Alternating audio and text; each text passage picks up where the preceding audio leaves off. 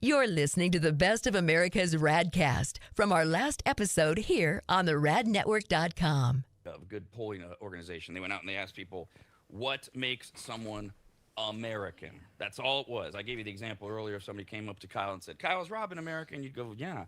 Why? Okay, well, can you give them 3 answers? We want 3 to 5 Americans. There's actually 20 on the list. People could pick multiple things of what makes you an American. This all ties into today's soapbox, which is at the radnetwork.com, which somebody wrote in an email. We were talking last week about ancestry and getting your heritage and stuff. And the premise of his email was, when does being an American becoming a heritage? And I explained, well, it never does. Being American is a nationality. It's not a heritage. A heritage is where you go all the way back to where it began.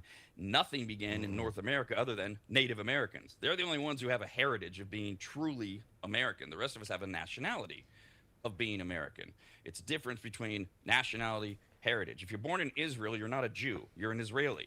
You're a Jew if you choose to become Jewish. People don't understand this stuff left, right. They get all mad about it. White nationalism is higher than ever. So he was asking about his example was, if my wife and I moved to Israel, Ireland, and we have a baby, will that baby be part American?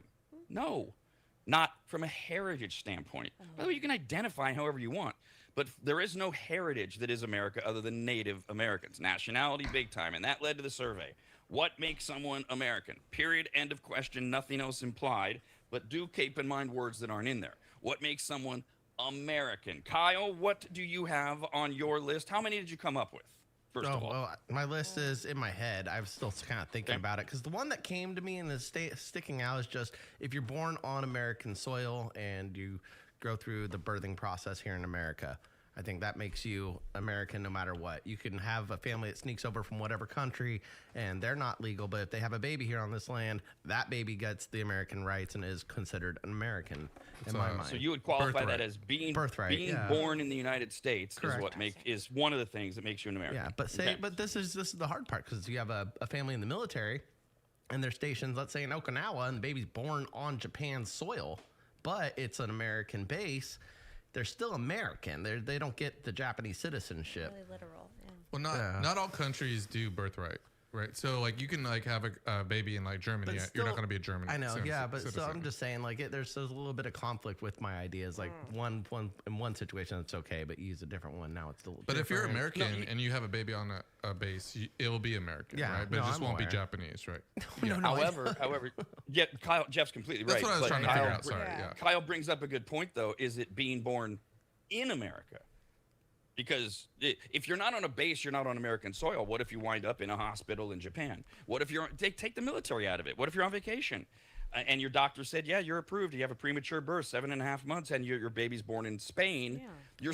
You're all American citizens. The baby has dual citizenship. Is that baby still an American? Wasn't born in soil.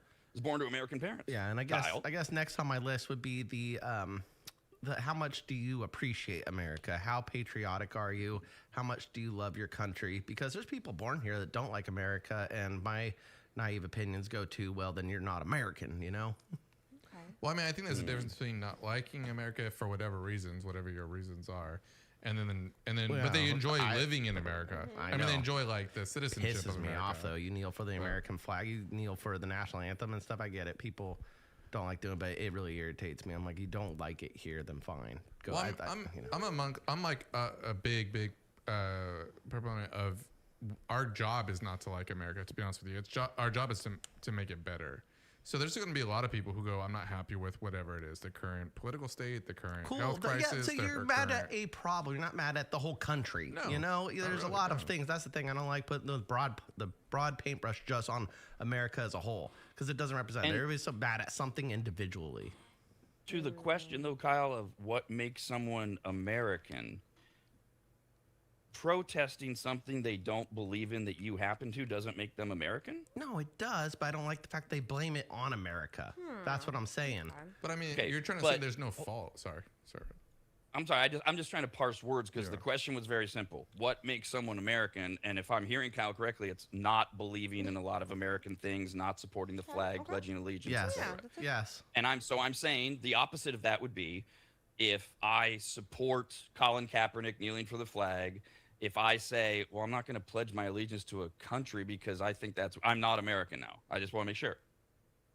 Even though you might be, some would argue, displaying the most American behavior you can by dissenting against the country that allows you to. But that would be the argument of that person. Yes, You're because saying, I don't no. think like that. I don't think that was an American thing. What was he protesting the flag for? He was mad at something else, wasn't he? Yeah. And then So then you all of the you whole don't think country it's got an blamed. American? You don't think it's an American thing for an individual or a group of Americans to stand up against what they believe to be oppression and tyranny based on where you were born or who you were born to? That's not an American thing, although that's literally how the country was created. Right. Yeah, you got me. I don't know. Emotionally, I don't like it though. Yeah. Sure. No, and to be clear, there's no wrong answers. And this is I was going to use this in the soapbox, and then I realized, wow, there's a lot of emotions involved here. There's a lot of. Is there anything else on your list, Kyle, of what makes somebody American? No. Okay, because you Love you for your actually, country in and that being last born here. one, You know, those are my two. yeah. But Well, in that last one where you mentioned a whole bunch of things about, supporting the country, allegiance, and all that, there's like 4 or 5 things you could break into that did make the list. So I just wanted to make sure we covered all of them. Dee, what did you think would make someone American? I wrote just words. I did a little whimsy, but hard cloud, worker. a cloud. Yeah, hard worker. A dreamer. Hard worker. They wear denim that's made in America. They're innovative. And Wait. Can I get a clarification? The denim, the denim that they're wearing denim's really is- American. but does it have to be made in America? Yeah. Levi's, come Okay, on. this is but that's Very that makes specific. you like more American. Rosie the Riveter, yes. Not like So American. anti-American if you don't wear denim, right? It's one thing I wrote down. I just wrote it down. Denim. I just did Okay. denim. Hard worker. what was after? Dreamer. right. Denim. Right. Innovation. Innovative. And my last one I wrote respects freedoms and celebrates them accordingly. Well, other than that last one, that is quite the list. I literally have little bubbles all over my little page. So being an American, or you have to be a hard worker. Okay. I'm Mexican Really? American. We're like the I'm Mexican fattest American. nation. Well, I'm Mexican American, so I'm 3rd generation, and I think being a hard worker and helps be more American. So you're not an American if you're lazy. No, I mean if you want to be it, that's fine. It's your choice. I just wrote respects freedoms and It's just, celebrates yeah, it's them. like what she Yeah. envisions her perfect American.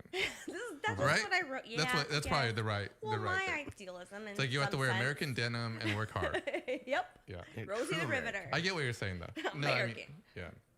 Not If that. you That's get a what she's pure saying- American. I just wrote down what I thought.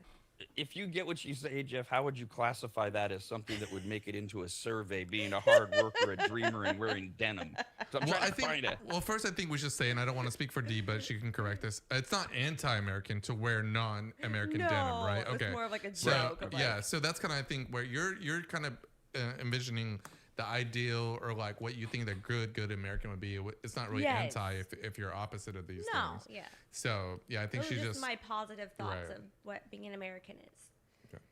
Okay. All right. There's really nothing that made it on the survey. God dang it. that would nothing like hard worker, Too much nothing whimsy. like Got it. believing in the American dream. I love Yeah, that the denim, but the denim thing was on there. No, yeah, denim. Levi's. All right, Jeff, what came to your mind of what makes an American? I think one thing that always like stands out to me when then this is like some people who are not staunch already like Americans have no hesitation whether they think they're American or not, but it's really just like the beliefs in the American dream, right? The ability to like say I can accomplish anything no matter like how much money I have or the class that I'm in or something like that. I think that's a big visionary thing when it comes to like being an American. That's what a lot of people want. When it comes, just believing in your rights, believing in the government that's going to protect your rights. I think that's a really important thing when it comes to I'm an American. That's what separates me from like the 100 and other countries that exist in the world. So that's kind of it's a little shorter, but denim didn't make my list. It didn't. No? Sorry, Dee. That's kind of the Oh. sentiment, yeah. Voting. I had a column here because I was going to go back after you said yours. I was going to go back to Kyle and ask which type of clothing material was he attaching. But okay, Cotton candy was that might it, be Jeff? like a more like than denim. Like if you like cotton candy, you're an American. Okay. You like hot dogs. Denim Candy. in the middle. Yeah, I think things like cotton candy, hot dogs, There you go. hardworking, those kind of things. Those are like the subset of maybe living to be an American to most people. I don't know. But when you just ask people what makes someone American, now Jeff, at the end there, you suggested a couple there, believing in your rights and things like that. Yeah. So on the list, the tied for second, 25. I said 1,000 earlier. 2,500 Americans asked what makes someone American. There was supporting the U.S. Constitution and believing in the principles of the Declaration of Independence. That kind of, sort of. That's kind of what I like meant. what you're saying. Yeah, right. You know your rights. You want to be an American, meaning you're going to try to get those rights. Because a lot of people don't do that, and I see a lot of datelines where people just admit and confess to murders and crimes. I'm like, hey, you have a right to just stay silent, buddy. You have a right there, but not the ability. Not the ability, right? Yeah. It's like, you're not wearing blue jeans. Tell me everything. You have no rights. So to me, that's a big principle when it comes to like wanting or feeling like you're an American, is being able to like stand up for these rights. The ethereal idea of the American dream seems to be getting mentioned a lot. I don't know if this is as close as I see on the survey. Finishing halfway, 33% of Americans said it's very important, and 21% said it's somewhat important to be an American, that you believe the U.S. is the best country in the world. I don't agree with that at all, but whatever. It's a little different than what I was meaning. Yeah. Yeah. Like I don't see anything about like patriotism to me, I don't know, is a little naive, right? Like this ability to be like, we're the best no matter what. We're not looking at any other countries. We don't pay attention to any other countries. Yeah. Americans don't know the numbers of other countries that have like medical insurance and all this stuff like that. So to say we're the best, it is true in so many ways. And we just, I think being aware of the things that we're not so good at is still good. I mean, I'm shocked this is actually so far down the list. And I'd rather get a better look at who they asked, because it feels like, and of course we're fractured, there's that whole America crowd that's been festering for the last 10 years who believe the U.S. is the best country in the world. They usually, when you talk to them, they literally can't name other countries. They can't tell you why. They're not doing they repeat mantras like, because we're America. That's not an answer. They've never traveled outside of America. They don't know many people that have traveled outside. There's nothing wrong with having pride in America. There's certainly what Jeff said. America has done amazing things. Yeah. Maybe I could make an intellectual argument for it's done more positive things for the world than any other country in the history of its time. Does that mean it's the best country in the world all the time at everything? No. No. Well, I was going to mention too that our democracy and what we are proud of it. A lot of the countries that are whatever doing well or leading the way in any field, they got the recipe from America. A lot of the times, they're building their democracy based off of the success that we've had in our democracy. So I think that's a point of pride for one, and two, like it's not a negative thing if these countries are good at stuff. It's a good thing. There's no competition there, to be honest with you. They're not going to beat us in war. They're not going to be able to like overwhelm us in any other. They just got some rules right. They just figured some stuff out. That's all. I wrote voting. A small one. You bring up. You vote. Okay, we'll get to voting in a second. That's good. You brought up the W word, war. That's always an interesting facet of people who say America is the best country on the planet when they ultimately get down to, well, we can blow everybody up. Right. So can Russia and China and North Korea is giving a crack at it. I mean, even let's say Russia, China, and Korea, they don't have everything. That's what makes us the best country, is that we can blow everybody up. I don't really the confidence. I mean, like it's the same thing that like in the game of war, a big guy, right? A guy that's like works out in the gym every week and goes out to like party on the weekend. He's very less intimidated than I am, right? He's a lot more confident because he's not going to have to deal with a lot of foes. And that's how America is. Like we can do what we want. We can create policies the way we want because we do have the military backup to be able to support it. To be able to say, like, if you don't like it, well, I mean, what are we going to do? What are you going to do, right? And we'll go like, from there. Like the bully, does that make him a good person that he can do all those things? Isn't he not really the bully? He's just using it when he needs to, right? Yeah, well, also, like, I like don't really like. Can somebody tell me what we needed to do back at the end of February? That we're in the middle of this 6-month war that wasn't going to be a war. What did we need? I'm curious. I don't know. I'm thinking about that too. Do you think it's oil? Well, I don't know. I mean, No, you're we the got one it that from said. Venezuela. Oh, that's right. Yeah. Resources. And by the way, the number one oil producing country in the world is the United States. Yeah. So What's going on there? you're the one that said that the bully's just doing it when he needs it or something. I'm just curious what the United States needed. No, I don't would think it that. be- So I don't think of. I wouldn't say it as a bully, even though I would say that a lot of people would put us in that position. I would say that it's mostly a confidence thing, right? We're gonna dictate policy. I mean, our policies internationally come from our military power. No one's gonna say, yeah, we have all these friends and we have all these like people that are like we're in alliances with. They wouldn't be in alliances with us if we didn't support them with a credible amount of money, meaning the amount of things that we buy. And then the fact that we can back everything we say up. No one would care. NATO wouldn't exist. It wouldn't matter if the U.S. wasn't supporting it all. Yeah, Being the strong tent My pole question, for all though, of is- it. Sense. Yeah. That makes Is sense. that what makes us the best country in the world? I think it's part of it. Yeah. I mean, superior. Good job. Let's see. Oh, now D, you were hard there with your worker, dreamer, denim, I know. and initiative, Whimsy. thing. Innovative. Maybe you land under the heading of you like Americans to participate in American customs and traditions. I don't know. There's really nothing about hard work, nothing about the American dream, nothing about denim, Well, nothing about innovation. There was all more hardcore. Constitution laws. I wrote some voting, behaviors. very small, tiny. Voting Voting was makes yes. me American. By the way, I'm not an American because that was 1, 2, 3. That was fifth. You have to vote in U.S. elections to be an American. Everyone.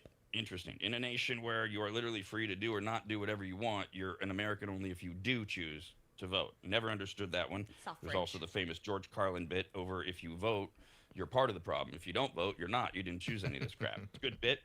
Intellectually challenges a lot of people. All this stuff, when you try to, what I have found is when you try to have these conversations with people, they are always going to revert to emotion very quickly. Yeah. Because they're going to say things like, so I say to somebody, so I don't vote. I'm not an American. Yeah, you should do it. So I should take advantage of everything that America has to offer me in order to be an American. And the more you push people, the more they don't know what to say, and they're just going to call you a commie. If you try to intellectually, Or terrorist. Yeah, one of the two. right? If you try to intellectually engage, I think it's a sign of how far wobbly America has gone. To Jeff's point about every other democracy, keep in mind, America is one of the youngest nations on earth. It's the longest ever continuously successful democratic democracy. Now we're what's called a representative republic, but all the other democracies throughout the world have had to go through phases of we're going to go to an oligarchy, or we're going to go to a dictator, or we're going to go to a monarchy where the monarchs actually rule. England went through that for a long time. We're the longest running country that has pulled it off of something close to democracy ever. And that's why they keep looking, but that's why a lot of countries are also going, are they going to make it to 300? Right. Because we're so fractured, and because we don't even know what makes an American. Here's the list. Just in order. Again, you could pick more than one. The number one thing that Americans say makes someone American is obeying U.S. laws. Okay. Really? To what extent? Yeah. Is to what so? extent? I guess Yeah. I know Kyle and I were out because laws text are and- laws. Yeah, I text and drive. Like I break the ones Okay. I want when I feel like it. We got that. We got your red light camera issues. We got my DUI. We got all sorts of. I mean, obeying laws. What about all the things you don't get caught for? You're still not obeying the law when you jaywalk, Those ones. littering. Okay. Whew. I mean, I don't like jaywalking. that. What? See, this is the thing. You got to Let's talk to run these if you're I going to don't like it. jaywalk. You got to I don't run. like You it. got Which run. laws do you mean? They can't mean obeying U.S. laws. What do they mean? Okay. Don't murder? It's quite broad. Right. No, I think It's- that Don't rape, don't murder. there is a big scale there, right? And I'm on the side of Kyle here, where I kind of do what I want, right? And you can catch me for it, and I'll have to probably pay for it. But I'll kind of do what I want if I think I'm being safe and stuff. I mean, I do that in the morning on the way here all the time. I run like maybe 2 red lights Oh, you're committing on down crimes trucks. on air yeah. like Kyle. Got I'm it. like 5 a.m. They're like traffic there's no one there. infractions. They're not crimes. Yeah, there's no one there. I'm sitting there on a red It's against light the law, though. in my neighborhood, and there's no one there. Fine. I'm taking off. So I mean, like, you know, we do what we want a little bit, but on the whole scale of things, I like to be a rule follower only just because I feel like it eliminates problems, like overall, like it just like limits your problematic like situations overall. But I do like the freedom of having that joy. I do throw away my jury duty notices. Not happening. Never been in trouble. what That's they- one thing I would would. go- I That's would one thing I go would not put on air. and get paid $2 a day, whatever it is. It's such a small issue, but they're gonna be like, "We saw here that you don't even respond to them." if I what was they doing mean it by for fun and entertainment purposes only. Only there we go. There we go. Disclaimer. if they mean what they mean by obeying U.S. laws is also the willingness to accept the consequences for not, like Right. what you're describing, Right. fine. Yep. Yeah. If what you're saying is obeying U.S. laws mean you follow the law, but if you don't and you're caught, you accept your okay. I don't think that's what they mean, but okay. I like that answer a lot better. Yeah. Because first of all, show me anybody that's obeying every U.S. law. Right. That's Exactly. And if you get pulled over then for what- jaywalking, right, what are you gonna do? Are you gonna just like sit and like throw a tantrum on the corner and do a protest and sit there for 2 days until someone has to come and get you, or are you just gonna say, "Sorry, give me my 50"? Well, I don't know what the ticket is, but whatever it is, and have won't to do it. deal with it because that's the consequence. That's what we're doing. In either way, though, does any of this make you non-American? No, this is weird because everybody's got their own opinion. Everybody has their own subcategories of what they're used to in America. That's American. America as a whole is everything put together. It's like a goddamn Christmas tree, and we're all putting ornaments up saying this is what makes you American. What really makes you American is when you step back and you plug the lights in, it lights up and it looks beautiful. Aww. Our Wow. opinions make us American. That was a great analogy. I liked that. Yeah, he brought the Christmas tree into I it, the know, prettiness I know, of I it. got excited. Painted the picture, I- Kyle. Oh, except he brought a Christmas tree into it, so now we got Yay. religion. Oh, yeah. I love it. I'll just be the angel on top. We'll have to delete this, The this section. melting pot. So obeying U.S. laws, stupid. Number one, vague. The second thing tied to make people American. Jeff brought it up. You support the Constitution. You believe in the principles of the Declaration of Independence. Yeah. I don't know. I mean, all of them. Remember that the number one purpose of both of those documents is to create a more perfect union. So, are you supporting them as is, or are you supporting their ongoing? See, and this is where you lose people. Like, Right. I don't know. I just think it's really cool that they can't search me without a warrant. Right. What? Unless it smells like liquor and pot in your car, they can search you with the dog going, "Hey, I see something."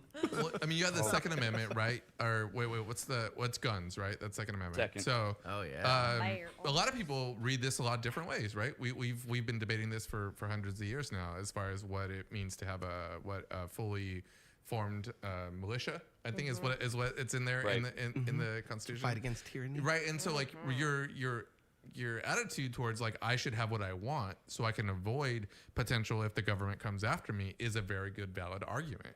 That means exactly what they're saying that you should be trying to protect yourself against.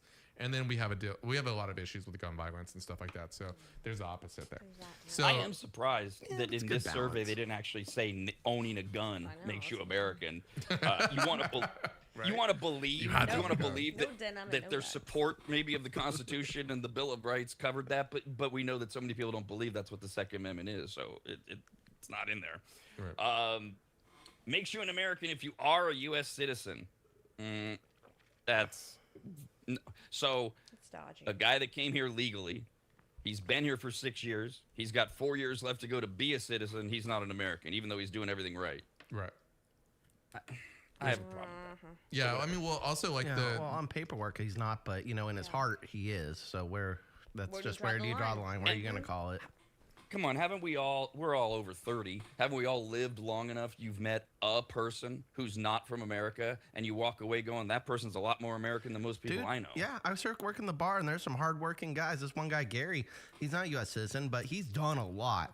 Like, he's going to work every day. He's providing for his family. He loves country. Comes in and he gets beer and chicken wings and watches football. I mean, dude's an American, but if you look at his paperwork, you go, oh, shoot, okay, you're No, not. But, in my heart, you are. some of the most staunch Americans right now are Mexican people. I'm telling you, I know a lot. I mean, like I'm half Mexican. My family, so I have a very long family line that goes back to Mexico. Dee's Mexican as well. And you deal with people who that aren't citizens, right? Whether it's green card, whether it's citizenship, and like I said, they are like more pro everything than mostly we are and stuff like that. So I feel like it's a little bit they appreciate it a lot more, regardless of it they get pulled away or not. But I mean, they appreciate it a lot yeah, more so I wrote all than my I do little right now. hippie That's stuff for sure. down, yeah. Because my I think there's a grandparents worked in the difference. fields. There's a difference too between agreeing with versus acknowledging the greatness that it exists. Like this seems to be one of the dividing points with us is, do you agree with America? Do you support America? Well, wait a minute. What do you mean? It's policies or it's ideals? What it's meant to be? Because those are two complete, and that's where we get down in. And in fact, like the rest of this list, and that's where the emotions you've get in lost between. me entirely. That's where the emotions get in between. It's where you can't pick. You can't delineate between the two, so you go to emotions. You're not smart enough to tie it all together. That's American. I guess. Look, I'll be honest, I don't know exactly what makes you a great American. I just know that the things on this list, I keep going, no. Like the other, of course, I like the idea of support the Constitution, Declaration. If it's Jeff's definition of obeying the U.S. laws, meaning I'm going to try to obey them, but if I don't and I get caught, I'm going to go, okay. That's just part of the laws, those kind of things. Obviously, the smart-ass one that Kyle mentioned, yes, of course, being born in the USA makes you American. Doesn't mean the opposite, as we just reflected, though. Just because you weren't born in America doesn't mean you're not American. Because you might be working your way there. You might have embraced all the values, but not everybody agrees with that. Other than that, you have to speak English to be an American. I don't get that at all. Is that number 4? That's 1, 2, 3, 4, 6th. Oh, yeah. 6, wow. This has been going on since I was a kid. People get so bothered and ignore difficult language. Upset. I don't understand it, but you guys are all angry about it, so I let you fight about it. I just sit there and shrug and go, as long as they're not. Look, these stories out of California, truckers that don't know the language and they can't read the signs and they're illegal and they're running into people. That's different. They're illegal for starters. If you want to speak your language because you're more comfortable and you're speaking to a friend of yours, what do I care? Yeah. As long as you speak English to me and can help me. I've never understood this. That part. I don't get, but it's a big one. Over 50%, in fact, 70% of Americans say you need to speak English in order to be an American. It helps, for sure. When you combine very important and somewhat important. Then you get to 68% of us say you have to be proud of the United States to be an American. No, that's one that I think it's like it's wrong on the principle. It's like, I mean, I think pride is one thing. It depends on how everyone's behaving on your behalf. Yeah, I think it's a good qualifier. You don't have to have it, but it looks nice on the record. And I think if they allow us maybe to go like, yes, I'm proud to be an American, but boy, do we screw up a lot. That's fine. Sure. That's okay. Yeah, that's how you improve. You gotta know your faults. And America might do a lot of things that we aren't proud of, but you're proud of the whole country. That wouldn't be okay. I don't know what this exactly means, but 61% said in order to be American, you have to be patriotic. I wrote Well, that small too, but what could be more patriotic than burning an American flag in a country where it's allowed and in fact encouraged as the ultimate way to show that you disagree with what your government's doing? That's patriotism at its finest. To Right. some. I agree with that, just because like you wouldn't do that unless you had an incredible amount of passion for what's either you feel is wrong or that you're trying to correct. So if you didn't care about this country at all, you wouldn't care. Yeah, you wouldn't go out and protest. Well, you wouldn't that's burn when a you flag. take it as a personal attack because you're like, I came from a military family. I respected the flag. It brings this emotional tie to like they supported my family and I'm proud of it. And now you're burning it in front of me. And then you go, I don't see why you're mad at it. Oh, that country came in and did some evil things to you. Oh, shoot. Okay. It's emotional based, but I agree with you, Kyle. I mean, that is something like when you fight for it and that's what you say. Like you're like, I'm fighting for this country, this flag, whatever it is, and you see someone burn it in front of you and say that you're the worst or something. That has to be incredibly hard to see. Yeah. You have to break That it is off. and that is a big fight with, we always talk about within these communities, they all have their fights. And to what extent we get involved in them, I think kind of depends on how much they affect society. Probably like within the African-American community, they still don't know what to do with the N-word. And we're all sitting here going, what should we do? Within the military, there's been two major arguments this century. One is PTSD. PTSD up until the turn of the century was always military. Nobody else had PTSD. We kept our minds closed to mortars and bombs, and you're coming back from, and it's real. It's very, very real. Now we understand that really all of us have PTSD. Post-traumatic stress disorder, we all go through trauma, and we go through trauma as kids when our brains can't handle it, and you carry it with us, then you do it as adults, etc. So that's opened up. But within the military, PTSD, they've always fought over two things. Yeah, you have PTSD. You had a guy die in your arms in a bunker. You took mortar shells. You didn't know if you were going to survive. That's PTSD. Wait, you have PTSD because you were stationed for 4 years in Germany and you missed your family. That's not PTSD. I'm like, I'm out. Yeah. I didn't do it. That's a military thing that they have to argue over and they have to figure out. And within our subcultures, it's always the same thing. Within your community, to what extent is being proud of the country? To what extent is burning the flag being an American or not being an American? You kind of have to work these things out within them because they are legal. There's a great speech in The American President, 1985 movie with Michael Douglas about burning the American flag and how there's nothing more American than show me, I forget how he says it, show me a man who will scream at the top of his lungs that he disagrees with everything that you believe in while he is burning an American flag in front of you. There's nothing more American than that. And he's right the way he says it. I didn't do it as eloquently. It's one of those moments where I was anti-flag burning. I was out until I heard that and thought about it, went, oh, that's actually what we're all about. But in this survey, 24% of us say you're American if you fly the flag. Okay. Well, okay, as long as you're not saying if you don't fly the flag, you're not American. How about that? Because they don't say that. They don't do the negative. What makes someone American? You support the U.S. president. No. Yeah. Presidency. No. The office. Yeah. You support the ones you Period. like. No, One Pick million. and choose in that's this, and you're right. yeah, Yeah. there's. It's so funny. You're like, it's not my team. It's not my team. That's one of my favorite movies too. Michael Douglas in The American Oh. President. That's a great Oh movie. man, that's a good It's one. not only what most people think it is, entertaining, a little funny, great love story. If you really watch it, it's extraordinarily intelligent and all about this country. It's so well done. It also makes you American to have American parents, according to 20% of us. Okay. What? You're born here. You're stereotypically- American What if born. one of them is and the other one's mail order? Right? I mean, an entire nation built off people not born here is you're only an American Right. if you're born. Yeah. Oh my God. 15% of us said what makes you American is serving in the U.S. military. Okay, again, as long as you're not saying those who don't serve are not American. So I was like, Okay. easier 'cause But serve. sure, I would serve in the U.S. military. Yeah, that's an American. That get you Even to the more front of the American, line. So yeah. if you weren't American, but all of a sudden you fought for us, like, you, damn it, you are. Here you go. Extra American. mean, I know if my wife was here, she would step in and go, I've served with these people, y'all, Yeah. and a lot of them, they ain't American at all. They're there to get their college paid, get their Right. Oh, yeah. citizenship. I've seen it. They're terrible soldiers. Don't tell me they're great They Americans. could be spies too. They join our military and turns out they're talking to some other country, giving us their secrets. Uh-oh. Well, that's the I think that's one of the benefits that we have is in our military is really just people that were born here have like a certain class of citizenship. We don't really like import people over and then put Unless them in our they're military. really usually. smart Yeah. and they can do things like with technology and with medicine, and then you just bribe them with money. Yeah, but that's the tough part because when they mess up, they get shot in the head by the CIA. So that's the risk they take. That's the That's risk. the risk they take. Lots of money and death. That's how it goes, right? That's why I never took a job with the CIA. High risk, high reward. And then just a nice little sign of the times. Granted, bottom of the list. That's great news. The fact that it makes the list, not so great.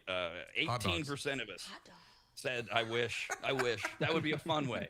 What Yes. makes someone American? 18% said being white. We'll be back after this. America's womp. Radcast continues next, Yeah. only on the radnetwork.com. Well, it was appropriate after our last discussion. Got this email into radcast at theradnetwork.com. We were talking about what makes an American. A poll over the weekend. Just a very what makes you an American? And it was things like you believe in the Constitution, you support the Declaration of Independence, but then it always went down to you speak English or you're white. We talked about people from other countries. They're not citizens. Maybe they're working on it. Are they not? Are they Ilya wrote in. Yeah. That's a fun name. I'm a proud Russian American, she says. My family immigrated to California in 1997. I love this country. I'm proud to live here. This country has given me so many opportunities, from having my dream job to amazing friends. Plus all the food we have here. I can't stand people who spit on the flag. What about burning it? Spitting okay, burning no? I don't know. Spitting not Still okay. disrespect, yeah. Travel the world. See how great this nation is. I've been to so many different countries and saw how people struggle just to live. Sure. I mean, that's, I don't know if that makes you an American or not. There's something I have something uncomfortable about me with that whole what makes you an American thing. However, the ability to see what else is in the world, whether you travel it, whether you use the advancements of technology to really learn about it, whether you just sit here in America for the last 3 weeks and watch all these World Cup people come over from nations we've all heard of. We all understand. We don't make fun of them as being dilapidated and famished and such. And they're blown away by the fact we have Walmarts and we have so much food. We have Swedish and Scottish and Irish people going, how do you have this much stuff? This is incredible. Yes, that is all true. There's no denying any of that, Ilya. And it's beautiful. And hopefully, Dee wanted me to check in. Since you're Russian, we know you love denim. Are you wearing American denim? Because if you're still wearing that Russian denim, she's kicking you out. We have food news now. Food brings the people together, both in good times and in bad weather. Sharing a meal, sharing a laugh, raise a glass. It's a simple pleasure we all have. Food, oh glorious food, it nourishes my soul and mood. We're now serving food news. Food news is news about food. We begin with Jack in the Box. They are throwing their hat into the ring by bringing their version of the Philly cheesesteak to Jack in the Box. It's supposed to be available now through September. They want to make it clear it's their take on the Philly cheesesteak. They are not trying to topple any established Philly cheesecake powerhouse. They made changes to it. So basically they're saying, look, we're not Philly. Here's our idea. Inside Jack in the Box's version, you find what you expect: grilled and seasoned shaved steak, melty cheese, grilled onions and peppers, and it's stuffed into a buttered toasted hoagie roll. All right, so far so good. Yeah, I'm However, liking it. The hoagie roll. there's a twist. There's a twist on each ingredient at the Jack in the Box Philly cheesecake, which is available now. Cake or steak? Philly cheesecake? Mm. Steak, Philly cheese steak, not cake. I knew I was going to say that. First of all, instead of the expected cheese whiz, you get Swiss-style cheese. Style? Yeah, that sounds sketchy. Ooh, yeah, that sounds super sketchy. And if it's cheese whiz and it's Is that like Swiss- spray cheese? Like Swiss Yeah. spray cheese or something? Is that what they're going with? Okay. Maybe. I'm not sure what I they're want to going see a with. picture because if I can see this style cheese. Hey, Jeff, Maybe don't we have a I picture of did. this on the bottom of the email I sent you? Of the one that says food news images. I think we do have a picture because I want to see this too. I want whatever. What is That one, right? Rob? Yeah. Yes. So they're calling that a Swiss style cheese. I mean, it looks. What? Okay, looks so like it's still looks like- cheese, but it's not Swiss cheese because it probably doesn't have holes, but it tastes similar. It's Looks their like own Subway take on it. provolone. That's what it looks like. It looks This is good. my concern, though, is the word style. I'm Yeah. not. Why isn't it just Swiss? Anyways, let's see. The peppers. The peppers there. They're a sweet bell pepper instead of a hot pepper. Ugh. No, I don't need that. And Jack in the Box also adds a bit of mayo so things don't dry out. It's not supposed to dry out from the cheese. Oh, but you're not using the real cheese whiz or whatever. Okay. So that is Jack's Philly cheesesteak. $11.99. Does Available it, now. Does it come with your choice of curly fries, regular fries, or tacos? Gotta upgrade. Just You by can get itself. whatever you want with it, but that's $11.99. By Yeah. itself, Ain't no By on the little- cart? itself? Yeah. That's Yeah, not a meal? That's what I just said. Good Yeah. lord. Ah, Good lord. Wow. I kind of want to try it just because like it might just be the best thing ever. Hopefully it's premium. I don't think it is, but I'm scarred by trying so many of these at Arby's and the finding Arby's, no, yeah. the two best things at Arby's are when they do their burger and their fish and chips of all things. But I will try. Yes, Jeff, I will try the Jack in the Box Philly cheesesteak because it's Jack in the Box. And what if it is? What if it turns out to be the fine? Right, yeah. Although I haven't made a Philly in a while, though. I am getting hungry for one. Fire. Bucks. This is about the time in the show where all of us start getting a little hungry, so all the food is gonna just like make us. We have a lot of snacks. Yeah, D brought snacks, but still. Oh, I know. I want that. I don't want snacks. I have a whole kitchen full of food. I'm good. I've got whatever No I want. worries. I'm at home. La-di-da-da. Rod's got a kitchen at home. Oh, lovely. I I'll also, cancel the delivery to you. I also spend Sunday prepping. It's called Dang it. meal prep, so I have all my food ready for the week. So Nice. I wish I whenever I did get that. hungry, I have a little bit Oh. of espresso left. I tried. I put out my clothes on Sunday night, and I messed up on that last night. Yeah, I'm So, already into peanut butter and jelly and applesauce and nuts. So like, yeah, I I'm hang up already- all my clothes for today in the morning, and then I walked in today. I was like, I didn't do any of that last night. Okay. Meanwhile, Taco Bell has 2 new burritos, which you can grab starting the 23rd, so a week from a few days from now. So a few days from now, like Thursday-ish, we'll call it. The melty pepper jack steak burrito is for anyone who loves a cheesy, creamy bite. It's made with grilled marinated steak, seasoned rice, a 3-cheese blend, crispy red strips, and creamy jack pepper sauce. They get the red strips out of there, Taco Bell. Stop Yeah. playing the stupid game. Sometimes like the they're crispy red strips? Yeah, they're good. Here's the problem with them: they're not consistent with the crispiness. Because when they're crispy and fresh, it's delicious little take on it. But if they're not, 2/3 of the time, I feel like I'm biting into stale, nasty ones that hurt my mouth. Yep. Bring your Don't own want burritos. that. Okay. Yeah. Good, fair. Good point. The Fresca pepper jack steak burrito, Fresca, on the other hand, is a more chewy and comes with grilled marinated steak, cheese, lettuce, fiesta strips, tomatoes, and spicy ranch. They cost $3. People say that the new pepper jack sauce is what should get most of the mention. Kyle, you and Yeah, your sauce. I did see that. It looks like it's got pepper in it. Maybe I can't tell. Wow. Maybe by the creamy, name? Pepper. Slightly spicy sauce can be added to any menu item, making it easy to give tacos, crunch wraps, quesadillas, nachos, and others favorite. It's a pepper gonna- jack sauce. We're gonna That's what try you would ask. this. You know, our lava sauce. It did just fine. It did just fine. But you know, we can't have that back. We have to just replace it with new ones. And then guess what? It's gonna be delicious. And I bet you they're gonna take it away. They took off the garlic ranch sauce that they had, and that was phenomenal. Yeah. I don't know They why took they it do off? this. Why are they just was playing delicious. recycle the sauces Phenomenal. and not keeping the winners? Yeah. We'll try I the sauce. can't answer that without talking to them because you would think it would have to do with cost, supply, demand, overhead, something. Because, but I don't know why they keep removing things that people say that are popular. And I do really want to talk to somebody can at Taco keep Bell us about this lava, wanting. Yeah. lava sauce. If Why Kyle- don't they just have it? If Kyle Just wants to have put it. together a really motivating video of him and his sauces, I'll send it into Taco Bell. Well, here's the thing. I've already actually sent multiple emails to them about the lava sauce. Never once got an email back. Oh, I'm gonna. We're going to threaten legal They're action on on the this low one. right Here's now. the stupid thing. No, they tease me because they bring it back. They take it away. They bring it back. Yeah. They take it away. They bring it back. They know it works. Exactly. They want to keep you wanting. Well, I think that what Jeff's kind of keying in on in terms of a solution is it's not 2003 anymore. People don't respond to email blasts. You got to go viral with a video Going viral. so that the rest of the country, like all the Taco Bell heads, we wind up on TacoBellFan.com or whatever. Yeah, and here's- because look at this guy. Look at this guy. He's got it nailed. What's wrong with you, Taco Bell? And then pretty soon, Taco Bell, they do a sauce day in honor here's of the Kyle. problem. If they didn't make it so good to dip in with the beefy 5-layer burrito, that's where I got the problem. Is I can't enjoy my beefy 5-layer burrito at all without the lava sauce. It just doesn't taste the same. They can be like, makes "Oh, we it- have this creamy little jalapeno dip for you." It's not the It's all right. same. Not the same, It's yep. just not okay. And the volcano tacos were a smash hit. Can we do volcano tacos with a spicy Dorito shell for once? Yes. Come on, bring it back and do it that way. Team up with Doritos and bring go. it back. Let's go. There it is, Jeff. There's your viral video. So Look I was it up, thinking more put or some less. graphics.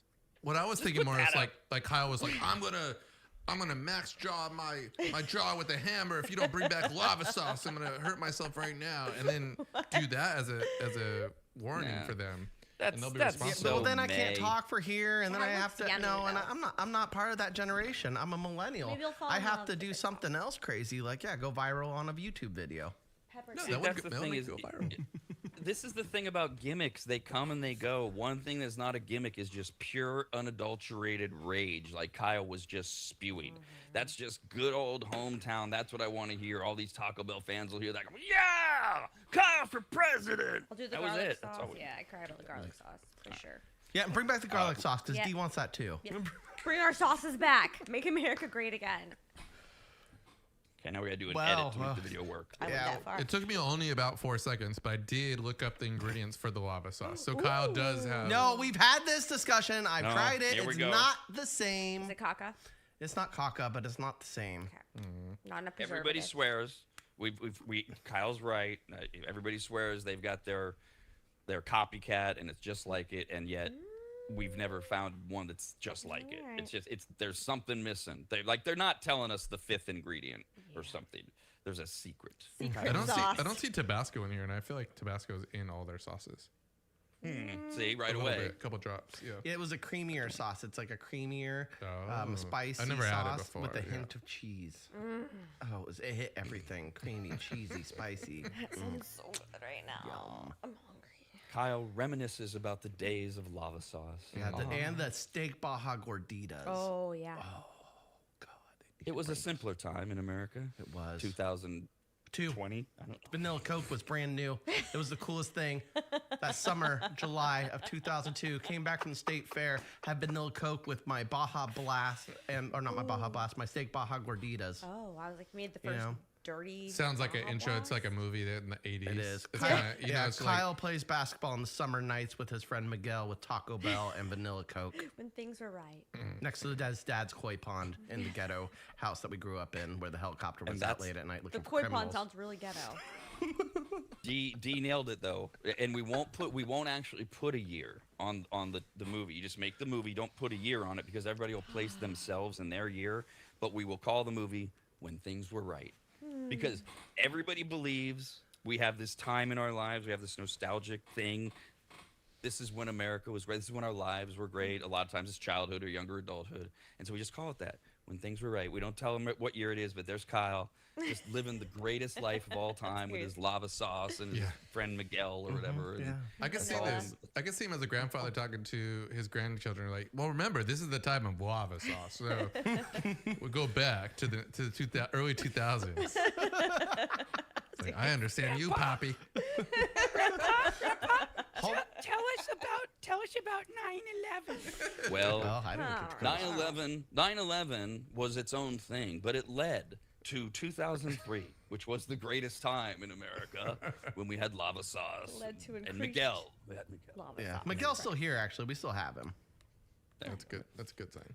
Yeah, well, he Thank wasn't God. supposed to live past 25. He's now in his 30s. He has cystic fibrosis, and he beat that. And yeah, he's good for him. healthier than ever. So this is a good thing he's here. The lava What a great sauce. story for your grandkids. This is great. I love this.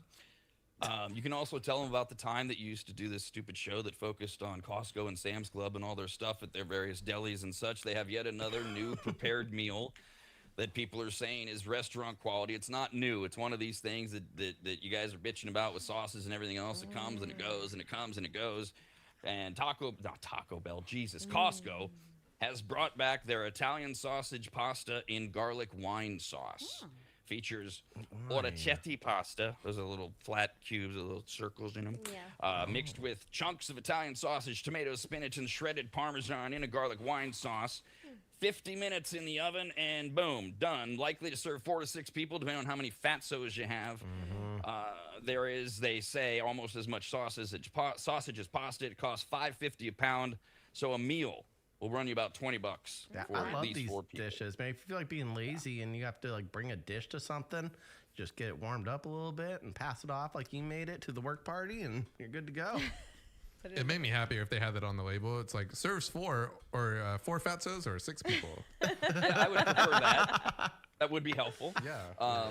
And Kyle's right. Just remember to grab a bowl so it looks like you made it. Yeah. Don't Oh, show for up sure. with it in Yeah, the definitely. tin. It was my But favorite. these can work at home if the quality's decent and Sam's and Costco does a good job. And if it's something you're gonna eat leftover like this. I mean, leftover pasta. Who cares? This is worth its money to me. $20 for 4 servings, sure. No. But some of their stuff, Looks okay. Yeah. some of it just doesn't hold up like the next day, or it's not good leftover. And if you're like 1 or 2 people, it just doesn't worth it. It's not worth it. But that was good. What's Very the good. green in there? Is that some spinach? Is that some Hopefully basil or Oh. spinach. basil? Oh, basil. Yeah, that's a good idea. Yeah. Now, does it come with a, like the you 5 buy tomatoes. this, did they tie another offer to it at all? Like Some where you bread. get a loaf of bread with Yeah. it? Yeah, or No. maybe another side salad? Oh, They that's already why you have great can't do values. salads. Costco doesn't do that. It's Costco, right? Oh. Costco doesn't do that. Buy one get one. Tying a loaf. Hopefully they have samples of the garlic bread right next to this station. You can Garlic just, bread? Yeah, you can I'm fill gonna up try on the the Why pasta garlic bread? first. I'm sorry. because they need to Pasta sell. and Why bread not? go Like hand who in would say hand. no to a sample of garlic bread? Yeah, pasta, I'm just bread, saying. salad. Like if they're not going to give you their buy this pasta dish, we give you a loaf of garlic bread. You can So at least this just sit isn't- at the sample table and eat your way through a whole loaf of garlic bread and get your money's worth. Yeah, I looked That's at. all. I'm more. I looked at this as I'm like more more of a concerned- cold dish, but maybe It is. looks like it should be. It's cold. Italian. No, you're supposed to heat it Like up. a I mean, that's summer- what a 50 summer minutes. with cold the- pasta.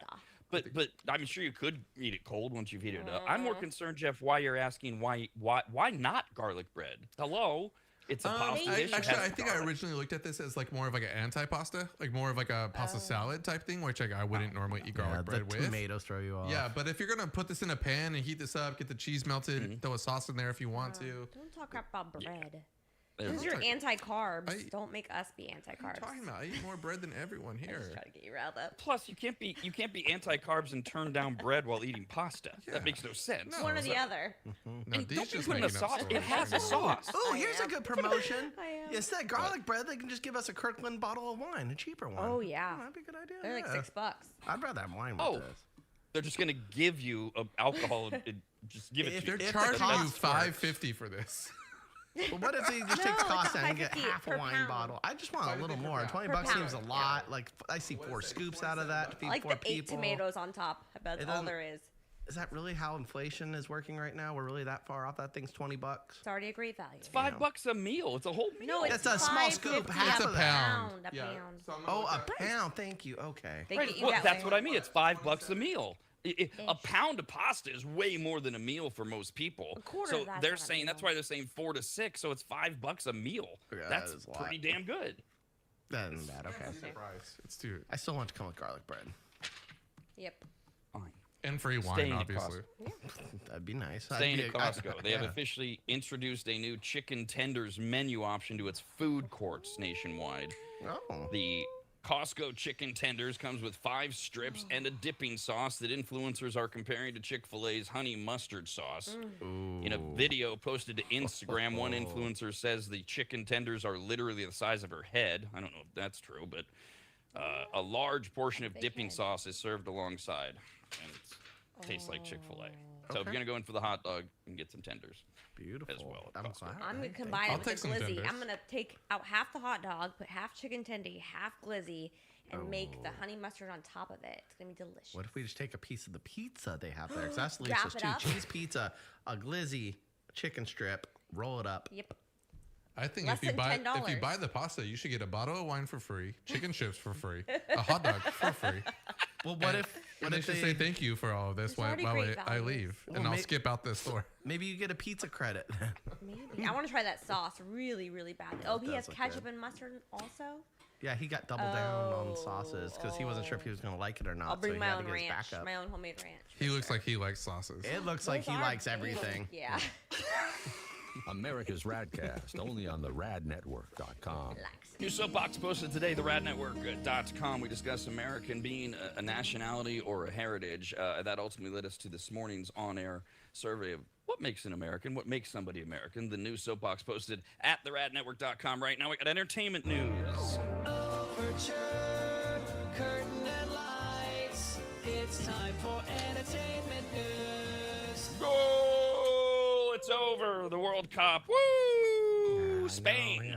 won the World Cup yesterday with a thrilling, if you're a soccer fan, 1-0 win during Yeah. extra time at the 105th minute It was a long of the game. I did flip over as regulation time was winding down. Or I don't know what the hell. And I watched for like 4 minutes as play kept getting stopped over and over again because it went out of bounds or whatever. And I just grabbed my cell phone and I texted Steve Mickelson, who does the Rob and Steve Sports Show with me every day at 11. I said, Steve, I genuinely just don't understand soccer. I don't understand the appeal. And he wrote back something like, you and me both, glad it's over. I just sat there going, there's nothing exciting about this. But that's me. That's my problem. So now that I got that out of the way, woo! Spain! 105th minute now, Jeff, my condolences. You are our official World Cup soccer correspondent, apparently. Thank you. I'm gonna shoot you a C- on the overall job this time, but that's okay. You had gone Thank you. Team Argentina, That's passing. and so it is. Yeah, it's passing. But Team Argentina, and then now Spain. Are you devastated? Are you okay? Where are you? Yeah, I'm okay. Yeah, I can handle it. Were you I okay watched- yesterday? Yeah, we went, me and Dee actually went and watched the first half of the game over at Kyle's spot. So we all were together. We took some pictures and stuff. and it was nice to kind of hang out, except for the game being incredibly boring. No goals, no really attempts on goals either, to be honest with you. Spain had a lot of good, a few good attempts early, and the Argentina goalie was really amazing. He blocked like maybe 5 or 6 good shots. I don't remember seeing Argentina have too many shots on goal. I don't really know what it is, but I bet you it's like less than 5. So that was really disappointing. Yeah. And then the fact that they lost, they should have lost in a regular, in regular time. I had to wait an extra 30 minutes to see them. It was continue to play very super bad. boring. And from a bartender's standpoint, you know, I was busy the whole time, and the environment threw me off because it's busy in the restaurant, and during football games or basketball games, it's loud as hell. People are cheering, go, yeah! Nothing for soccer. Nothing. Oh, 100 minutes in, you hear, woo, from half the crowd. There was nothing really to root for during the game. I know. Honestly, I know. So it threw me off. I didn't know how. It wasn't in the right elements, you know. Like you're like something's missing. What is it? It was the cheers, the excitement in the game. Right. The third place game with England and France was like incredibly entertaining. Maybe that's why we're spoiled. Our point systems in American sports are just super quick, except for baseball. Well, I mean, I think we like to see. We like to see people score. We like to see offense. At least like attempt to score. Like I mean, like even if it's like just they miss for an inch, that's at least something. Yeah. But when somebody wrote an email over the weekend, and it was directed at Steve and me, and we're not talking about soccer on the sports show, so I threw it away. But I remember the gist of it. Basically, on the issue of lack of action, this emailer was writing, calling Steve and I hypocrites because Steve and I are huge fans of what's called a pitching duel in baseball, meaning 1-0. Right. Me too. Or same thing in hockey. Yeah. And basically saying, well, how come it's boring in soccer? To me, I don't even have the words to tell you how it's boring in soccer. The for me in baseball, the artistry of pitching is a different thing for me. So maybe I'm unique in that sense. I pitched all the way through high school. But Steve and I also love defense in football. So, but to me, there's something about soccer that isn't the same. And I don't get the same illustrious ability to go, wow, that's really impressive the way they're playing defense, because a lot of the soccer non-shooting seems to be self-inflicted when I watch. Again, I don't watch that much. It just doesn't appeal to me. So I think what I used to say to a lot of people is that you have to appreciate a really good defensive game or a 1-1 game, a 0-0 game in baseball, stuff like that, is that you have to really appreciate the game. Like you have to know the players, you have to appreciate what you're seeing. Soccer doesn't do that as much for us. Like I'm a big Giants fan. They won 3 rings. They did it with almost all defense. Their first 2 rings were all pitching.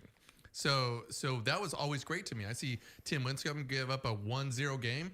Oh my, like a 1-0 win. That was the most exciting thing for me to watch. In soccer, it's different. I mean, maybe I don't appreciate it as much. But the defense, and again, Spain's getting a lot of credit for this because they gave up 1 goal in the whole cup. So there's a defensive thing that we're probably, me included, I'm not seeing the supreme intelligence when it comes to a defensive set program. So they got a good goalie. Right, a goalie. They get the ball out of the box quick. People come back faster. Their forwards come back and defend instead of like sitting up there at half court.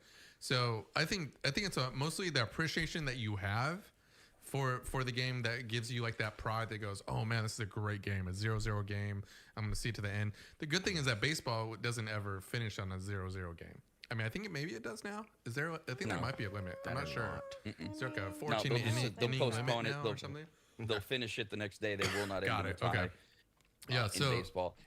And the thing too is like in hockey, the exception of a low scoring game is what you were alluding to earlier. If there's no shots on goal, that's not an exciting game. You're looking for a goalie who has a tremendous game, who saves a lot of shots. And this is what I meant by watching soccer over the years. It seems like a lot of the reasons they don't take their shots isn't from my limited understanding great defense. It seems like a lot of self-inflicted wounds. Either way, I don't have an interest to appreciate it, but I did want to cover what Jeff was talking about in the final match against Spain. Argentina failed to register a single shot on goal in regulation time. It finished the 1-0 extra time defeat with 2 total shots, which is the first time a team failed to record a shot on target in a World Cup final. So that's so good for Spain, right? Man, I mean, it's like an ass.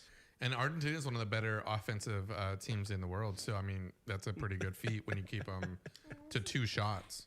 This is the best reporting you've done. Thank you. Thank you. Yeah. Thank you Yeah. for that. Look at that. Yep. I didn't even pay attention to the game Finale. a lot yesterday. Yeah, neither did I. While you were watching, did you guys see Post Malone? He kicked off the show. Yeah, we Yes. did watch that. Yeah, I wasn't Yes. busy. I wasn't quite busy yet. G-Wagon, G-Wagon. Yeah. Oh, yeah.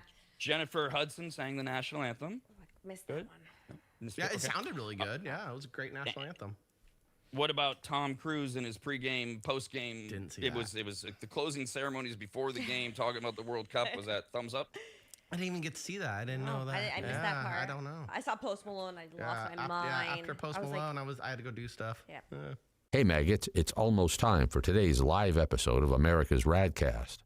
So get some coffee or whatever illegal narcotics you use to wake up. Maybe take an ice bath. Please do something close to bathing and just leave everything as is. Set to the radnetwork.com. America's RADcast continues next, only on the radnetwork.com.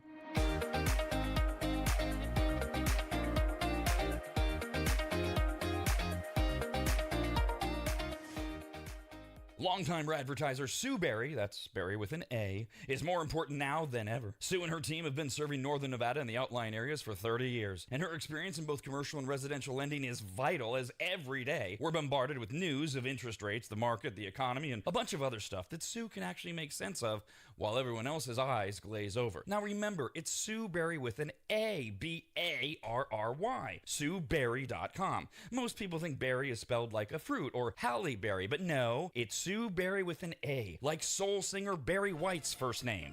I've heard people say. Stop that. Sue is a broker versus a retail lender, which means she can shop over 150 different lenders to get you the very best rate possible. And on average, someone who uses a broker like Sue saves over $10,000 per loan, which includes refinancing. And if you have a rate at 6.5% or higher, call Sue for a free quote now on a refinance. Sue Berry and her incredible team from Barrett Financial can be found at SueBerry.com. That's Berry with an A. I've been working with Sue and recommending her to you for years. All you need to do is call her now so she can get you pre-approved.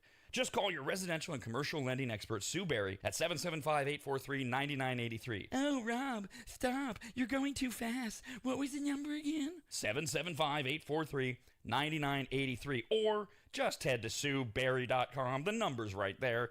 Berry is B-A-R-R-Y. Sue Berry with an A.com. That's Sue Berry, B-A-R-R-Y.com. SueBerry.com. Disclaimer, Sue Berry, NMLS number 366040, Barrett Financial Group, LLC, NMLS number 181106, Nevada 5091, Equal Housing Opportunity.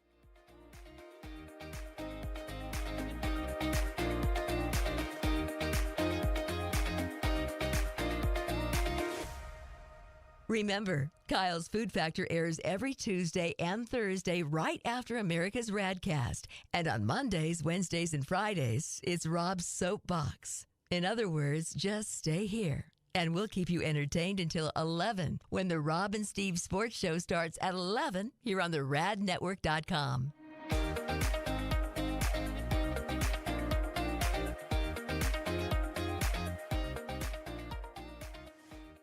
If you go to AdvantageSteam.com, which you should, at the top of the page, you'll see the Services tab. Click on it, and you'll see that Advantage Steam does carpet and upholstery cleaning. They protect fabric and fiber. They clean and seal tile and grout. They polish natural stone. They clean rugs, especially those really nice ones from foreign countries. And they treat urine damage. And not just urine, but vomit and feces. No. Yuck. I assume if you need that service, you either have children or pets or you live in a frat house. But either way, they'll take care of you. Of course, Advantage Steam also applies MicroSeal. And if you don't know what that is by now, then you just suck. Joel is the local small business owner of AdvantageSteam.com. He's a lifelong maggot, and he's treated, cleaned, protected, polished, and micro-sealed the homes of countless members of the RAD team over the years, various RAD studios, and of course, Williams Manor. And I hate admitting this, but he is a genuinely really great, nice guy. In fact, if you tell him I said that, you'll get 0% off all services. So go to AdvantageSteam.com. Click on Make an Appointment, enter in your available dates and any comments, like maybe type, Rob said you're a really great, nice guy. Please give me 0% off. And they will get you all set up. Just go to AdvantageSteam.com. That's AdvantageSteam.com.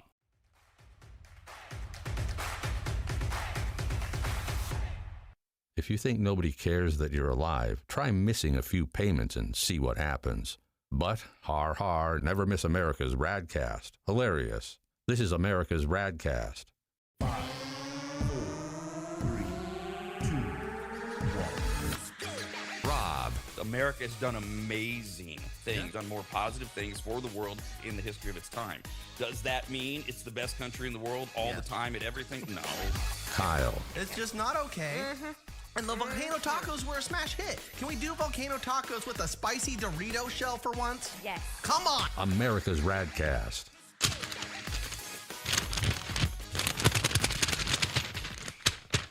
Can you hear that? Yeah. Oh, yeah. Okay. What is it? Great. Very important. Crinkle. Very important. Oh, good. Very important. Because we got this email to radcast at theradnetwork.com. It's from Dante. Dante. How's his Inferno Takes us going? to last week. Very good, Kyle. Takes us to last week when we started the show and nobody could hear me. You could see me, but you couldn't hear me. And we were trying to figure out what was the problem. And I was trying to explain to Jeff that I hadn't touched anything. So we didn't know what was wrong. And this ultimately led to me being accused of being a horrible charades player, which is a terrible insult. It's right. Yeah, no, it was the only straight two facts. That's things right. worse that you can call somebody are a pedophile and a racist. So a terrible charades player. Big stretch. Big stretch. Oh, big stretch. Oh, my dog does. I mean, Now- I already said that I was horrible at charades, so I'll take myself out of it because I don't know what you were doing. I don't know But if I'm this not. is common knowledge or not. Yeah. Look, I was put. Look, I was think. ouch. Let me read Dante's email because I believe he provides a basis for my defense here. All right, we'll he see. says, Rob, you weren't really playing charades last week. It started as read my lips, and because your crew was so bad at that, you had to shift to a version of charades. Just an FYI, as you prepare whatever is coming in the charade-a-thon. Well, I don't know if anything's. We're having a charade. But right, I don't know because now that should. I've been accused of being terrible at charades, I'm trying to decide how to approach this situation. Well, maybe we should play Because more that- charades and give you more practice. You just can't. No. No. I can't leave that just sitting there. You're a terrible charades player. And to Jeff's point of taking the palm of your hand and your index finger of your other hand and touching the palm of your hand to try to indicate I didn't touch anything. But you It didn't was do on like the this. fly. You didn't do I had no time to even think. I had to shift to touch. I mean, like, Didn't. so again, I'm We not good got at this to- I stuff, didn't. but like, I also had no clue that's what you were saying. No clue. Like, I was, when we talked on the phone and that's what you were saying, I was like, I did not get that at all. That looked like you were aggressively dialing a phone. I was like, are you sure you can see my Dial. hand? I thought it was a mime intro. I thought you were leading up. 555. Yeah. Nobody dials their hand A-R-R-Y. with their hand perpendicular to their face. It would be facing them. So No, I it's- was not dialing a We phone. couldn't see what you were doing if it was facing us. I thought maybe you were like, Yeah. here's my phone, But you here's didn't my say, numbers. Like, I didn't 8675309. Oh, touch anything. I don't know. Anywho. Thank you. Dante. Thanks, Dante. Yeah, Dante, Whatever. yes. Let's We have got a some charade energy on. early. I like it. It Early is this morning. Tuesday morning, July 21st. Every day is a day. Boy, did today's list suck. Like I'm looking at National Belgium, I don't know, something awareness. Waffles? I mean, all this stuff I don't even want to mention because it's stupid. And people are like, what's that? I don't know, it's stupid. But I found one thing, a good thing. Today, July 21st, is National Junk Food Day. Let's start.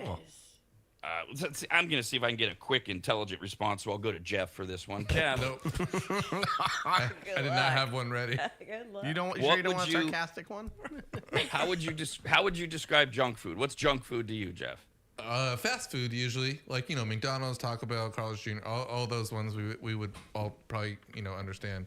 I think that's junk food, and then sweets. I do that a lot. I did those sweet and sour taffies last night. I ate like one this big. I would say that's junk food.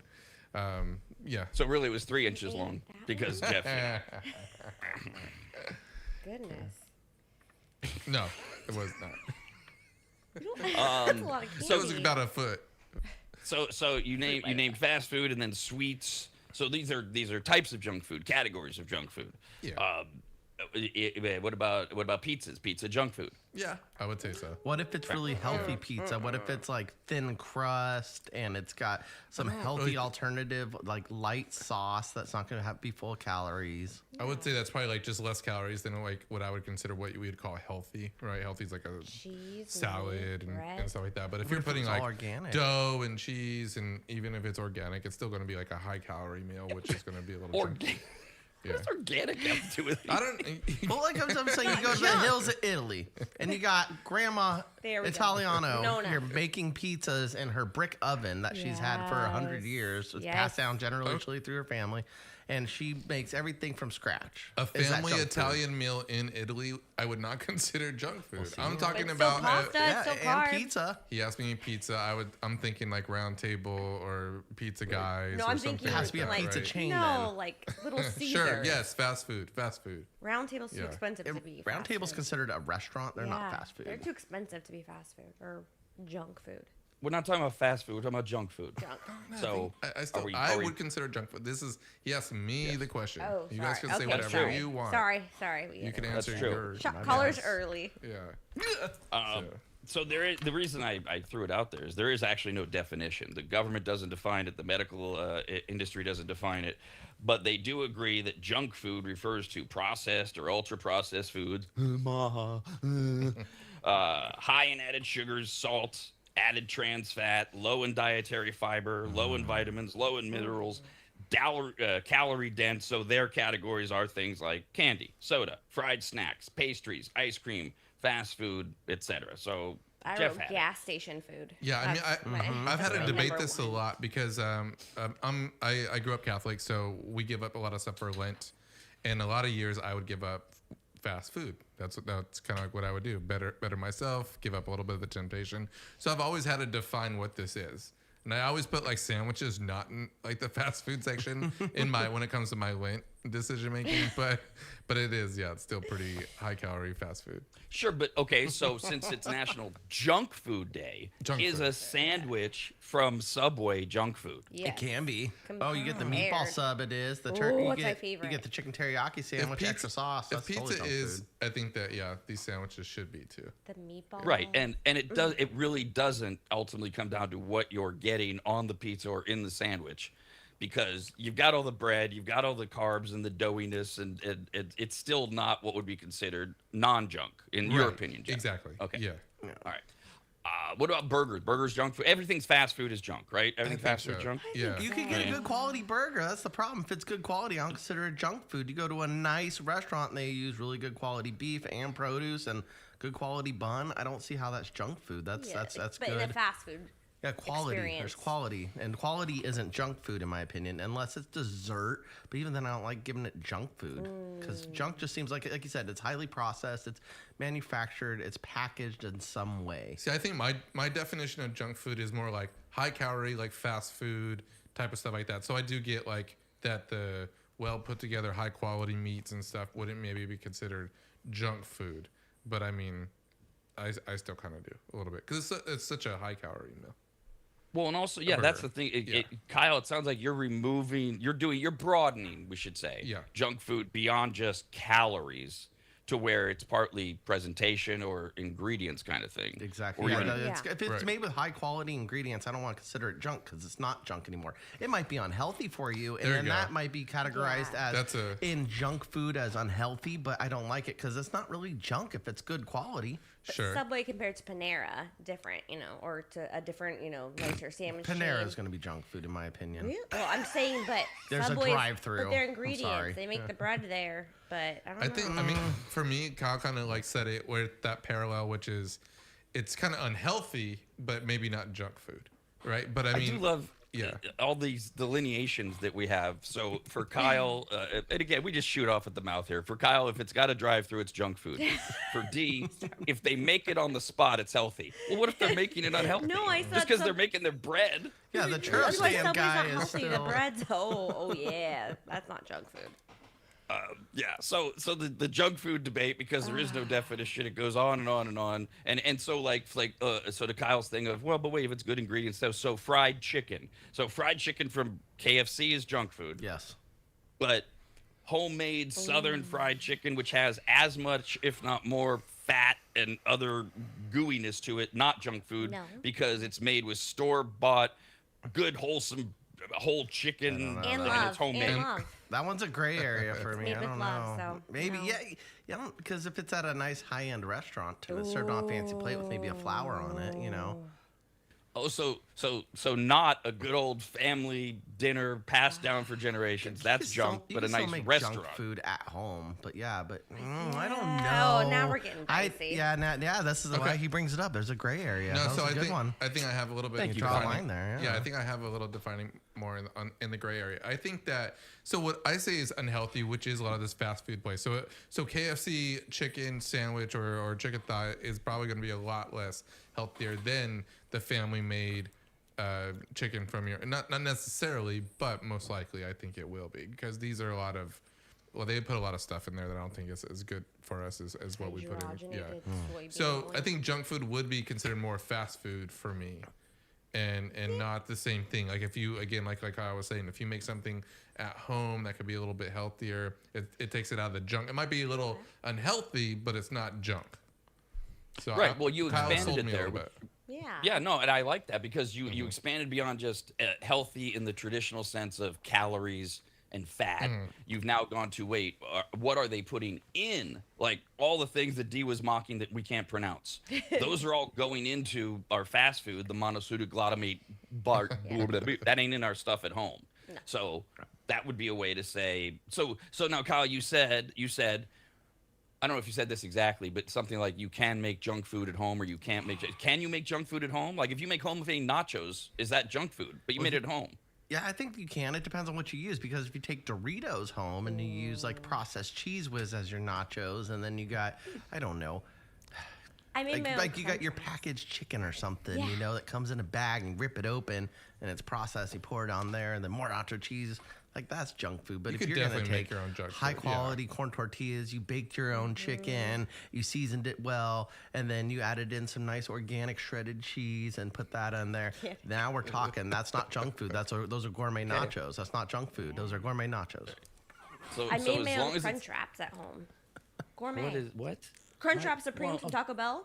I Okay. made my The own. home style ones? Uh-huh. Oh, You so- should make them. And they're not junk food in your opinion? No, because everything was delicious and fresh and crema instead of like their spray bottle, their cock bottle of sour cream. I don't know. I made delicious.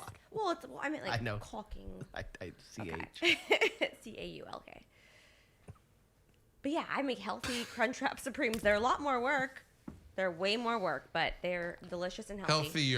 Healthier. I didn't deep is fry the it. right, is the I right. did it on Okay. the I mean, panini like press. you could deep fry donuts at home, and I think that's kind of junk food too. Yeah, but it's your own oil. Is it? It's And your own Wesson, dough. or it's something from the store. Yeah. Who knows? If like Not another this gallon of. donut shop at a bowling alley isn't using the same kind, you know. So wait, so if you make French fries at home, that's not junk food. That's If you kinda make junk donuts food, at yeah. home, it's not junk food. No, it's junk food. Because we're presuming that where we're getting it from elsewhere is frying it in either substandard oil or oil that's been used before. Sure. That's how we're coming to this In and conclusion. Out makes they cut their potatoes still as think like junk French food. fries, no matter what, seem like they're a little on the junk food. they're Maybe hand not. They're cut? unhealthy. You're right. Those are just unhealthy. Now I'm falling back on They're my not own logic frozen. here. Fresh, never The frozen. frozen ones are junk food for That's- sure. There's Then that. we're finding. They're all junk. French fries are the pinnacle of junk food. Yeah. It's starch. They're delicious. Yeah. I- But if this you is what I sizzle love with, about like, this garlic, exercise. Is then I feel like people it's care. not. Dog fat. Yeah. The fact that people get so wrapped up in this and they care. Don't call this junk food. That's what I love hard. about this. But I mean, my God, French fries. Come on. And then the delineation, home or out or whatever. Okay, so there's the National Junk Food Day. The idea is, this is why you had to define it. It's your guilt-free pass. I don't know why y'all need it, but today's your day to enjoy delicious snacks, fast food, desserts without Jalapeno any poppers. hesitation. There you go. There's your big day. Already good. When Americans were asked to name brands that they associate with fast food, and it can be anything, because it was going to be a fun little game, but I'm like, oh, this is all over the place, because it can be brands, it can be companies, etc. National Junk Food Day, people most associate McDonald's with junk food. Second, Lay's. Third on the list, Coca-Cola, followed by Oreo, Pizza Hut. This is like a word cloud thing. Shout out junk food. Taco Bell, Hershey's, and Doritos. Those were the ones. Jack in the Box top. isn't in there. Jack in the Box is top for me. Yeah, for sure. I hear Ooh, Jack in the Box Sonic in there. Burger. I just think gas station, junk food Yeah, and gas station. 7-Eleven, home run. Junk on food the city. on the Taco Bell thing or whatever. I'm gonna guess, or not Taco Bell. What did you bring up? 7-Eleven. 7-Eleven. Jack in the Box. There's something else. Jack in the Box. That's it. I'm gonna go based on no information. The numbers game. McDonald's has what 10 times more locations. I think it's just more. They say it. Yeah. What do you think of when I say junk food? McDonald's. Yeah. I don't think they were saying it's less or more junky. It was like that word association thing kind of thing. I mean, those are all good. Ooh, Those are all Hostess Twinkies and Snowballs. Those are some good junk foods. Yes, absolutely. So, when they went out and they surveyed Americans, what is your favorite junk food or guilty pleasure food? And you could only pick one. You could not pick multiple. You had to come up with your favorite. This is the other reason we had to define it. What is junk food? Yep. If we got pizza and junk food, are you really going to never eat pizza again in this stupid, these hypothetical questions? What's your favorite junk food or guilty pleasure food? But you can only pick one of them. Kyle, you said you got it. What is it? Oh, it's not really just one of them. It's from one place, but it's 3 items. That's typical Kyle fashion. So Yes. Yeah. And probably not really in the spirit of the question, since we're looking for very broad categories of food as opposed to food from a specific place. When in the question, it said you could only pick one. In the question, it says that. Well, when I'm eating my emotions, and I'm drowning my sorrows in food, and I don't want to cook and get up off my couch. I do a pizza delivery from Domino's, and I get the original crust with pepperoni, pineapple, extra cheese, and then I get 3 sides of ranch. I get an order of the buffalo wings. They have to be spicy buffalo, and then I get an order of their lava cakes, and usually a 2-liter of Sprite. When it comes, I knock out a lava cake first before I even go to the pizza. Okay, going hot. And that is my my favorite junk food experience. So, knowing how surveys work, they would have stopped listening after you said Domino's and put you down under pizza, and then walked away in their mind. But And there they was didn't listen wings to any of and the lava story. he wanted to cake. paint the picture. I really wanted lava cake to be in there and know that you can't just gloss over that. But as Jeff pointed out, you have to select one. So the survey guy went Rob. pizza. You got to take one. Okay, That's the game. If I have to, then I'm gonna go with lava cake. God damn it, lava cake wins. Yeah, I was about to say, did the survey not ask if he eats the lava cake first? See, The whole you had to go through the whole experience. story. He's like, I light some candles, I get some Domino's, I get some lava cake. You're painting too much of a picture there. I don't Yeah, know. they have a little hole on the about side where they bath fill the time. chocolate. You just put your tongue in there first, like Guess we'll put that down here for Kyle. That's a goofy one. All right, D. Go to. You got to pick one fast food. Well, I'm sorry, not fast food. Sorry, favorite junk food, favorite guilty pleasure food. But you can only pick one. So the general topic would be ice cream. But when I mean like I want whipped cream, I want marshmallow fluff, I want salted caramel, I want chocolate, I want brownie bits, I want toffee, like a fully loaded waffle cone pieces, like the most decadent. Are you saying like you want this all at one time? Yes. yeah, you go to those frozen yogurt places In and Home get Alone, like when he the had that like froyo. sundae like bar, that's what I want. That'd be my guilty pleasure. A giant freaking sundae. Does this waver for you? Like, do you go like? Is it always ice cream, or is it just ice cream right now? Right now in the summer. Right now. See, that's my thing. Because I think right now I'm ice cream too. Because I was candy, but that's taken a second place. Yeah. And now I seem like I've. Oh, by the way, Jeff, you're Mr. Cookies and Cream. Have you tried this? Okay. So I'm eating the what is it? Is it? It's not Bluebell. Is it Baby? But what's the one that melts? Blue Bunny. The soft. Blue Bunny. Yeah. So it doesn't melt. It's supposed to be soft serve. But I like the flavor of it. So I'm eating the cookies and cream, and I go, Okay, I'm getting the sweet. I'm getting some freshly ground salt on cookies and cream ice cream. Yeah. Himalayan pink salt. Wait, you put the salt on, or are you saying it's in? Yes. It was in? Oh yeah, I can see that. Did you try the viral one with the olive oil and the salt? That was delicious. Olive oil and No. salt? Yeah. In ice I did cream? not. On ice cream. It's Really? so phenomenal. It was Ooh. like a thing last summer, maybe 2 summers ago. But What? Why? I drink olive oil every morning. But you just, put on your ice like, cream and the but sea salt. Why? It's a delicious It's just- combination. Is it? I don't know. Yeah. Maybe the oil would Look it up. It looks. It's yeah, but yeah. I want everything. Tell me to on look it up. I call it kitchen sink. Bossing No, you not around? you. Absolutely not. Kyle. Look it up, Rob. Look it up, Kyle. All right. So for now, Dee and I are in the ice cream realm of favorite junk food or guilty pleasure food, and that leaves Jeff. So if I'm being honest, I'm gonna have to go with the most popular one, which is for me is McDonald's. So my junk food, like guilty pleasure, is like 2 McChickens, fry, and a large Sprite. Yeah. And So then- are McChickens fried? Are they fried? Yeah. The crispy. Because they're not looking at The like crispy they're not chicken, looking at brand names. So they're just like Domino's. That's not on the list. They put pizza for Kyle. Oh, gosh. No, Okay, I'm yeah. lava cake. Well, I know we dumbed it down, but in the beginning, Dumb it down. It's a whole nother category. the minute you said Domino's, a survey taker would have said pizza and walked away. Has We to be fixed it. Domino's I'm lava just cake. telling He just you. used it as an So example. Yeah. when Jeff Yeah. says McDonald's, it's like, Ghirardelli is does good the one. survey guy go burgers and walk away? But wait, then he says Gotcha. chicken.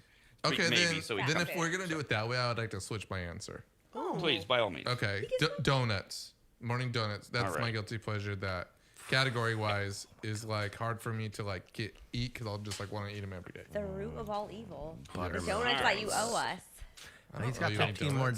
days. Yeah, Yeah. I got 15 more But days. you wouldn't eat one donut that day. No, I don't want any donuts. When I brought donuts for everyone a couple weeks ago before our 4th of July break. It's called discipline. It's not. Good job. Yeah.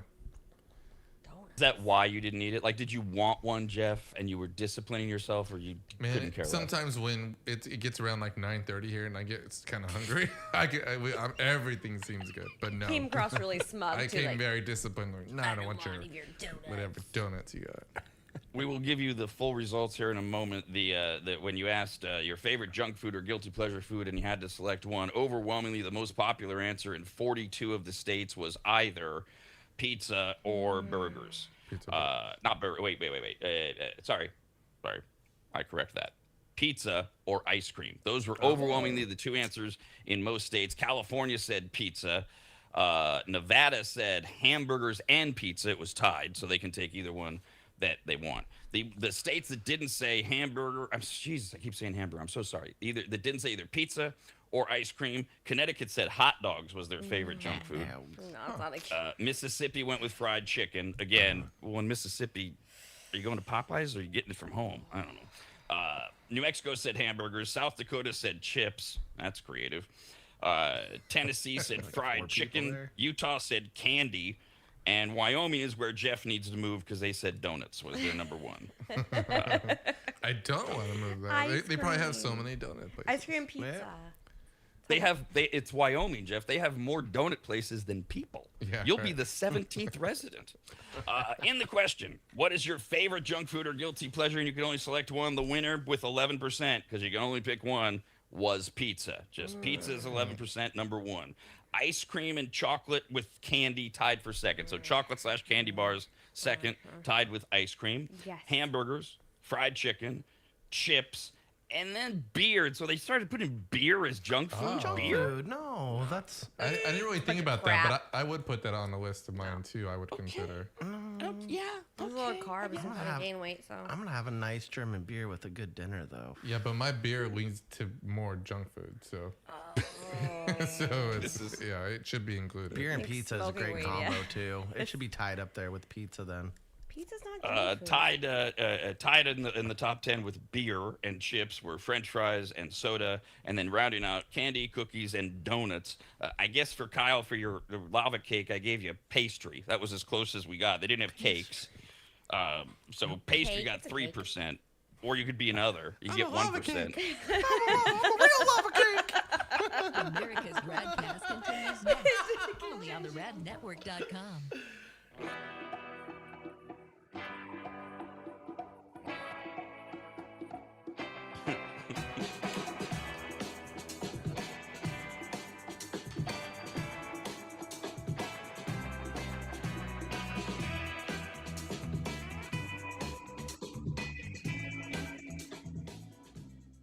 If you've never heard of microseal, let me tell you what it isn't. It is not a really small marine mammal. Get it? A microseal? Oh, fine. Just ask AI. AI describes MicroSeal this way with a bunch of AI words. MicroSeal is a premium, eco-friendly, and biodegradable fabric protection spray that penetrates deep into fibers to provide permanent stain, soil, and sun fade resistance for rugs, furniture, and delicate fabrics. It uses nanotechno blah blah blah and blue blue blue blue blue. What AI is trying to say is that MicroSeal is non-toxic, non-allergenic, safe for pets and children, and although AI doesn't say this, it should, you need to contact longtime maggot Joel from AdvantageSteam.com right now to get him to apply MicroSeal for you. You can even make appointments online at AdvantageSteam.com. We've had MicroSeal for years at Williams Manor, and it treats a lot more than carpets. MicroSeal protects virtually all fibrous materials, including wool, cotton, silk, suede, leather, and synthetic fabrics. It protects upholstery, carpets, rugs, draperies, and clothing, including wedding dresses. And ladies, you're going to need what? 3 or 4 of those in your lifetime. And it protects against stains, moisture, and UV degradation without changing the texture. Also, if you're an interior designer, Joel has a special program just for you, and all you have to do is say the password, which is what? There's no password, I guess. Never mind. Whoever you are, contact Joel at AdvantageSteam.com. And if you're an interior designer, tell him, I guess. I don't know. That's AdvantageSteam.com, where you'll learn more about MicroSeal and everything else that Joel offers. At AdvantageSteam.com, that's AdvantageSteam.com, AdvantageSteam.com.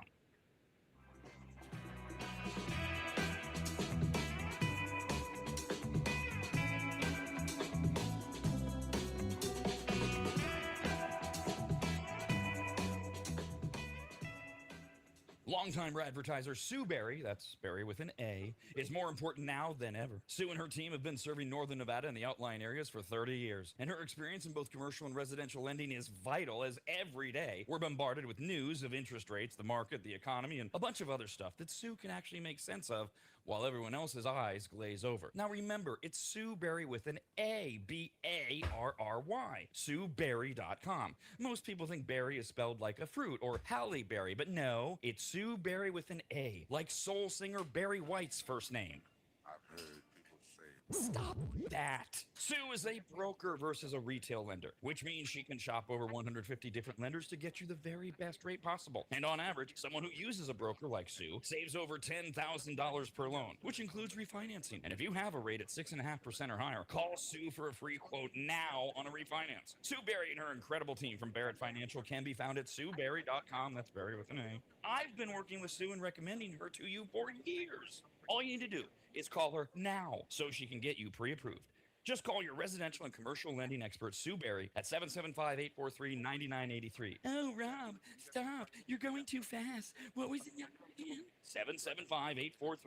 775-843-9983. Or just head to SueBerry.com. The number's right there.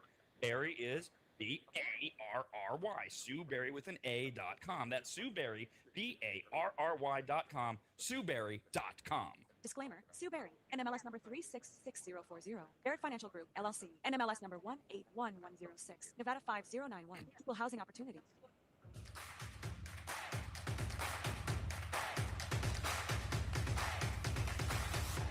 And now, live from Midtown Sacramento, this is America's RAD Cast, presented by the RAD Network.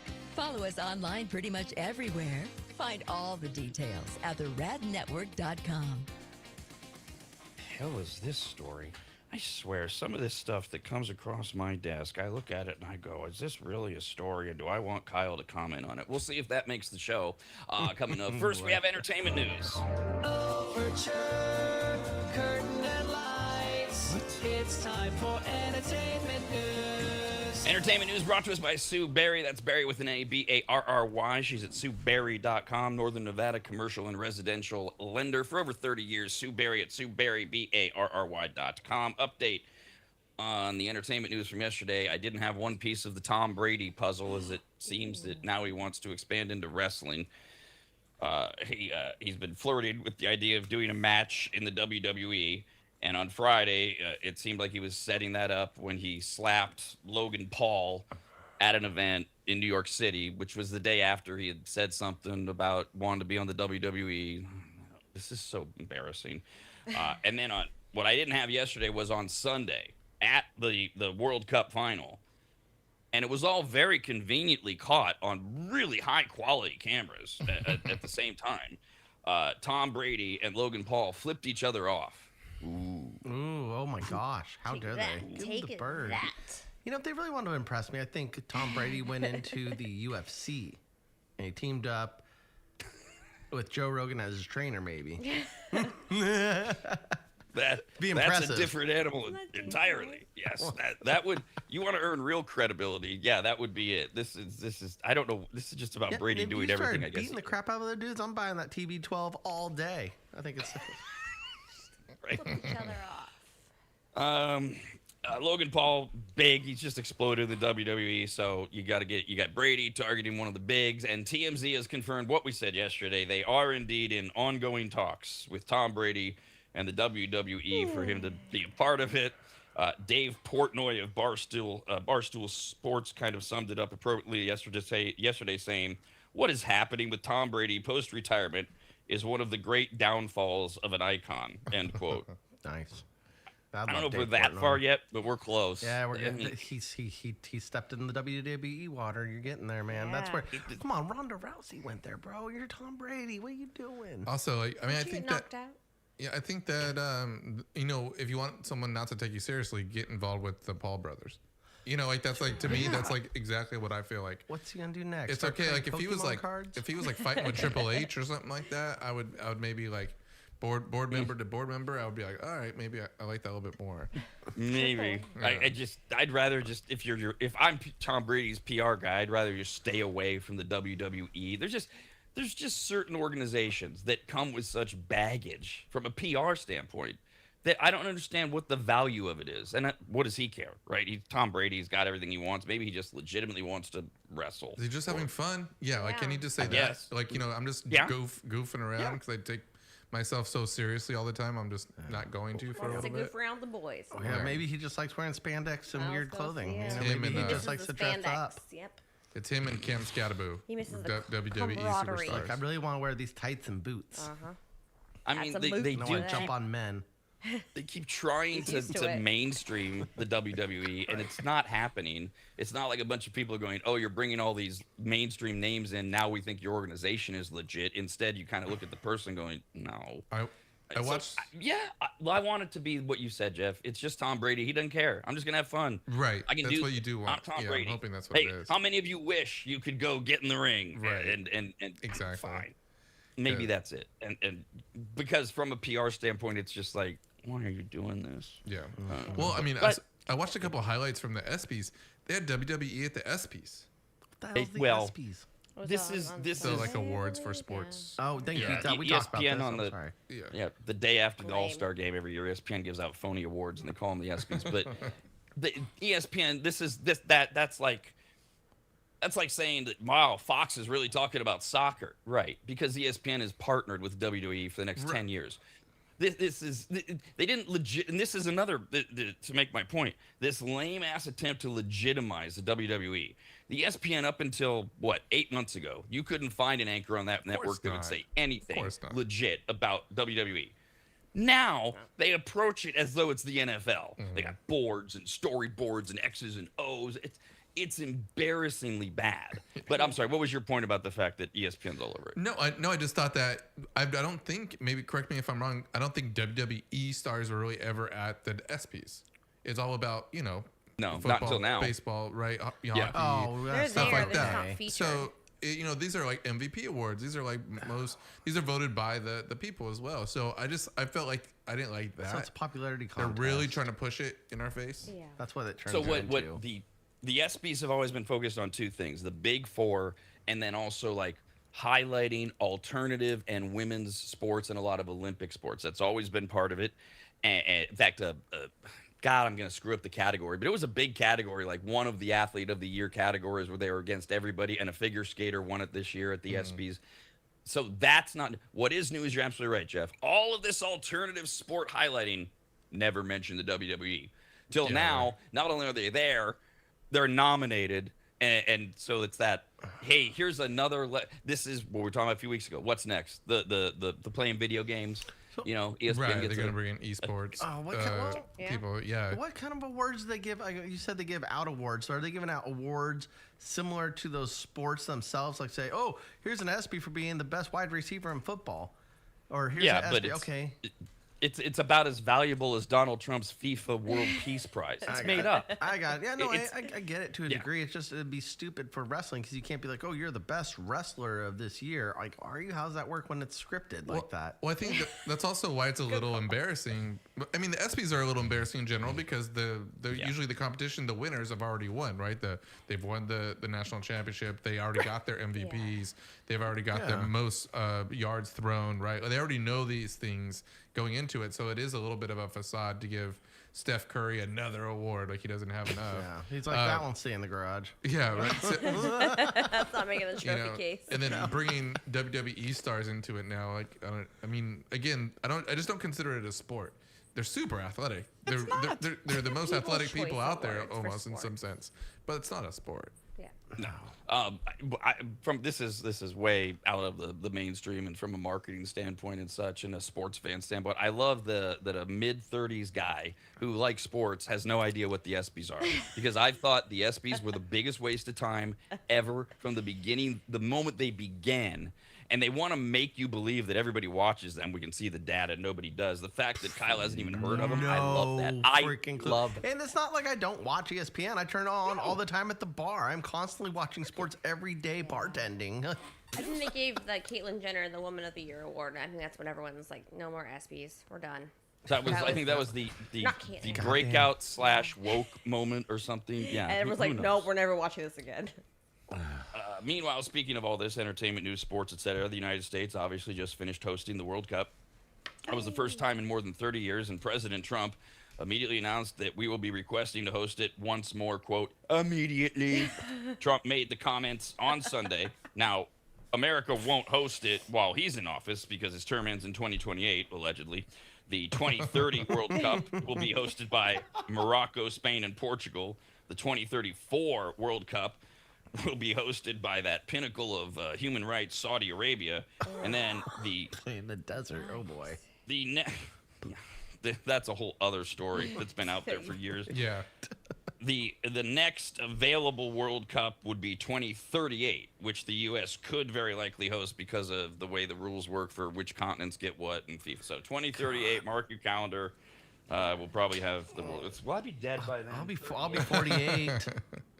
12 years. Oh, if you haven't seen it, there's a 12 years. No.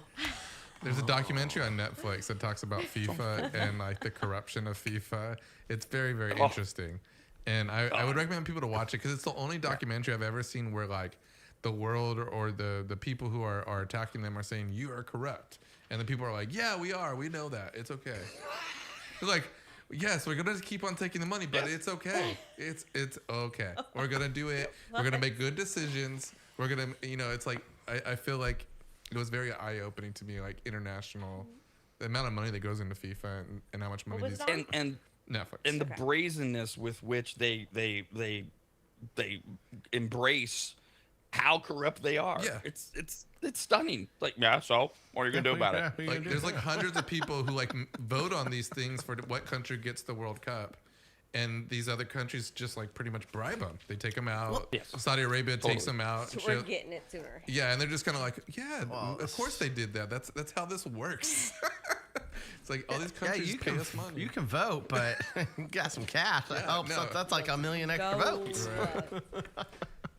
Before it went off the air, Real Sports with Brian Gumbel did a lot of this reporting on FIFA and all the corruptness and stuff. And they also started reporting, even in their last year, about the disaster that is the Saudi Arabia World Cup, which isn't until, what did we say, 2030? 34. 2034. 38. Because they already tried this, like in Dubai or the UAE for something else or whatever. The never mind the cost, which Saudi Arabia has it. The engineering challenge to build these giant stadiums, as Kyle said, in the middle of the desert, literally, that can house tens of thousands of people and maintain climate control and air conditioning is such a giant lift that they've already started. I mean, they had started 5 years. So they started like 15 years before they actually are going to host the World Cup to try to figure all this out. Because it's such a challenge for it. But that's not until 2034. I mean, even like look at what we just did with the World Cup, right? It was like we played it in like 5 cities here, maybe more, and then a couple in Mexico, a couple in Canada. Yeah. So I mean, you need big structures like that to be able to hold on a big scale. So countries that aren't developed like that already are going to have to build really fast in the next couple of years. You're going to get a lot of people flying out. Well, I don't imagine the tourism to go to Saudi Arabia and stay a week there and watch your team is going to be as popular too. That's what they're hoping on. That's why they're spending all this money. No, it's not going to happen. I think a lot of Americans won't. Yeah, hell no. I'm not going. We've now entered the geopolitical portion of today's show, as hosted by Kyle with his sidekick Jeff. Kyle has proclaimed. Oh hell no! Kyle has proclaimed that 12 years from now, 8 years from now, it will not happen that Americans will travel to Saudi Arabia, or that people will travel to Arabia and Saudi Arabia. And Jeff has chimed in with, well, yeah, I don't think a lot of Americans are going to.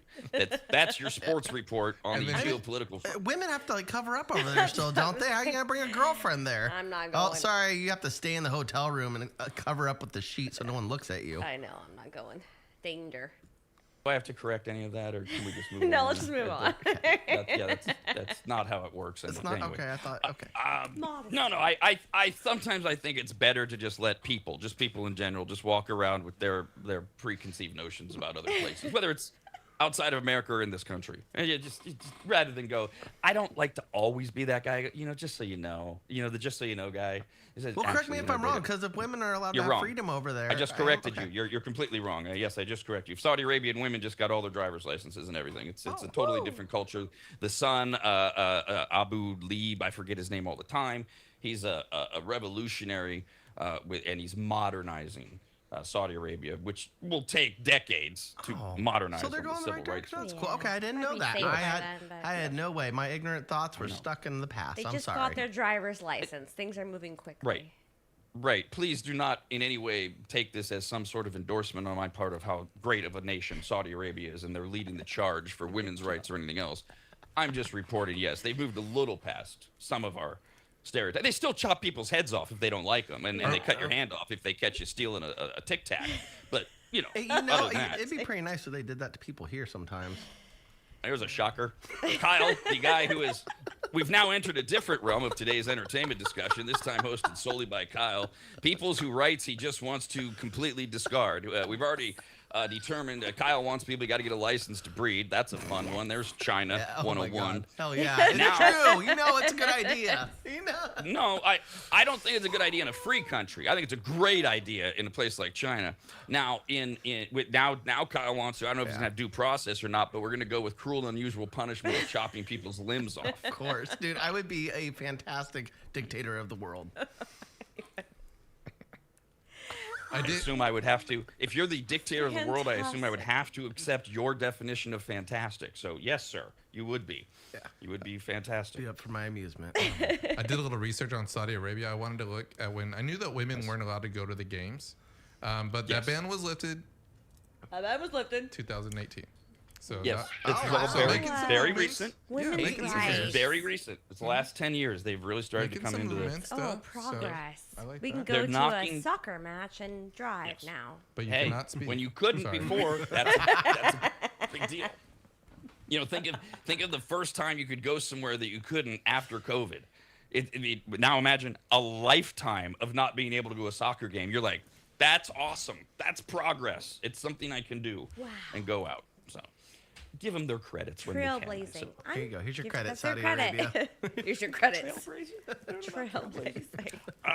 By the way, speaking of, since we were talking about, again, this is the entertainment report, which has delved into Tom Brady and the WWE and the World Cup soccer, and now geopolitical thoughts from Kyle and to a lesser extent Jeff. Now, we'll just stay with Trump. And we're not even clinging to sports. Just because I had to put this update somewhere, we mentioned his name. Here's the other one.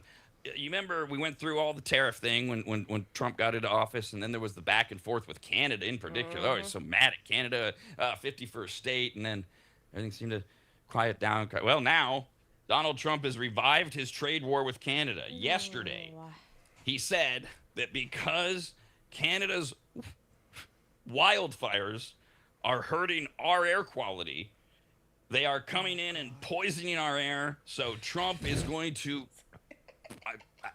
I wish I was making this up, is going to slap them with new tariffs. He experienced the smoking conditions being at the World Cup on Sunday.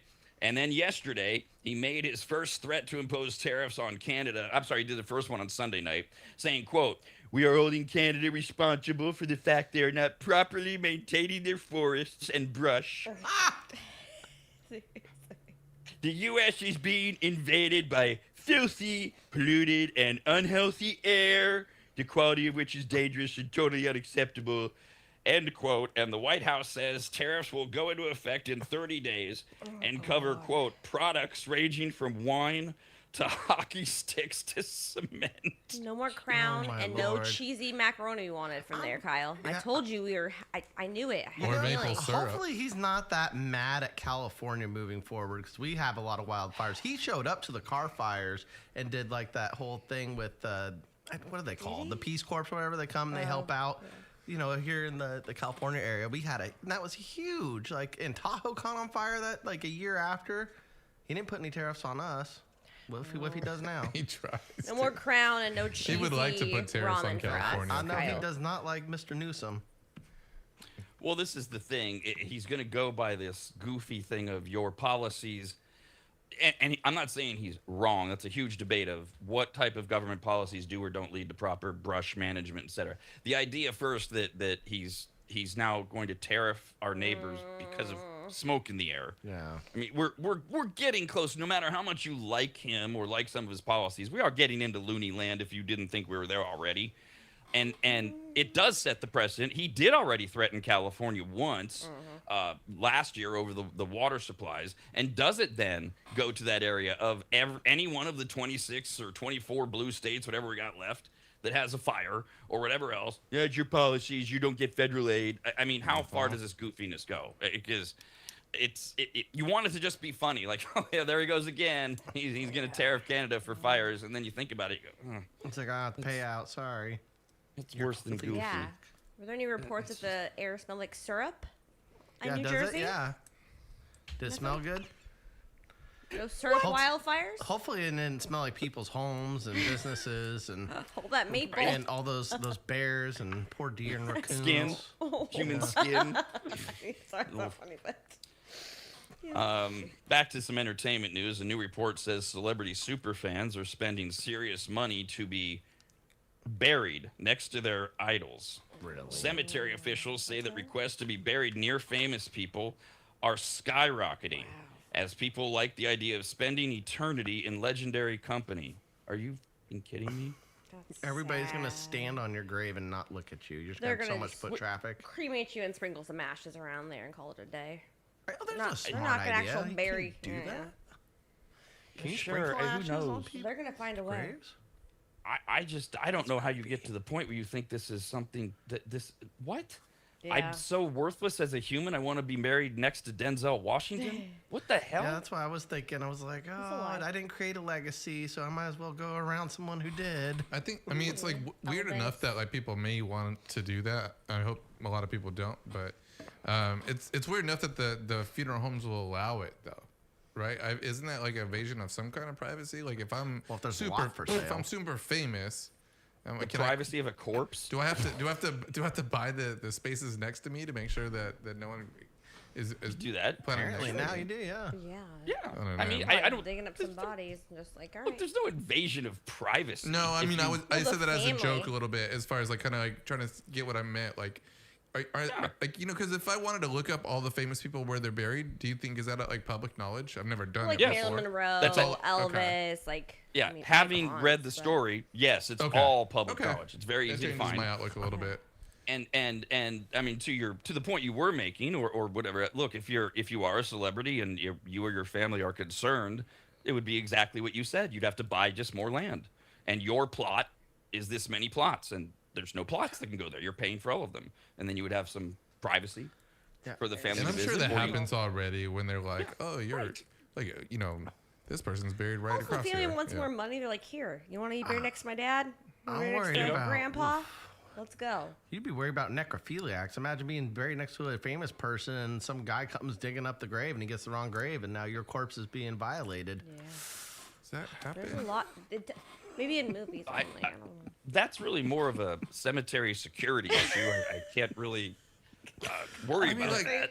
Maybe do background checks on security guards. I mean, I can kind of get like maybe like morticians when they're still on the slab, but like not already buried in if you're a famous the person, casket. How they gonna clear? Like, I mean, there's probably some weirdo out there. Say like, I don't know, Scarlett Johansson passes away tomorrow. You don't think there's gonna be some weirdo trying to get in there and unbury that thing? Probably at least 10. No, I don't think so. Oh, there's a lot of weird. Yeah, you don't watch enough documentaries. Is there a lot of weird people? Yes. Do I think people know how to like break into cemeteries? And, I guess it was and easier bury? when there's like not surveillance. I don't think that would make the news. Maybe 40 years ago. That was my issue. Is I do think we would have heard about a mass grave robbing, grave necrophilia ring that was going around. I hope Kyle goes before me. That doesn't mean, Kyle, to answer your question, that people might not try. I have the feeling maybe most people that have a desire to have sex with Scarlett Johansson's corpse maybe aren't the best at plotting out an actual crime. Master criminals. Yeah.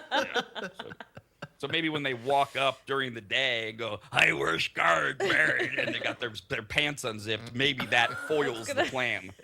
Right then and there. I think they'd probably just be friends with one. They find like a mortician at a bar, and they just make friends with them. Like, can you let me in after hours? Probably.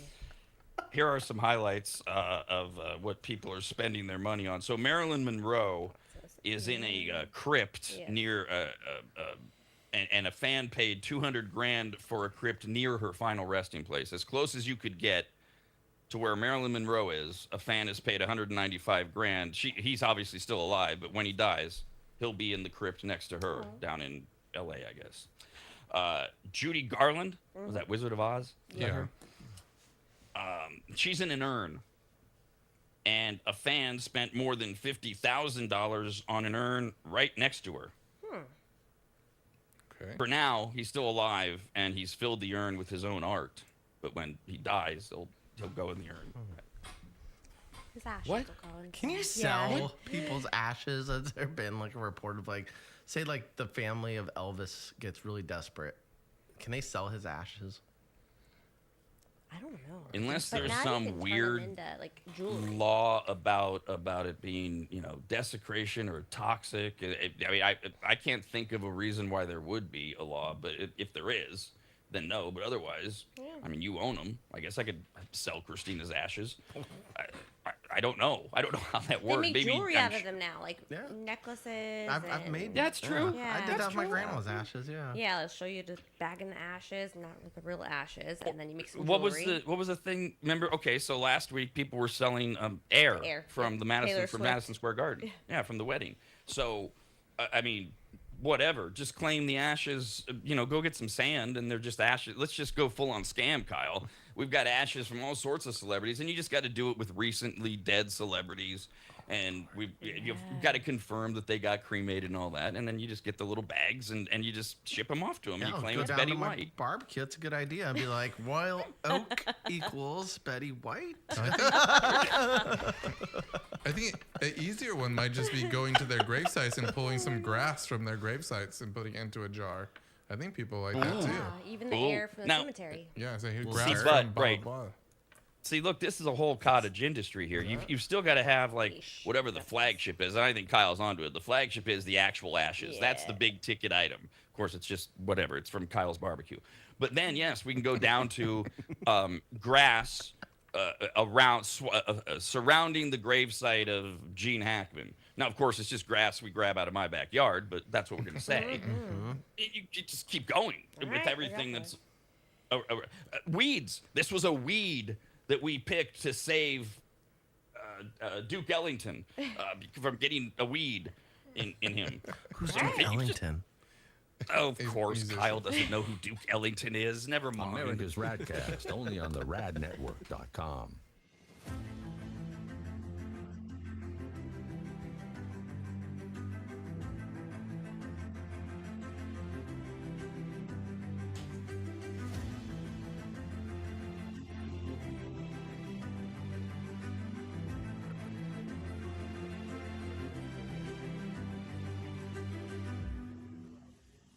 Longtime maggots will remember Greg from MAP. MAP, as in Maximum Athletic Performance, which guides you to better output through better ingredients, also known as nutrition. Greg has been on the RAD show many times and will be again, as he simplifies nutrition and helps us all understand what actually works when it comes to fueling our bodies, almost all of which can be found at maptrition.com. Every product is formulated with clinical precision and backed by science and purpose, and maptrition.com has something for every fitness level, even those of us who barely have a fitness level. With nearly 20 years as a nutritionist and a specialization in sports nutrition, Greg works with athletes and everyday individuals to optimize performance, energy, and overall health through smarter fueling strategies, all of which starts at maptrition.com. At the very least, we should all be taking daily multivitamins, and Greg has his formulated for exactly what a man or woman's body needs. Protein is in, but maybe instead of getting yours from mac and cheese with extra protein, you get it from maptrition.com. And of course, all things workout, training, and exercise are available as well. From pre-workout to creatine and other muscle builders to recovery supplements and more, all at maptrition.com. From morning breakfast essentials to post-workout recovery and everything in between, maptrition.com's full range of supplements, proteins, and wellness products are built to power your journey from start to finish. Check out all the products and find what's right for you and order it shipped to you all at maptrition.com. That's maptrition.com.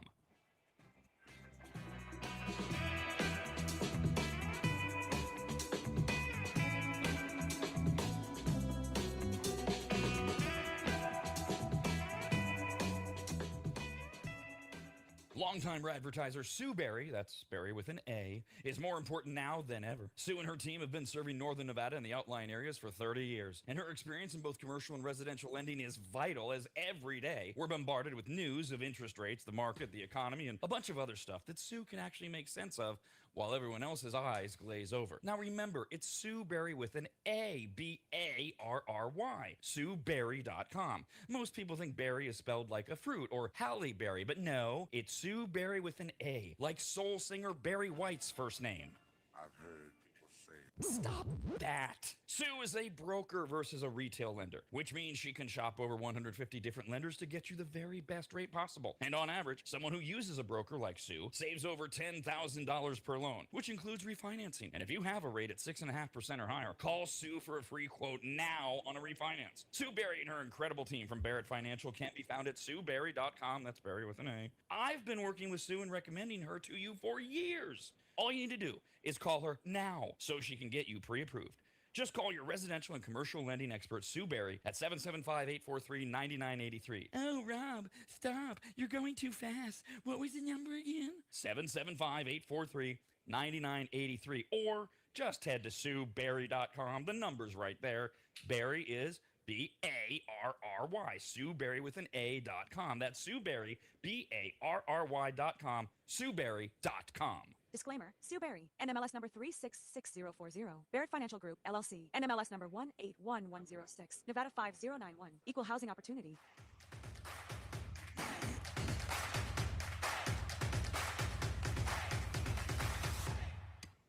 And now another RADcast fun fact. Pigeon poop will burn your retina for 13 hours. You will only confirm this the hard way. Do you know something stupid and worthless like that? Email us, radcast@theradnetwork.com. Working our way through some entertainment news, we were talking about people are spending just ungodly amounts of money to make sure they're buried next to or in an urn next to their favorite dead celebrity. Somewhat related. It kind of takes celebrities out of it, but a new poll this weekend, in the middle of, we just got through with Independence Day, 250, America. They did a poll. They asked Americans who they think the face of the United States should be. It has to be a person who's alive. So the face of the United States, the face that you would want, the person you would go on to go out, the personality that most resemble, that would put the best face on America who's alive today. It doesn't have to be a celebrity. I just put it in entertainment news and said, obvious. I'll just give you a couple freebies. Obviously, a bunch of people said Trump, and a bunch of people said Obama. Okay, great. We got the political part out of it. Now, face of America, I don't. Post Malone. Ooh. That's not a bad He's one. got tats. He's got That's not that a bad beard one. going. It's a jarring looking face. But man, he sure seems to embrace the things I like about America, like fishing and drinking beer and being a rock star. I got a question. Hold on, I got a question. Him and Kid Because Rock. I don't know the answer. The face of America. Are we doing the face of America the way Kyle just described it as the legitimate face of America? This is who we are. We fish and we drink beer, or are we the face of America presenting it to the rest of the nation? Because it's two completely different answers. Oh, you know right? me presenting to the nation. I don't care. We're gonna do Post Malone. We're America. We do whatever we want. We like we talked about yesterday. We kind of have the military to back it up in some sense. Why Post Malone over Jelly Roll if you're going to go down that I road? don't like Jelly Roll's music as much. Oh. I like Post Malone. I think Post Malone's more of a wildcat. But for the face of America, I thought maybe Jelly Roll's story. He's was got a little bit- Ozempic Either way. face now, so no. So does Post Okay. Malone. No, Post Malone has. I think. Never mind. When they asked in the survey, Post Malone, Jelly Roll, neither were mentioned. But it's okay. It gets us started. So face. I don't have a face of America. Matthew McConaughey. Oh no. All right. Okay. Again, hold on. We allowed Are to we legally doing say Kyle's thing? This is this is who America is, right? We're not doing the ambassador thing because that's the boring thing. We're doing this is who represents America because we don't want Matthew McConaughey traveling to Japan to represent. Represents America. Yeah, Post Malone's a good one. Post Malone, Matthew McConaughey. Okay, we're gonna go that route. Someone baseball. Oh yeah, Michael Jordan. Michael Jordan. I'd rather just be the Jordan logo. There we Vibes. go. Okay. That's a good one. I was searching Wait, for did you- something like Empire. that. Everybody Can I respects bring it. back- Did you just replace the American flag with the Jordan Jumpman logo? We could. Is that, People probably wouldn't that's burn probably that a little- flag. That's probably a little much. Okay. Michael Jordan. Interesting. Face. Dolly of Parton. America. Oh, I like that one too. So you Dolly said Parton dead or made the alive list. though, right? She's alive. You have to No, be I alive. said you said dead or alive, right? He's trying to bring a Yes. dead person No. as a face of Oh, America. a dead person. Okay. Yeah, no, it has to be Elvis. alive. Oh, has to be alive alive. person. Okay, sorry. Okay. A live person has to be alive, and Dolly Parton made the list. They told us number one. They didn't tell us who ranked 2 to 10, but Dolly Parton was in that group, as were Obama and Trump that I gave you. We haven't mentioned anyone else. As long as Sarah that was Jessica Parker's not on the list, I'm happy. very hip, very relevant, very topical. Yes, Sarah Jessica Parker did not make the list, so I guess like Elon Musk. I wouldn't. made the list. Yeah, I already made the list, but I'm not. Joe Rogan. Nope. No, damn. Face of Although- America. Face of Well, America. Yeah. He's a face of a part of America. Sure. I mean, Yeah. but you're right. We're supposed to have the mass appeal face of America that Bert represents America. It has to be a very famous A-list person who represents all of it. All. They're gonna say like of America. Beyonce or something stupid or Taylor Swift. They're Oh, people are- Taylor Swift. Taylor Swift made the list, Americana, yes, but not the face. By the way, the answer's so obvious when you hear it. You go, oh, Tom duh, of course Brady. that's what people said. No, he didn't make the list. Oprah. No. Martha Stewart. No, too old. Both of A-list, them. That's A-list. That's A-list. Yeah, Martha it's Stewart's A-list. Yeah, I guess. Yeah, but 30 that's years. so. Oh, Like, is it 30 Snoop years. Dogg because he hosted the Olympics and held the torch? No, okay. I don't know. Because it's I'm gotta drawing be- blanks everywhere here. I know. No, I know. When I was trying to do this, because and one of the reasons for it for me was everybody is so polarizing. And when you look at this list, you're like, yeah, well, half of America would. Elon Musk? Are you No, kidding? right. No. And obviously Trump and Obama. Taylor Swift, she's polarizing, not just because of her music, her politics. So I started thinking, and I had the same problem, Jeff. I'm like, is there a face of America? Is there somebody? Kid Rock. Really? Is it like Terrible. Absolutely terrible. like I could say like Ted Lasso, like Jason Sudeikis. I like his like The face of America? General present, just pleasantness. Keanu He's Reeves. pleasant, Presentation? He's entertaining. Can I pick him? Keanu Reeves made the cloud after the number one answer, so he was in the top 10, but not number one. Keanu Reeves was I like Keanu Reeves. I don't even know what we're describing now as Lady face Gaga. of America. Yeah. No. In fact, No Can we problem. get some clues? Like not I know. musicians. Yeah. only Dolly Parton and Taylor Swift are the only women Okay. in the top 10. course. We've already named them. You need little hints. Okay, well we still have some actors. Okay. And we have at least one Tom singer. that I can- Cruise. Tom Cruise not in the Yeah. top 10. See, polarizing. I was gonna say Polarizing. it right, but he is. Yeah. with Hall's Scientology. Yeah, that made Let me him see. ruled him out. Ron L. Little Hubbard. polarizing, not really polarizing. No, not polarizing. Not polarizing. Oh, Right? there's only there's only one other name that's even remotely polarizing in terms of like a media, and he's so big that people will look past it to put him in the top 10. No, He's What, so are you big, stuck like large, in like he's large in size, or he's so big. Yeah, of a I've celebrity? always been stuck in the 2000s. It's heartbreaking past that. Trying to narrow something down. That's all my points of relevance are from. All right, I'll give you the other potentially polarizing one because of his politics. But Bruce Springsteen was named as one of the potential faces of America. Okay. But- I've never been on the Bruce Springsteen fan. Like, No, on the I never bandwagon, got just it. Never. I'd be like a Tom all Petty, right. maybe. Oh, he's dead though. Oh yeah. Yes, Oh, we I need, forgot. and that no, was, yeah, that was Tom Petty recent. was That was. Running round dream. not the face of America. White man. Clint Eastwood Venom. made the list. That's what I was thinking of. I couldn't think of his name. Thank Eastwood. you, cowboy. Okay. Right now he's just an old boy. Yeah. Cowboys. Hot Where's old the boy. cowboy in He's America? hot. I was concerned that he wasn't even still alive. He's so hot. I thought T was gonna say Harrison Ford for sure. Oh, there's a good one. I would, but I just don't. I don't want to put that much pressure. I mean, on him. he's. I don't he's think a he made staple. the list. Yeah, But is he the face of America? that's what I mean. He's my. been face. around for a He's long my time. face of America. Harrison Ford not in the top 10. Denzel Washington is though. He made the list. Ooh. As did The Rock. Ugh. Yeah, I know. It's like so. It's not just because of Moana. It's just enough Rock. Take a break. All right. We mentioned the winner, the number one vote getter, the person most Americans want to see as the face of America. Tom Hanks. No. Because Hell no. everybody except me loves Tom Hanks. That makes total don't- sense. I don't like Tom People. I get it. Well, He's yeah, so, you're right. yeah. He's so I get it. monotone and boring. Just Face of Forrest America. Gump, You know. Woody. Ted Lasso We'll cause- for me. Don't cause trouble. Let's get along with everybody. Actually, I think people were more.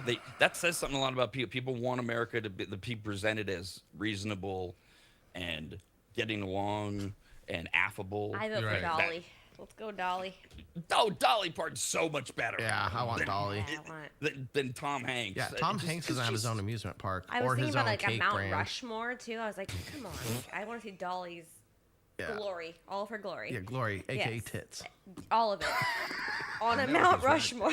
Only on the radnetwork.com.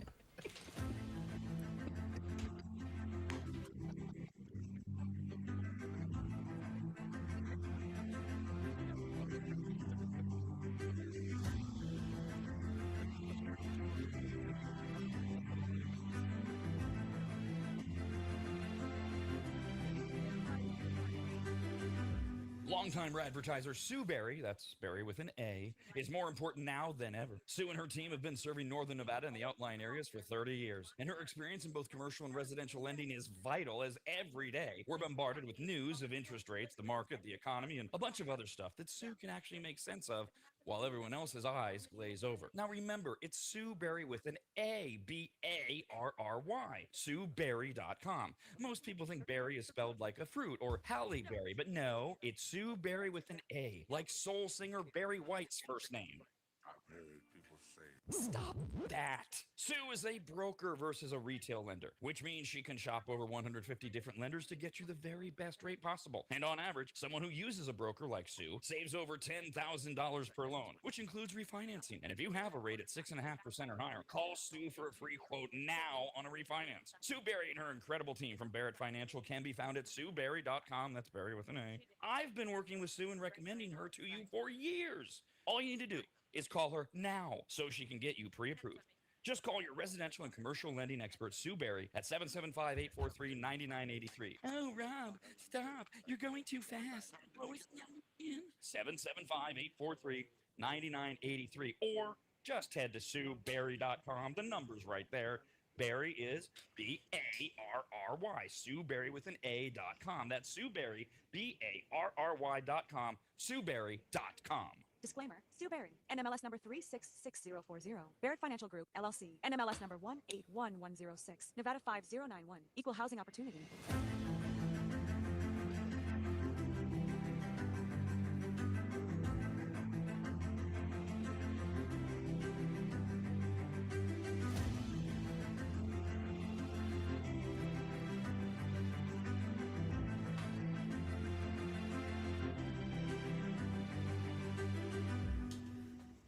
If you go to AdvantageSteam.com, which you should, at the top of the page, you'll see the Services tab. Click on it, and you'll see that Advantage Steam does carpet and upholstery cleaning. They protect fabric and fiber. They clean and seal tile and grout. They polish natural stone. They clean rugs, especially those really nice ones from foreign countries. And they treat urine damage. And not just urine, but vomit and feces. Ew.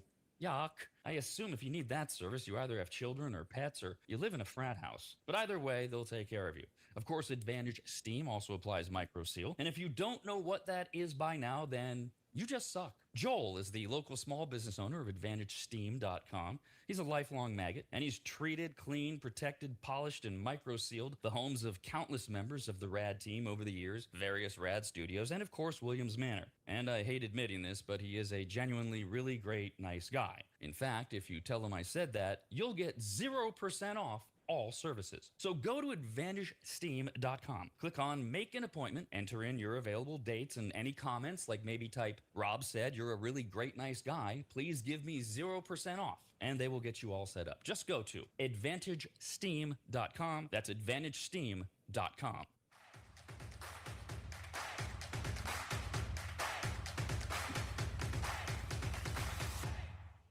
The reports of Rob's demise were greatly exaggerated. His wife's? Yeah, not so much. What? Look, Rob writes these things. I just read them. Don't shoot the messenger. If you're pissed off, email the show, radcast@theradnetwork.com. We are 48 hours away from our next visit from Greg from Maptrition at maptrition.com. Greg will join us in studio again Thursday morning for those of you that can't math. 48 hours. Duh. I actually had somebody the other day ask me how long is 72 hours? Like, well, it's 72 hours. It's 3 days. Mm-hmm. Are you sure? Yeah. No. I swear it happened. I swear. So Thursday, 8:15, Greg from Maptrition will join us. You can email us any questions prematurely. I've already got a few questions for him about some fad diets and stuff that are going viral.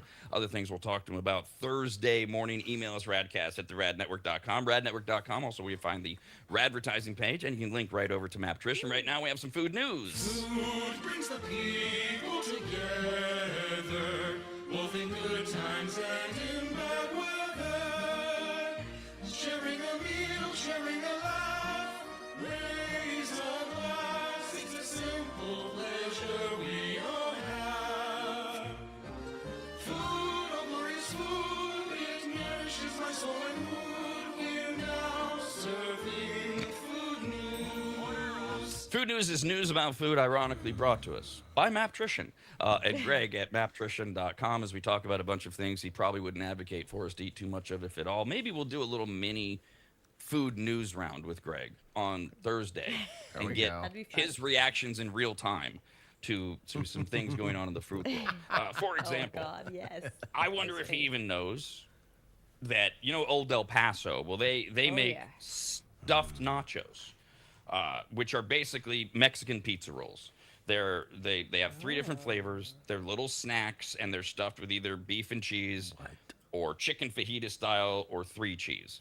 And when I've never had them, but when you see them in the bag, that was the first thing I thought it was. Oh, it's a Mexican pizza roll. The same idea. It's a pillow. Little pillow. Yep. It's stuffed with beef, cheese, chicken fajita style. Yeah. And 3 cheese. Oh, Lord. And they come in this bag, etc. Okay. So apparently they're doing well enough that they've launched 2 new flavors in addition to beef and cheese, chicken fajita, and 3 cheese. There is now stuffed nachos, as in kickin' limon blasted beef and cheese stuffed nachos, and bold nacho blasted 3 cheese. They are essentially variations of the existing options with the chili and lime seasoning on one and the cheesy coating on the other. Now, pizza rolls and Old El Paso, because pizza rolls, when we talked about them, they're doing the dusting thing. Is that what they call it? Blasting. Yeah, blasting. they're blasting it. Blasting. Okay. That's what Old El Paso is doing, and they're owned by the same company. So they're just kind of copying each other's ideas. So. They look like little empanadas. Like I'm getting more empanada vibe and more nacho, but I'm getting hungry. Stuff it up. Let's go. Yep. They look good. They look delicious. Unfortunately, if they've gone down in quality like pizza rolls have, they won't be any good. I kind of want to pour them over, like, just get some regular nacho cheese or queso and pour them on top, put them in a bowl, eat it like ravioli. You're gonna dip it. You're gonna dip it into the nacho cheese and some sour It's gonna cream, be a some stuffed Taco Bell nacho sauce over the raviolis. top. Yeah. Maybe some cojita cheese. Oh, I've got cojita at home. Yep. So it's almost like a stuffed nacho cheese soup we could create here. Yeah. Be basic. It'd be right to the point. More sauce.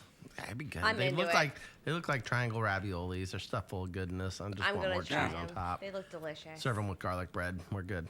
Garlic bread. I was Don't. being More silly 'cause bread? they look like raviolis. It's Italian. I was being sarcastic there. I was like, Kyle, no. Okay, in this case, chips and salsa. Usually I agree with you on all food stuff, but no. I was being silly. You don't need chips and No, I didn't salsa. catch Just that. dip. You have to have a whole dip array. An array of dips. Dip array? Yeah. Dip array. Dip a rail. Wait, I thought we were, Sound like a fucking sick rock song. I thought we were eating it like it was a soup or a casserole, so we No, wouldn't I'm- need dips.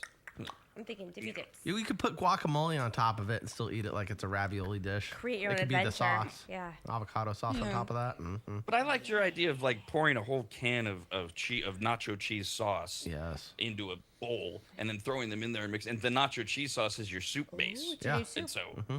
so, maybe a half a can of Rotel on top mixed in. There we go. Now we're talking. With some beans. I can do this. All I right, can I'm play in. with I'm it. in. I'm Yeah. trying them. I'm trying them. Next up, I know we've had a ton of these surveys lately. It's that time of year, but we're back to yet another survey about the best restaurants in America. Specifically, we're at fast food. Yet again, it is a different, brand new survey. Just came out yesterday. More than 82 million Americans, that's 1 out of 3 of us, eat fast food every day on average. Wow. So if you eat twice today at fast food, but not tomorrow, and then you go back to once a day, you're average. Every day, fast food? Once a day. That's only 1 out of 3 Americans. 1 out of 3 Americans are obese. More than 2/3 are I can overweight. see this because, like, if you go out to, if you have a work schedule and you're getting lunch every day, man, there was a time when I would stop at a fast food restaurant almost daily just to get lunch because I didn't pack a lunch. Yeah, or I worked And in a the way restaurant That's too. it. the way they classify things now, because they do put sandwich shops under fast food now. Well, what if you're okay. getting 3 days a week? You're getting a Subway, a Mr. Pickles, whatever. It's not quite the same as what people envision if you're going to McDonald's every day. I don't Okay, know, that makes but sense. that's the survey. With so many burgers, fries, tacos, chicken nuggets, sweet treats to choose from, which fast food chain is really the best? A new poll, yet another new poll, has identified the most popular fast food chains across the country and their definitive ranking of the top fast food restaurants in America. Each of the fast food chains made the list, were voted on by voters. They gave us the top 5, and then the word cloud outside of the top 5 did include Arby's, Popeyes. McDonald's did not make the top, and Taco Bell. They were mentioned, but not one of the 5 best, according to the I'm not taking this one latest serious. Taco Bell's in there. So I think national store. Because Taco Bell's not up there, Kyle, they're not taking it seriously. Yeah, Is that what that absolutely, was? 100%. Arby's over Taco Bell. are you asking us questions or we just yell them out at you like you like all the time? This survey had donators. Yeah. Somebody's By the way, paying to first be of all, on for this. somebody that said Arby's over Taco Bell, no, Arby's Lame.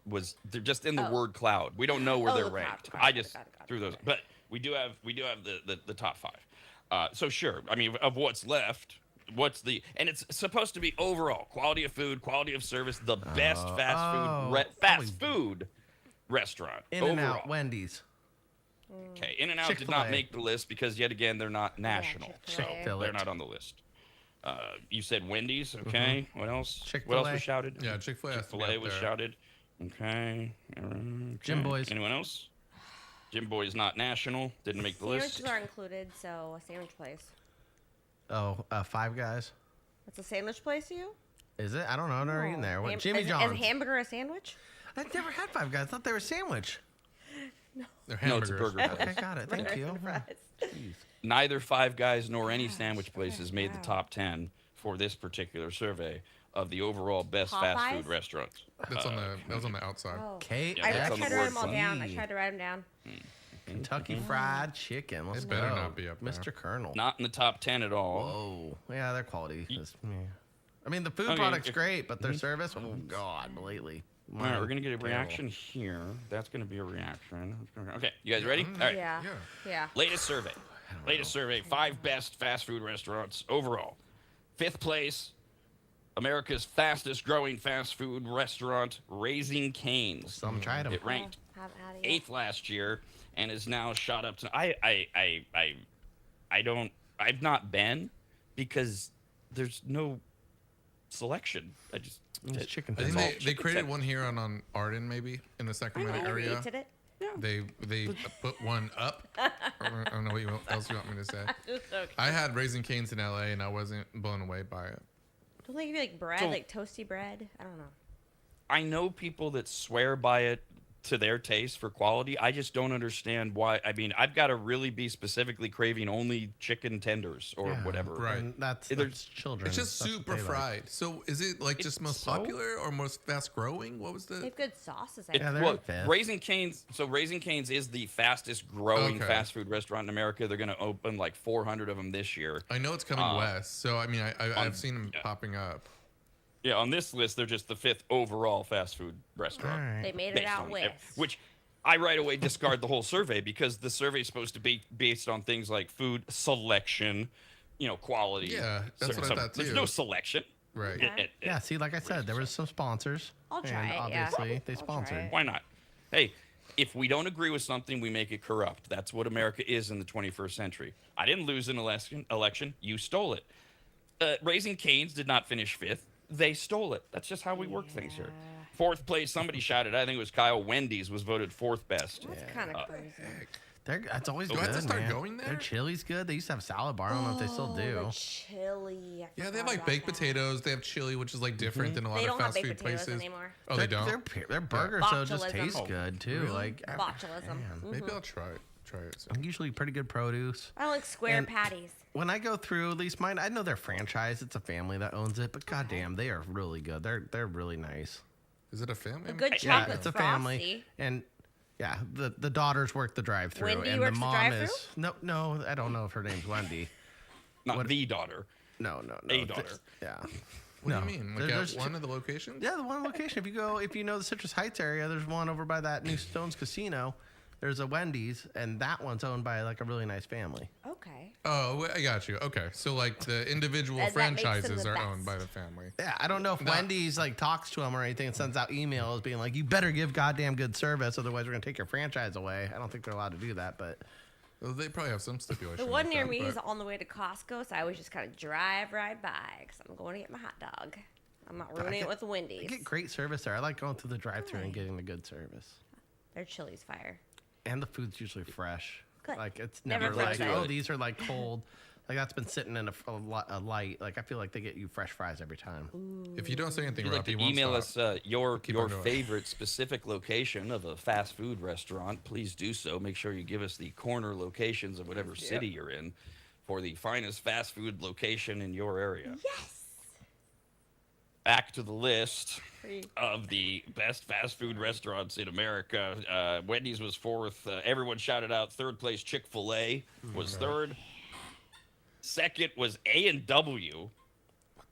I don't know about this. Like man. just get cheese curds and root going beer on there. here? Nothing else. What? Their burgers are good, but I don't think Now- they have a lot Yeah, they're of... not even popular. What? Oh, I don't even know how A&W made the Papa list. Burger. They but bought I it. told you that's what is corrupt. They're trying. They have And, some well, money to spend but- apparently. I think, Kyle, you're going to like number 1, though. I think. Okay, I don't know if you would all right. say they're the best. Let's see. But for the 3rd year in a row, If the it's best Del fast Taco, food I'm going. chain in this survey is Del Taco. Oh no. I like it. Then, yeah. So Oh, crazy. it's so good. I wouldn't say their service is up to par, at least in our area. That's absurd to me. Del But Taco damn, number they're good. 1. Oh yeah. Yeah, they paid for this. This is all paid for. Do I have to start trying these places? I got mad that this new Wendy's opened up by my house. I'm like, what the heck? Wasting good property on that Wendy's. I could eat Del Taco any time of day. God damn, it I'll sounds tell you so about good. Taco Bell, though. I almost got it last night, but it was late.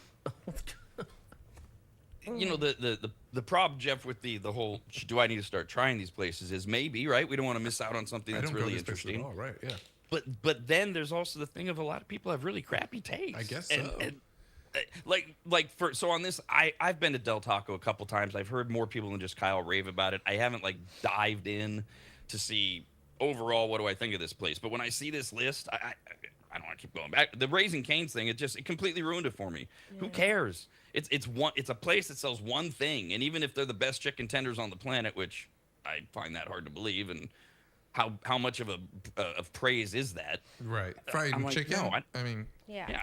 And A&W second? That's weird. That's strange. Yeah, that one I was thought weird. A&W sucked so bad they had to partner with KFC. That's why. That's why.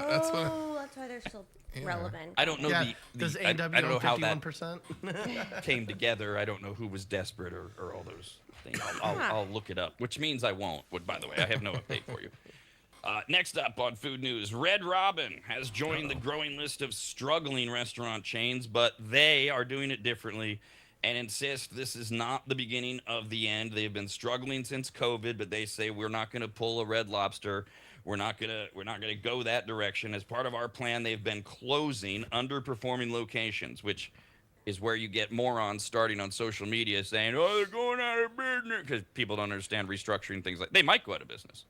But just closing specific locations is not in and of itself its own. Red Robin has closed 23 company-owned restaurants. They've sold another 100 locations to franchise operators, meaning they're still open. Yeah. It's just they sold the entire location, the entire place, to one of the franchisees, like what Kyle was describing with that wonderful Wendy's by his place. They have paid down, Red Robin has, more than $20 million in debt as part of the overhaul.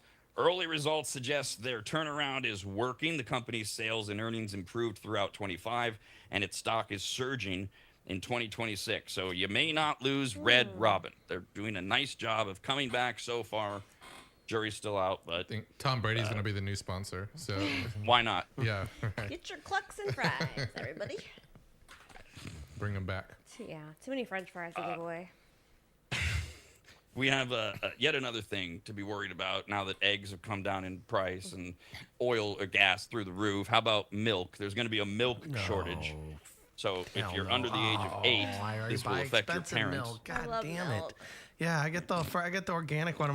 My half gallons are like $9 already. Like I don't. God damn it. Really? You get fancy stuff. Yeah, I don't like that. You drink the fancy stuff and then you don't want the other stuff at all. It has a nasty aftertaste. I got. What were you saying about milk, Rob? It's gonna be It's for children. expensive.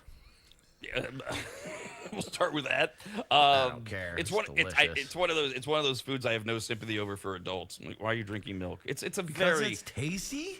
silly position of mine. You Yeah, sure, oh of my course. god! Oh, I'll take it over water. I get like a little sweat on and it's hot. I'll just go in there and I'll just drink the milk. Outstanding. You do that. I just have a thing. Like we talk about that, right? We all have things we judge. Sometimes it's very bigoted and hateful, and that's awful. And then other times, it's just like I just go, that's dumb, that's gross. You shouldn't be doing that. We all do it. That's all I'm doing. I'm not telling you not to. No, I know. That's your realm of reality. My realm, I'm doing it. Right. Milk shortage is coming because of one of the biggest milk companies in the country, Fairlife, has had to halt their production following a devastating cyber attack, which they announced a couple days ago. Detected unauthorized access by a third party. It was a ransomware attack, and as a result, production operations at Fairlife in the United States are temporarily suspended. You know the bottle, you've seen it if you don't buy it. I'll buy that The one. goofy little bottle with the cow head on it. That's Coca-Cola milk, by the way. Okay. That's why this is such a big deal. This is one of the most mass-produced milks in the entire country. Coca-Cola bought them in 2020. Since then, the brand has surpassed $1 billion in annual retail sales, known for their protein-rich milk. And because milk is a fast-moving, perishable product, since they stopped manufacturing 5 days ago, this is going to be the old ketchup, not ketchup as in what you put on your burger, to where it'll hit the market, and suddenly your milk will skyrocket by like 50% because of the shortage, because they can't like stockpile it ahead of time. So when the shortage kicks in, for milk, Jesus. in the Go to next week, Costco. No, I don't like I don't Costco ruin my milk. fridge for that. Ugh. They'll keep their prices down, I think. They'll try their best. Not Sam's Club, though. They're the worst. They'll skyrocket at Sam's Club. How sad. except they won't. I'm the one's gonna get hit with this one, man. Cold glass of Fine, milk it's with a worth it. cookie Yeah. or a brownie. Oh. Both. I like milk, but I don't like not like you. Oh, you say apparently, like Yeah, I love milk. I've always liked milk. So what it stems from childhood, just like everything with me. I wasn't allowed to drink the milk in the we could use it for cereal, or if we wanted like a small glass, we could have a little bit. But there was 6 of us in the house living there, and milk for some reason just went by the wayside way too often. Everybody drank it all the time, so it was kind of you got in trouble if you were caught drinking a big glass if you were a kid. That's a healthy And there was snack. 3 of us. No. So when you get on your own, you did the rebellious thing. I and bought totally as much did. milk as And you you know what? wanted. Yeah, I did what I wanted. I'm like, I'm going to have milk in the fridge. It's going to be organic, full fat. Because my mom also only did the 2%. God forbid we get a little flavor in our milk. So now it's whole milk, all organic, and it's the best. It tastes like cream. That's why I like it. I have the same story, but when I moved out, it was like beer, like my first 24 pack of beer that I put in my fridge. I was like, what? There's Hogarden right next to the get all milk, of all it. right? If I'm not feeling the milk, there's beer too. All these beers for me? And then there's Sprite. Couple more food news items. Mountain Dew is set to. Okay, so Baja Blast. Where is that? Where is that on the Parthenon, First place. Kyle? That's first place, That's Mountain first Dew. place. Absolutely. That is it.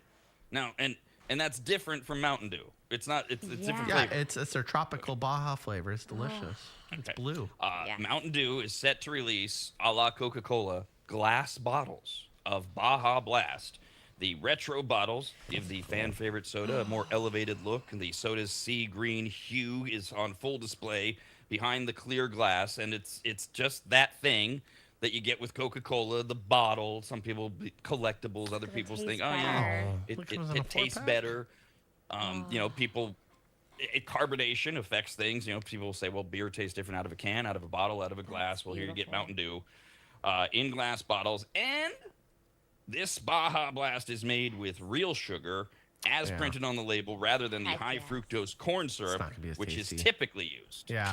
in there. That's the thing. Don't take it away. Like some people like the I was Mexican Coke staring a at the lot more glory. because it's made with that natural sugar cane. Yeah. I don't prefer it. I like that. better in a I know I bottle. like the corn syrup. It's got a nicer taste to it. It's Pepsi in a sweeter. glass bottle. Oh, there it is. It's like a Rolling Rock. There's that beautiful. It doesn't. Yeah. How do you know it's Baja Blast? That one doesn't. Yeah, look that's why Baja I haven't Blast. been. I It's couldn't not find. blasted enough for me, yeah. but I'm into it.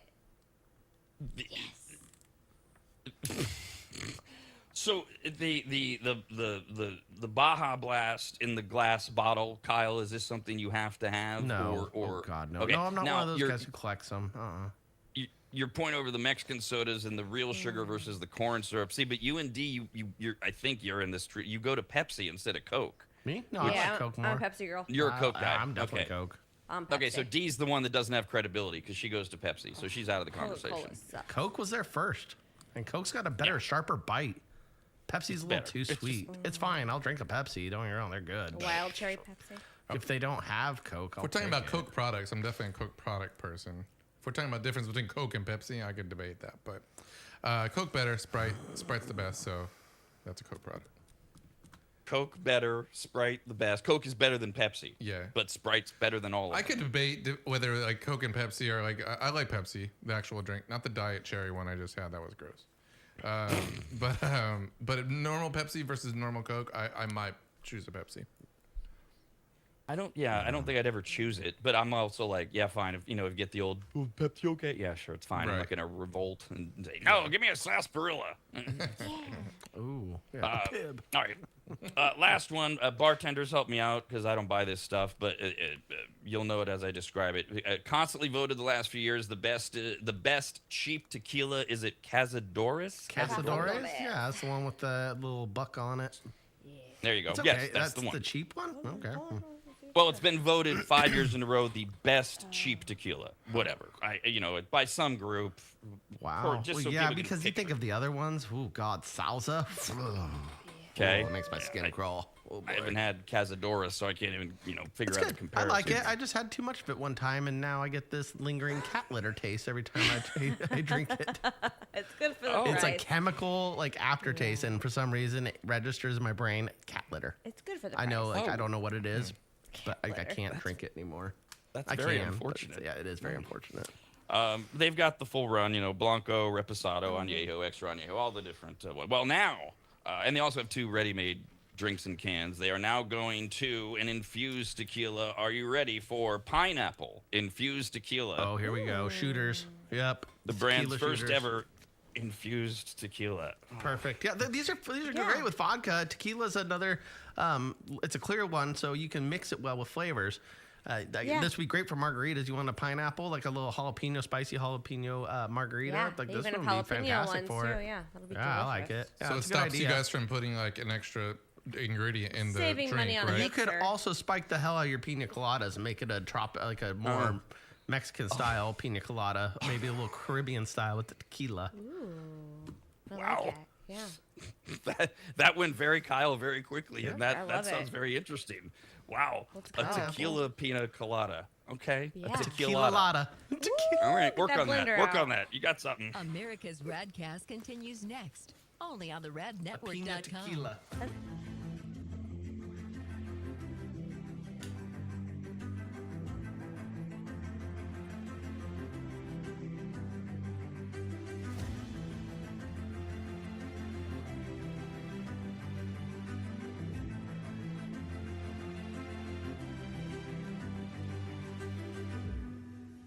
Longtime advertiser Sue Berry, that's Berry with an A, is more important now than ever. Sue and her team have been serving Northern Nevada and the outlying areas for 30 years, and her experience in both commercial and residential lending is vital, as every day we're bombarded with news of interest rates, the market, the economy, and a bunch of other stuff that Sue can actually make sense of while everyone else's eyes glaze over. Now remember, it's Sue Berry with an A, B-A-R-R-Y, SueBerry.com. Most people think berry is spelled like a fruit or Halle Berry, but no, it's Sue Berry with an A, like soul singer Barry White's first name. I've heard people say. Stop that. Sue is a broker versus a retail lender, which means she can shop over 150 different lenders to get you the very best rate possible. And on average, someone who uses a broker like Sue saves over $10,000 per loan, which includes refinancing. And if you have a rate at 6.5% or higher, call Sue for a free quote now on a refinance. Sue Berry and her incredible team from Barrett Financial can be found at SueBerry.com. That's Berry with an A. I've been working with Sue and recommending her to you for years. All you need to do is call her now so she can get you pre-approved. Just call your residential and commercial lending expert, Sue Berry, at 775-843-9983. Oh, Rob, stop. You're going too fast. What was the number again? 775-843-9983. Or just head to SueBerry.com. The number's right there. Berry is B-A-R-R-Y. Sue Berry with an A.com. That's Sue Berry, B-A-R-R-Y.com. SueBerry.com. Disclaimer. Sue Berry, NMLS number 366040. Barrett Financial Group, LLC. NMLS number 181106. Nevada 5091. Equal housing opportunity.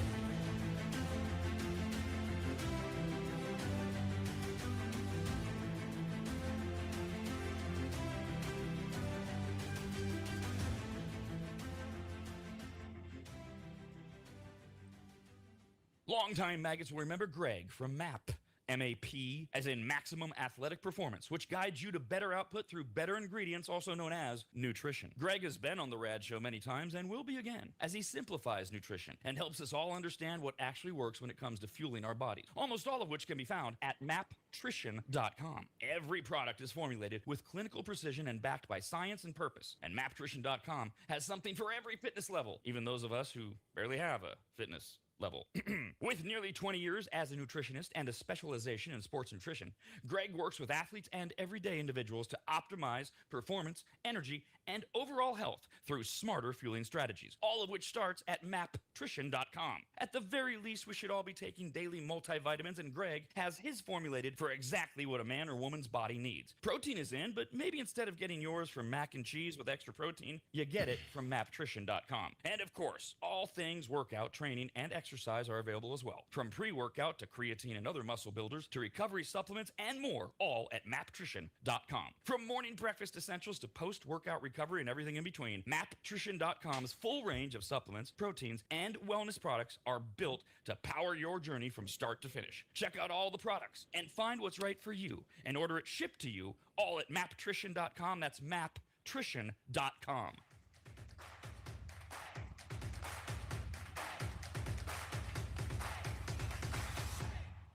This is the RAD Network, home to America's RAD Cast. Why is it still called RAD? Why do you think? because Rob already paid to trademark it. Email the show, radcast@theradnetwork.com. Oh, a lot of Got a few crinkle. emails to a radcast at the radnetwork.com. We're going to start with this one from Pedro. Hey, Pedro. We were talking about what Americans were asked in a survey. Who should be the face of America? It's got to be somebody alive that we don't know. Were they thinking like how we want to present ourselves to the world, or were they thinking, well, this is what America is? Ultimately, they went with Tom Hanks, and then there were other names mentioned, but they were just like in a cloud. Like Obama and Trump made it, and then everybody else was like Dolly Parton and Clint Eastwood. And Pedro says, was Denzel mentioned? I was sure that was the way you were leading us. I am a no for Tom Hanks being the face of America. Well, okay. Second part we'll do in a minute. Yes, Denzel was mentioned in the word cloud. He was somewhere in the lower. Neither one of them is the face of America. Why are you a no for Tom Hanks? Like Jeff said, I get it. I don't like Tom Hanks, but he's, clean cut, well-spoken, nicest, nicest, not nicest. He's a nice guy, he seems. Mount Rushmore is going to be the 4 presidents and then Forrest Gump. I mean, That's it's hard. Jedi. It's a stupid question because none of us could come up with the answer. If there's a face of America, everyone should say the same thing, or the overwhelming majority, right? Yeah. But it gets really silly that the Tom. But if you're going to do it, Tom Hanks, how can you argue against it? I don't know how. Like, okay, sure. He doesn't have a lot to get mad about. Yep. And I think that's why they voted him. Right. And Jordan wrote in. We didn't mention this guy. I had thought of him. He said Mike Rowe. He's the guy for all of us. Yeah. Okay. First of all, I love Mike Rowe. He's not really A-list. If you're a Mike Rowe fan, you think he is. He's not.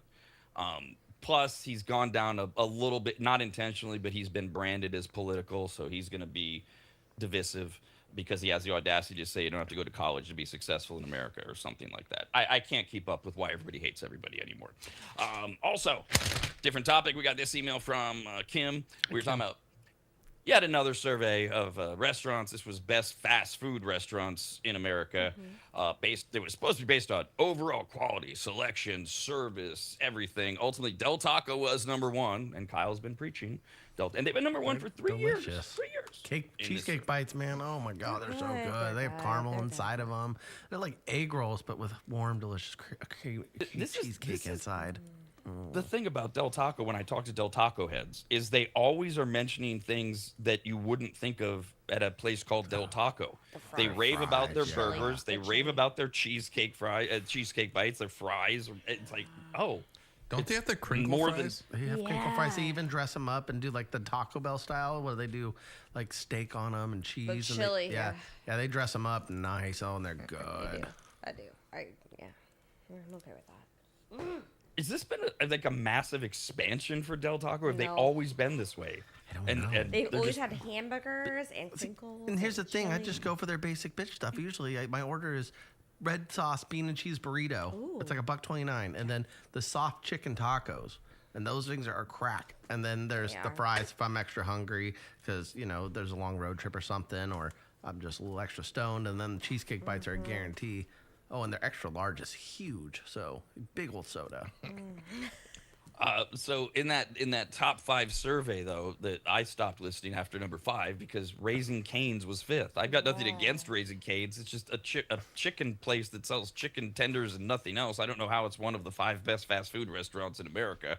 People that love it, I've heard them rave about it endlessly. People were so excited it was coming to the West Coast. I've never had it. I don't know. Maybe they're the best tenders ever. But Kim says, no, that is nasty chicken. Ooh. I would rather have Popeyes. Raising Cane's is soggy, fried, quote-unquote, tenders. Well, that sounds terrible. If that's consistent. But is it like that all the time, or did you just get a bad batch? No one likes a soggy chicken. No. Oh, God, dude. No. Because I can do I can do soggy fries a little bit, right? Yeah, a little soft fries, not soggy. Yeah, yes, and never soggy chicken. No. It's nasty. If the chicken feels wet in your mouth, that's a bad sign. Yeah. Maybe spit that out. Yeah, they add sauce to it, just even wetter. No, and no. All right, no, chicken water. Yeah, no. Yeah, do you want chicken water? Oh, here's a good Jeff. What would you rather drink? Kyle's hot dog water, or the water from canned chicken that I feed my dog? So those are my only options. Well, I'll have ballpark hot dogs. So if that helps. Can I jump off a cliff somewhere? I mean, since it's Kyle's water, he's now enticed you. He's saying it's going to be ballpark Frank's hot dog water. I could go get you a can of the chicken, but it's canned chicken. I mean, both those things would be if I had to pick what would gross me out, like what would give me to gag, those would be top of my list. That's why I can't watch Food Factor or not Food Factor, Fear Factor. I watch your Food Factor. Fear Factor. You're on some of them. Fear Factor, where they do all the gross stuff. It's I can't watch that. I definitely can't do it myself. Okay, so chicken water, hot dog water, those things are not. What about, you're like they're tuna both water? awful. Water. Oh God. What about the stuff you feed your cats? The tuna water. Gross.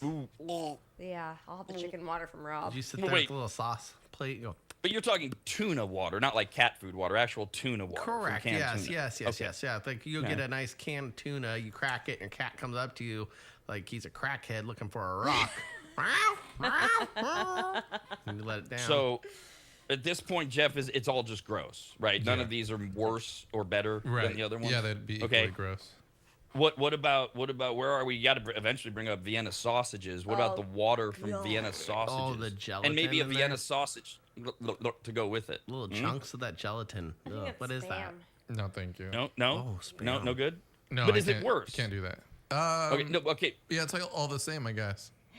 Okay, still all the same. And then spam. What about the not spam, but the gelatin that's around it? The jelly. That sounds worse. I don't even know what you're talking about, you really. Use that? You put that in the frying pan, and you put your bologna on top. I don't think I've cooked anything out of a can in the last 20 years. All the stuff you're talking about where liquid comes out, I've definitely not done any of that. So it does sound like, though, as described, the one that got you was the gelatin that surrounds the meat. That sounded horrible.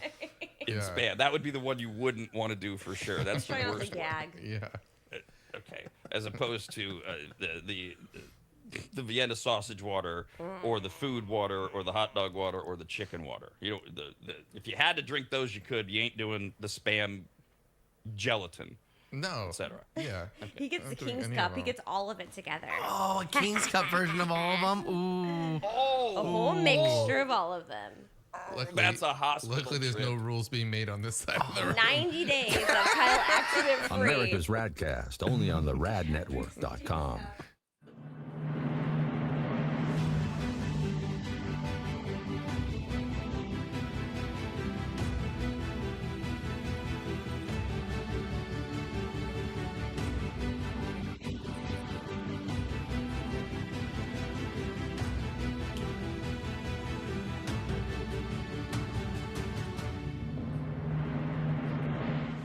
Longtime maggots will remember Greg from MAP, M-A-P, as in Maximum Athletic Performance, which guides you to better output through better ingredients, also known as nutrition. Greg has been on the RAD show many times and will be again, as he simplifies nutrition and helps us all understand what actually works when it comes to fueling our bodies, almost all of which can be found at maptrition.com. Every product is formulated with clinical precision and backed by science and purpose, and maptrition.com has something for every fitness level, even those of us who barely have a fitness level. With nearly 20 years as a nutritionist and a specialization in sports nutrition, Greg works with athletes and everyday individuals to optimize performance, energy, and overall health through smarter fueling strategies, all of which starts at maptrition.com. At the very least, we should all be taking daily multivitamins, and Greg has his formulated for exactly what a man or woman's body needs. Protein is in, but maybe instead of getting yours from mac and cheese with extra protein, you get it from maptrition.com. And of course, all things workout, training, and exercise are available as well. From pre-workout to creatine and other muscle builders to recovery supplements and more, all at maptrition.com. From morning breakfast essentials to post-workout recovery and everything in between, maptrition.com's full range of supplements, proteins, and wellness products are built to power your journey from start to finish. Check out all the products and find what's right for you and order it shipped to you all at maptrition.com. That's maptrition.com.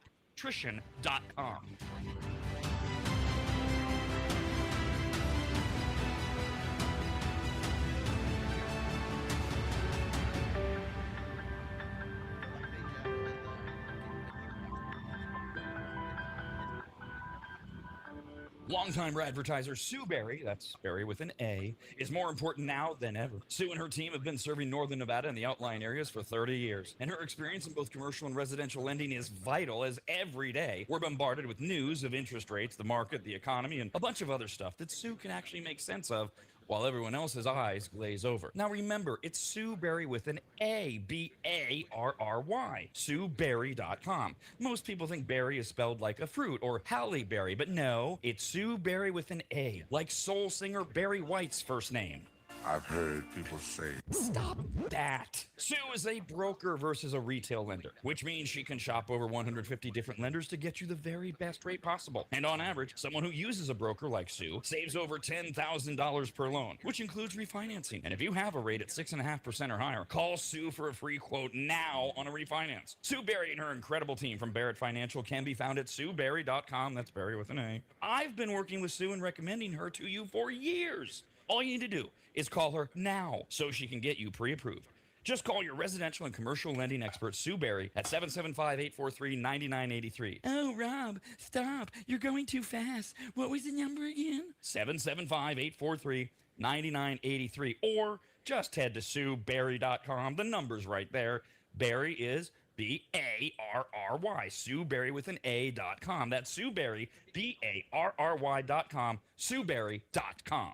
Disclaimer. Sue Berry, NMLS number 366040. Barrett Financial Group, LLC, NMLS number 181106. Nevada 5091. Equal housing opportunity.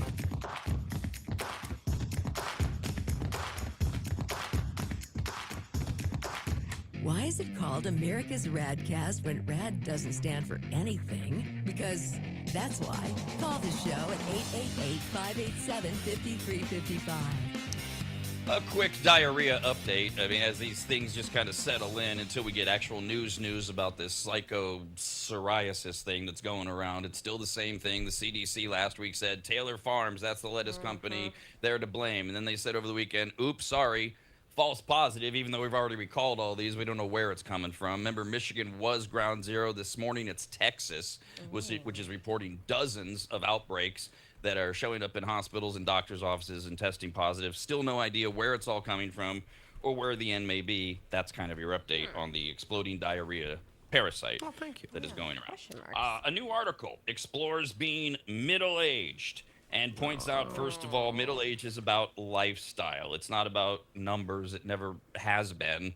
Middle age right now in America would be, 39 if you're a man, because your life expectancy is 77. And be 40 if you're a woman, because your life expectancy. That's stupid. That's not how Americans view middle age right now. So, Kyle, if somebody said to you they had a friend who's middle aged, you would assume they are how old? 50. Okay. So somebody says middle age, 50-ish. All right. That sound about right? Anybody want to quibble? That sound 40, 50. Yeah. It's halfway to 100, middle. 40 to 50. And again, so we have. Yeah, if you do life expectancy, that's for everybody. But there's a lot of people living to be 100, and 50 is literally halfway. And that's like my end date. Like, I don't want to make it past 100. Just at 100, I'm done. God. I hit don't 100. Make it past 60. Oh, God. It gets that bad, huh? All perspective. Or have you done everything you wanted to do? It depends on how you want to look at it. Gotcha. There's no death wishes on the show. Everybody settle down, for God's sake. Right. Do we need to send a check? So it's more about lifestyle for people when they define what middle age is in America, because it's becoming more common for women to have children later. The median age of a first-time homebuyer is going up. People are still working on their careers in their 40s. A lot of people, divorces are at an all-time high for that age group because they're ready to start over and start a second chapter of life. So 40 used to be middle-aged. It isn't any longer. It is now. Kyle pretty much nailed it. It's really still about lifestyle, but if they're going to put a number on it, it's 50 minimum. They didn't go further into it. But it does come down to the lifestyle, because the median age of a first-time home buyer hit 40 last year. 20% of the graduate students in America are over the age of 40, which shows people shaping their careers into their 40s. And then you've got 40-somethings who are doing all the stuff that makes us all, angry, like marathons And 40, I mentioned they're dating, right? They're starting their second chapter in life, changing careers. And experts say there is less pressure to have it all figured out by 40, whereas in recent years, adulthood appears to have stretched, creating many more possibilities. Yeah, I've noticed that. Well, if you think about it, your first 10 years don't really count, right? You're not really doing much in your first 10 years. So if you say like, yeah, right? Okay. I mean, as a human, 0 to 10, literally yeah, 0 right. to 10. You're learning stuff. You're learning how to read, do math. You're not contributing too much.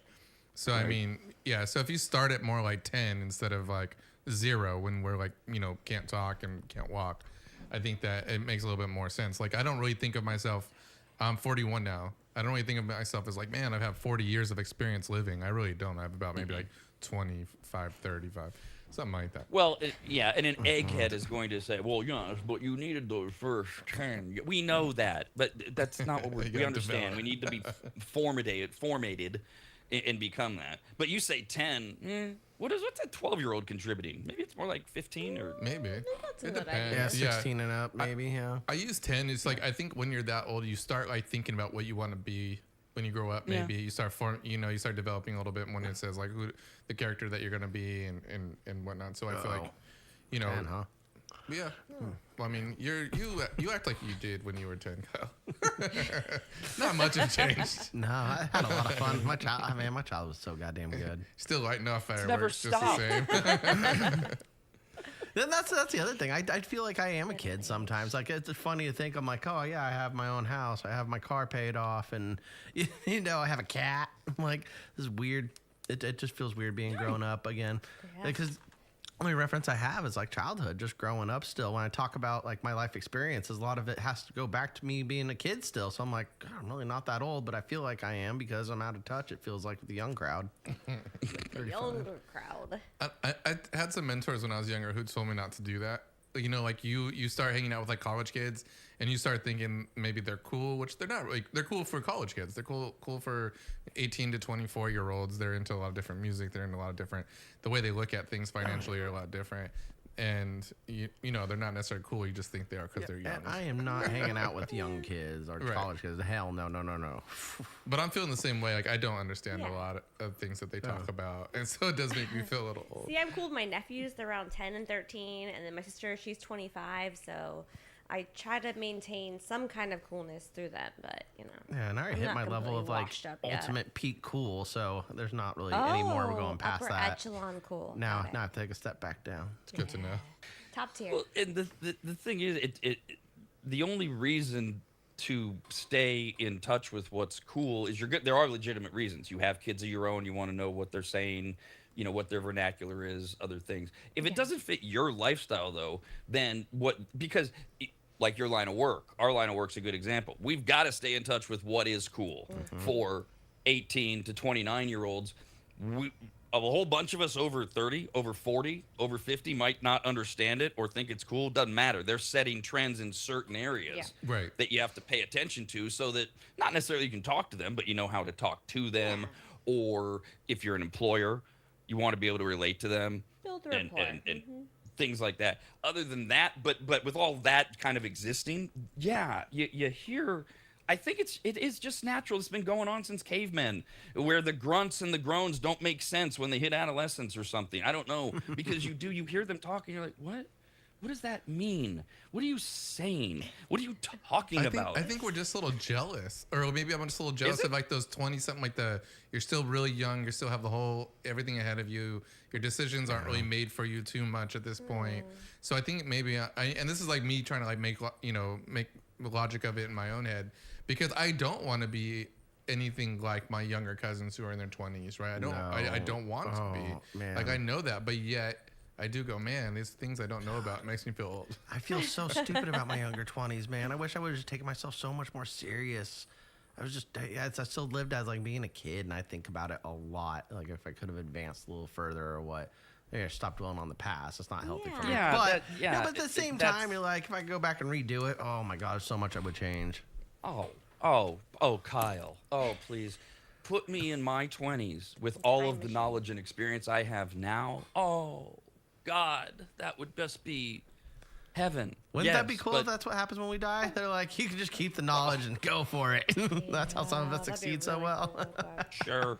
Yeah, but short of that, that is the time also to have fun and to be slightly irresponsible. And I don't know, Jeff, if it's jealousy, because there are little things I'm like not you bring up jealous. your 20-year-old cousins or whatever you're talking about, but just 20-ish years old people, right? 21 to 20-ish, 25, yeah. 6, 7. I do love how energetic they they are. That's just natural, right? And they're curious, and they don't know a lot about repercussions and consequences, and they can do things we can't do anymore. I used to be able to stay up until 1 a.m. and then get up at 4 a.m. and do a morning radio show and manage a radio station until 8 p.m. and then go out all night. I can, but I don't want to. God. I did don't that want day after, right? Oh, right? that's It's like, that's a 2-day. That's a hangover and a half. Oh my God, that's catch up on sleep. Oh, your body's out of whack. You're a Yeah. grouch. Everybody hates you. Oh boy. I went to a music festival last summer, and I went for 3 days or 2 days, the Warped Tour, and I came back and I was like dying. My 85-year-old neighbor was like, "You look really tired, honey." And that's what makes me feel old too, because same thing, bringing up my younger cousins. 4th of July, we're all having a good time at the table. I'm relating to them. We're having a lot of fun. And then they like go, "You should come to like this concert with us this day." And I'm like, "There's no way that would happen." Like I just like immediately responded like, "There's no. I don't even know who's playing. Like you didn't even tell me where it was." Or they're like, "You should come to this festival. Blah blah blah blah. What date?" And I'm just like, "There's no possible way that's gonna happen." Yeah. No, Zero. That's what made me done feel that. old Not right worth there. it. Just like, Yep. you just could When, just check that off right now. was it 3 years ago when Metallica did Aftershock? Yeah, And they right. did. Did they do 2 nights? They did Friday, Sunday. They Is did that a what they Friday, did? Sunday. Yeah, it was fun. So when I realized on Saturday morning-ish, there was no way in hell that my wife and I, and Christina's 20 years younger than me, but she was in her early 30s, that we were going to make Sunday. That's when I went, yep, that's the effects. There it is right there. I can't even go with a day off. I'm not even going to Metallica the second night because, it's just too much. It is. Whereas, Wow. Those third days You're are in your rough. 20s. Week of Yeah. recovery for sure. I also grew up It's watching just the natural. Golden Girls, so like I think my mentality, I've been a grandma my whole life, so They were fun loving Golden Girls. that's what I'm though. They're- saying. But that's why I feel like I've been a grandma my whole life. Dayton.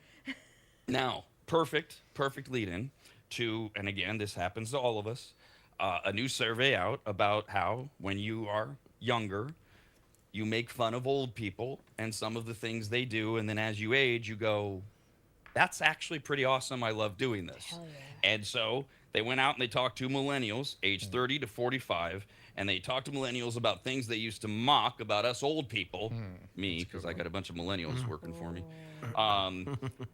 And now they realize they're amazing. So some of the things on the list that millennials say, yeah, we used to make fun of it. Eating dinner early. That millennials now say nothing's better than going out for a 5 p.m. dinner. It's never busy. Yep.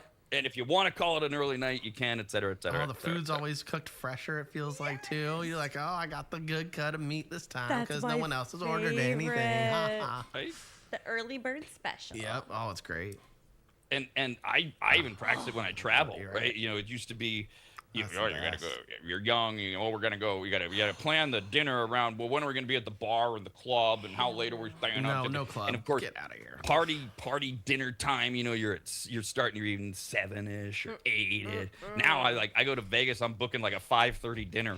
Hell What do yeah. I care? Yeah. Oh, hell yeah. Get No, the it's best, the best. table. You get the best fresh food. Yeah. You're first. They're not pissed off yet. They're No, very welcoming and like. Shoot. I'm already a few cocktails deep at like 2 p.m. starting there. So 2 hours in, happy hour, If you're dinner. lucky, you get the let's happy go. hour and then you move to the dinner. Oh, yeah. and your That's table's ideal. ready. That is the best.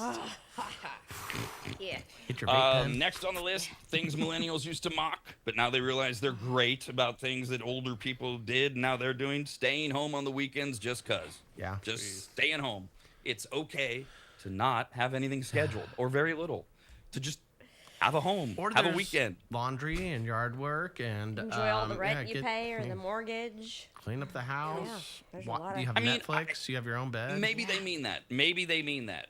I didn't take it that way. I didn't take it as, oh, we're doing chore. I took it as something that you do get eventually at certain. Now, if you have kids, you delay it. Where No, actually, I don't have anything to do this weekend. I can do whatever I want. I might do laundry. I don't have to. Usually I do. I might laundry. do nothing. I usually bust out the barbecue as well if it's a nice day. But isn't that great? And younger people are like, you got no plans? What do you mean? Yeah. Goddamn right. What do you mean? No plans. You're not going out Friday night? You're not going out Saturday night? No club. Hell no. You're not going to brunch? You're not going to brunch? Well, where's brunch at? Ooh, brunch is Okay, so you do have weekend plans. Okay, so you It's not a see, plan. that's where they get you. You're supposed to have no weekend Well, plans. you entice me with brunch. Come on now. Kyle hears brunch and he hears booze. Yeah, I hear brunch. I hear mimosas and eggs Benedict. I think French and a piece of toast. cheesecake, maybe. Yeah. Cheesecake. He has headphones Toast. on, but you can see his ears move up a little bit when he said that. I was like, Brunch. Hello.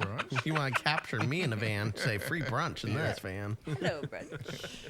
Next on the list, things millennials used to mock but now realize are amazing: going to bed earlier. Yeah, you have to. Go when you want to. Just that is a great. Well, sure, some of us in a certain line of work you have to, but the idea that not for work or any, but you can go to bed at 8 just because you want it to. is nice. Because you're like, I have no restrictions. I'm gonna get a good night's sleep. I don't know what it was about a kid where you were like, I want to stay up as late as possible. Well, when that went out of when me you're fast. Yeah. No, last When I night was was But when you're 22, Kyle, right? When you're 22, your friend's like, loser. What do you mean you're coming out? Well, yeah, And but that- I you're was like, good because I had a different job, man. I was delivering pizzas, so you don't start your day until 5 p.m. anyways. So it worked out well. Like all my friends were night owls. Like it was shocking we didn't go to bed before 5. And I think that was like the big adjustment to me because when I was younger, I started getting jealous of people sleeping all the time. Like played a lot of sports in high school. Like I saw the cat like taking naps in the morning. I was jealous of it. Like I was so mad. I was tired all the time. Yeah, I was like serious. And so the ability to be able to sleep for me has been like something I've looked forward to if you have time to do it. And then as you get in your 20s, you start working later. I think you start staying up a lot later. I used to do a lot of stuff where I'm up till 2, 3 in the morning a lot. And everyone knew that. My whole family, all my friends knew they can call me late. They'd be up at midnight. And now it's the complete opposite, where now it's like I like to go to bed if I can in the early 8s or 9s, and everyone else needs to leave me alone. Yeah. If you call me anytime after 9 p.m., little brother Cody, oh God, you're on my shit list. why do you keep your phone on? Is it for emergencies for somebody? or- Yeah, just in case. Like I don't know how to like not keep my alarms. I'm always worried I'm not gonna wake up to my alarm, so I have all my sound blasted too. And my little brother the other night, 2 a.m, he's on a full run sprint, and he's calling me, and I'm like, obviously I think he's drunk or he's on something, and I'm like, what are you doing? He's like, I was taking a run. I'm like, it's 2. And you live in where? Utah. It's an hour ahead. So it's 3 a.m. and you're full on sprint calling me because you have to tell me something? No. Yeah. No, I get worried. What are you on? Go to I have bed. restrictions for my mom, my sister. They can call me after hours. But Glad yeah. this conversation's private. Oh, And no one 7 else p.m. Right? Stinker. Yeah, 7 p.m. last night. I was like, I want to go to sleep. I'm like, nope. Hold up till 8. Hold up till 8, baby girl. You got this. Going to sleep Just early 'cause? is amazing. No, He I'm goes just to sleep tired. like at 7 to 8, like all the 7:30 time. to 8:30. Yeah. So what? No, nothing against fine. it, I love but it. that's it's not because of the show. She did it before the show. I did. Right. That was already my schedule. No, but you know what? There's an interesting like reverse form of that too, of what you were talking about, Jeff.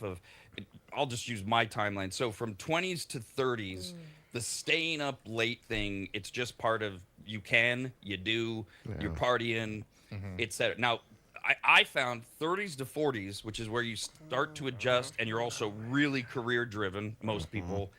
And there's a lot more anxiety over sleeping. Am I getting enough sleep? Can I get all this done, et cetera? So, Yep. like, the opposite. Right here.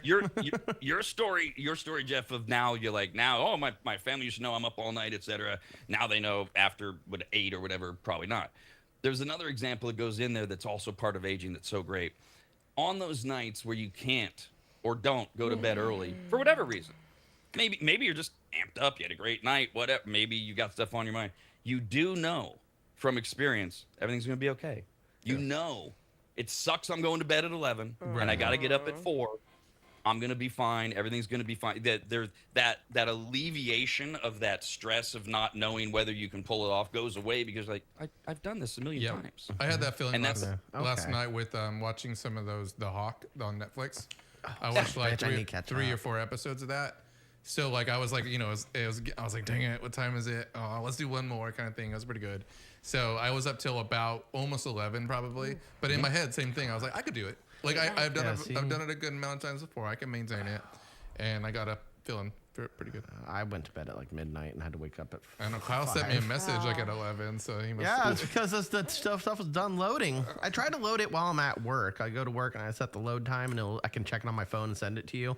But nope, this time it didn't want to do it. I had to wait till I got home and had to load. I would sleep at 8 p.m. If you don't have your RAD decoder ring, loading is a term for uploading files and such. Yeah, that. Yeah. For the show. Yeah, the show opener, the 6 a.m. hour, that thing. Yeah. Jeff got that at 11 last night. A quick thing, Will Ferrell show, the Hawk on Netflix. Thumbs up, thumbs down. Yeah, I like it. I mean, thumbs up. Yeah, I think it could be better, but I like it. It was a little different than what I thought it was going to be. But I love the real golf of it all. Yeah, like he's on a real course. He has some real players around him. They you could tell they don't really play golf very well. Like his son, who hits the ball, looks like he's been taught how to like swing properly, kind of. But I mean, but besides that, I thought it was a lot of filming on the course. And you agree that there's over the top silliness. I mean, it's just like it's a little silly for me, I guess. Yeah. That's probably where the negative comes in at all for me. Like some of these music mantras that they split to and stuff. I'm like I could do without that, but just being a little picky. Couple other things that millennials mentioned that they used to make fun of, and now they realize they're the best. Okay, this ain't gonna happen. Getting off social media. Well, okay, you can limit it. I think that's the best you're gonna do in society today. And then the other two, I don't even know what to talk. Not wasting anything. Okay. That's awesome. What? So you used to make fun of older people, like leftovers, not throwing things away. Yeah. And now you realize that's a good thing to not throw things away. It can get out of hand. Get your fridge clean. Yes. Totally. Yes. And clothes that you haven't worn and they don't fit, get rid of them. Yeah. And there's so much that stuff. No. Yeah. Oh. No. So that's what my thing is. No. I have clothes that still fit from 10, 15 years ago. Classic. No, if they pieces. fit, that's fine. Don't fit. I know. Right. But everything will still fit eventually. They fit consistently on and off for the last 10 years. Oh, because okay, but you're now D. As a man, I've been dealing with this for decades. You're just pissing everybody off. Sorry. Because I still wear the exact same size I did when I graduated high school. Same. That's not normal people. Oh. And so they hear you and me, they're like, oh, well, that must be nice. Yeah, when your turtlenecks come back in, you have all your turtlenecks. I had my large shirt phase. I had my X large. Now I'm in double XL, and I still have a handful of XLs that kind of can get away with, but now it's even worse. So I've had to change my wardrobe. I have to go shopping quite a bit. My waistline just never stays consistent. It jumps between 33 and 38 all the time. All the time. Just depends on where I am, if I'm trying to be healthy or not. 33. Yeah. So I'm making note. Maybe this is a good question for Greg from Maptrition on Thursday. That's quite a leap, a 5-inch leap in your waist from 33 to 38 at any given time. Wait, what do you wear, Rob? Am I getting mixed up on pant sizes? I've fluctuated. Yeah. That is like a 32? I'm surprised your I'm surprised your common. waist is that small, Kyle. I'm a 29 to 31 in the waist at most. All right. Yeah. What's Most the common Seinfeld 34. joke where he changes the tag? What does he Yeah, wear? he's always a 31, Okay. right? Or he's always a 30. He scratches out the one or something like that. He puts it for it's one Right less now, than- I hover at 36. The 38's really too big. and the other one, millennials used to make fun of, and now they think is just great. Listening to music at a normal volume. No, that could be my hearing problem though, because I love loud music. Yeah. But maybe it's because I can't. I have bad hearing depends on the from doing this song. Yeah. stupid job. What? Well, sure, but it always depended on the song, didn't it? I mean, when I was 24, I didn't want to hear a terrible song loud either. But a great song, I'm still blasting it. I did that on the way to work. I was like, oh, this song needs to go up I loud. was just about to say I was doing that a little bit on the way here. When I'm leaving here, I'm always It's like, hype drop, music. drop, let's go. I'm going to work. America's RAD Cast. Rather drop. Only on the radnetwork.com. Yeah, I just plugged my...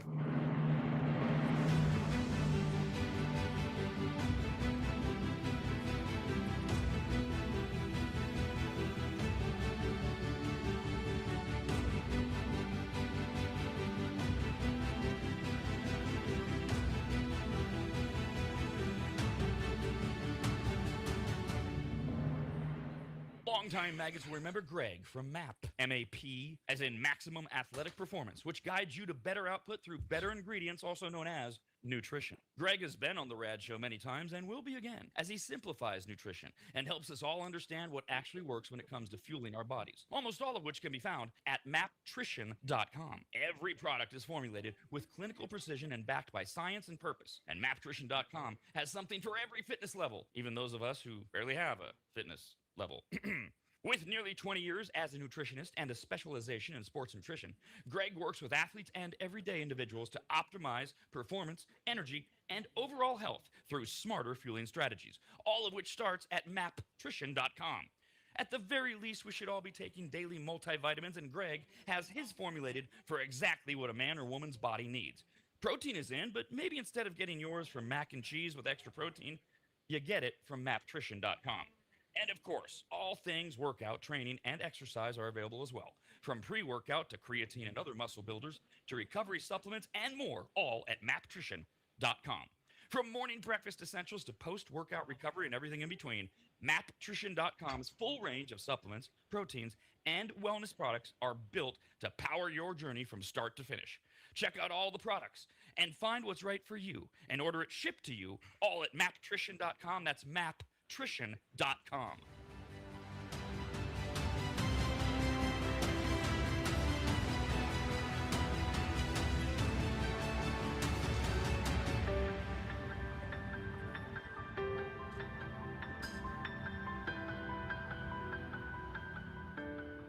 If you go to AdvantageSteam.com, which you should, at the top of the page, you'll see the Services tab. Click on it, and you'll see that Advantage Steam does carpet and upholstery cleaning. They protect fabric and fiber. They clean and seal tile and grout. They polish natural stone. They clean rugs, especially those really nice ones from foreign countries. And they treat urine damage. And not just urine, but vomit and feces. No.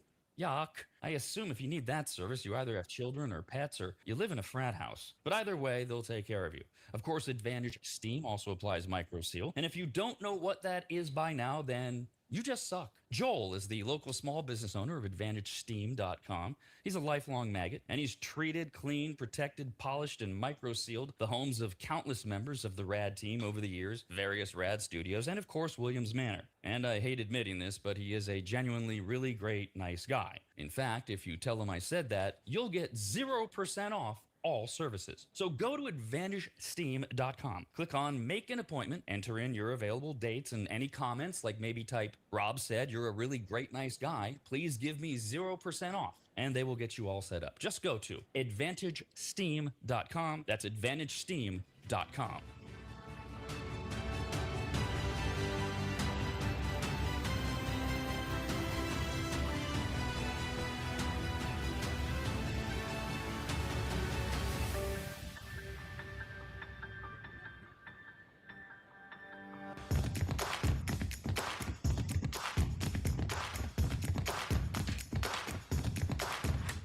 Don't worry about the world coming to an end today.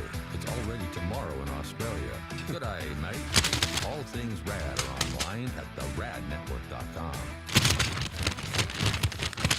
We got this email, RADcast at theradnetwork.com, talking about a new survey went viral. Things that millennials, who are now between 30 and 45 years old, used to make fun of about old people. Now they go, oh, I like that. Going to bed earlier or eating dinner earlier. And then we start at the end there, we're talking about as you get older, there are some great things, but you do also realize your physical limitations, things you can't do any longer. You're just not built for it. So we got this email from Dave. Hi, Dave. Who says, I just went and saw Evanescence last night in Mountain View. I am at work this morning, and I feel like I was hit by a truck, and I didn't even drink. I had another concert planned for Thursday. I am not going. I'm the rest of, yeah. I get you, Dave. That's another one that makes you feel a little older. When the bands that you listen to or liked when you were young are out touring, and you go to them and you see how old they are, and you're just like, oh man. But also, Mountain View's a beautiful venue, but it's far away as by Google, and it's really annoying to get to. So you're like, that's 2 extra hours there, back. It's weird though. You think Evanescence would bring him to life? Not when you're driving home. All of this is stuff we neither think about nor feel when we're in our 20s. First of all, oh my God, 2.5 hours to drive there. We don't think about that. Who cares? And it does. It hypes us up, and we don't get that drowsy thing on the way home, or we don't care if we do, and then oh God, this guy's already at work. He already knows I'm not going Thursday to my next show. There were a couple other things that were mentioned. These were millennials talking about things that they remember making fun of that they love now. A couple others that were mentioned included going for a walk. One millennial says, I used to wonder why someone would want to walk just for the sake of walking. The whole concept seemed pointless and boring to me, and now I love it. Yeah, I go on walks. I bring my cat in a stroller. Me and my girlfriend will go on a walk sometime, but usually it's to walk off some food. We'll eat too much when we have to walk this off. I love a good walk. You don't even Nature, get birds. the cat exercise on the walks. He needs to get He some can't. walks in. No, he has a stroller. He's a gonna, big no, cat. he doesn't. We put him on a leash, and he won't obey the rules of the leash. He's a cat. Too dangerous. He So also he's got this nice little stroller. We got him a really good one, and it's a carry case, so you can pull the little basket out of the stroller part and put that in your car, and then use the cat carrier. It's cool. The one he threw up in? Yeah, he threw. Yeah, that one. Yeah. That one. Gotta clean it regularly. It's been cleaned Do a people lot. ever approach you when you're walking with the stroller thinking it's a baby and they want to see it? No, it looks like a cat stroller. It looks like it has an animal in it. It's got air Oh, vents. well then up Proper air vents. the game. Up It's the more game, of a man. wagon. Put in a It's not even a baby stroller. stroller. Yeah, put in a No. baby stroller. So people come over. Oh, let me see your baby.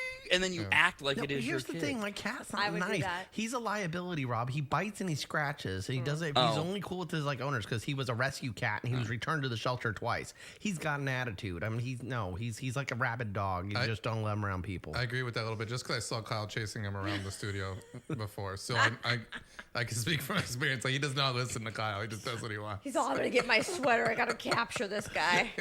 I just throw my sweater around him so he didn't bite. I have a video of that. Of you capturing him. Jesus.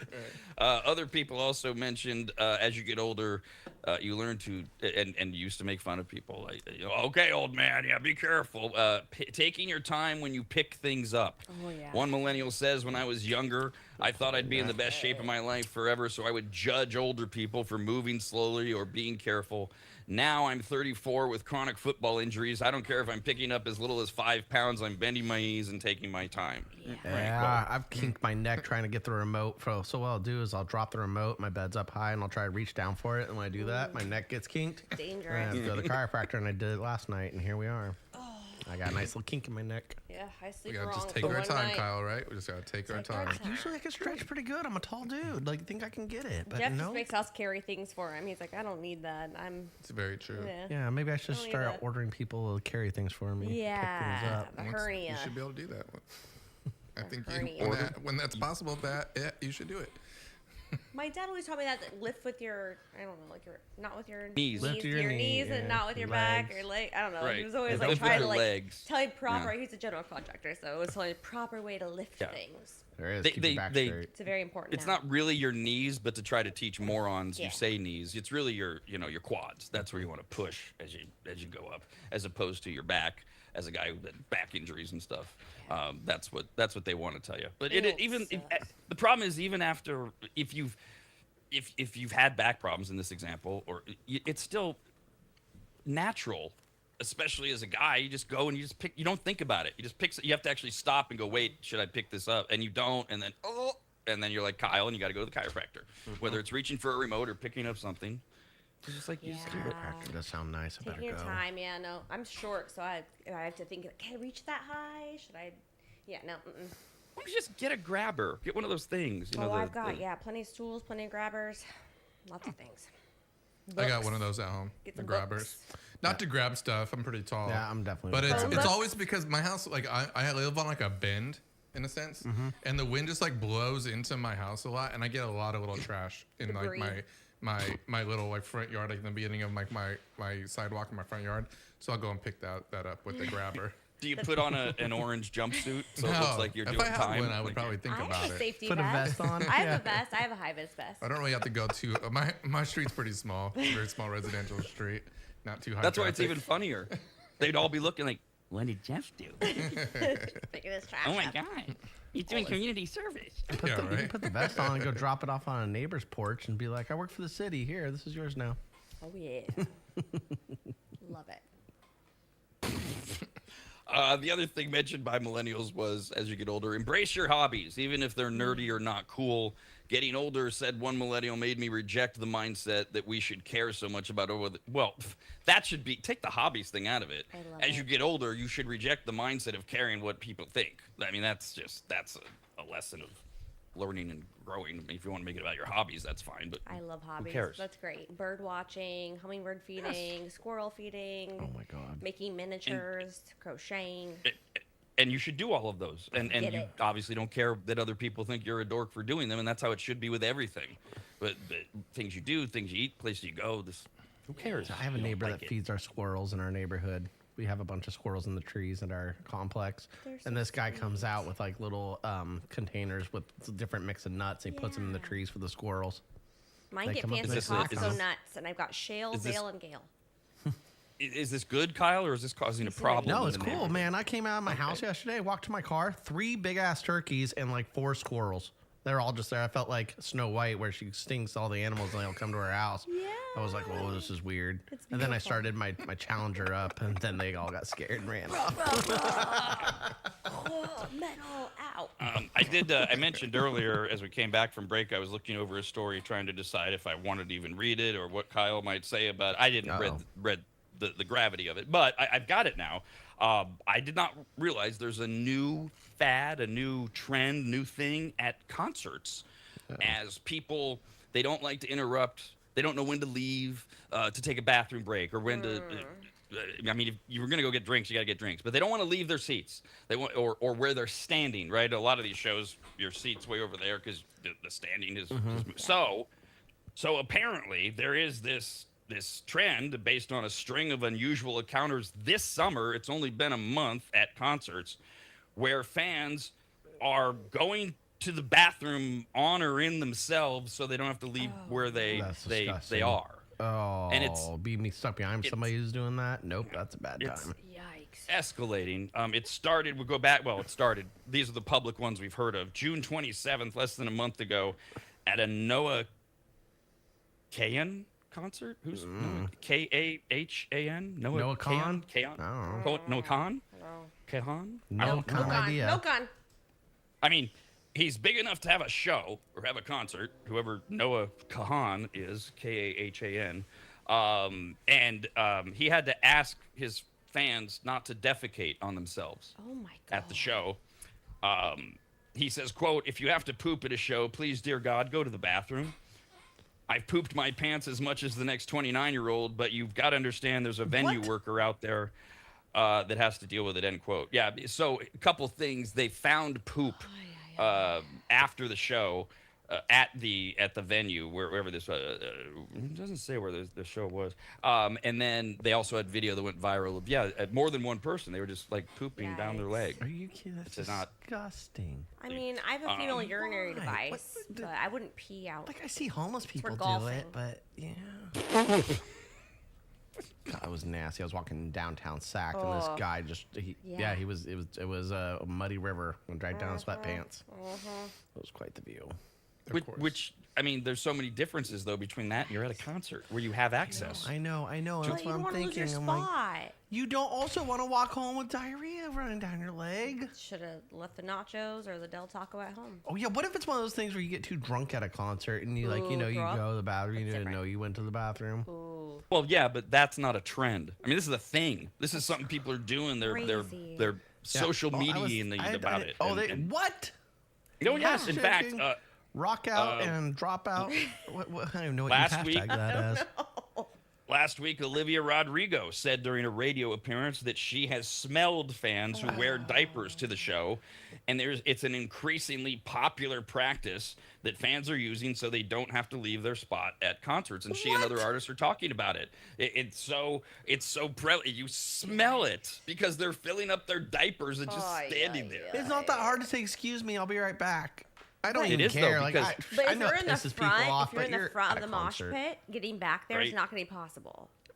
And they don't want to lose their seats. They don't want to lose their friends. You know, I've gotten to the front of the mosh pit. Those people are different type of animal. But about saving your spot and getting back up there, you're going to get groped 10 times. I guess that, oh God. Yeah, that's true. Well, I have seen people wait there for hours at a time.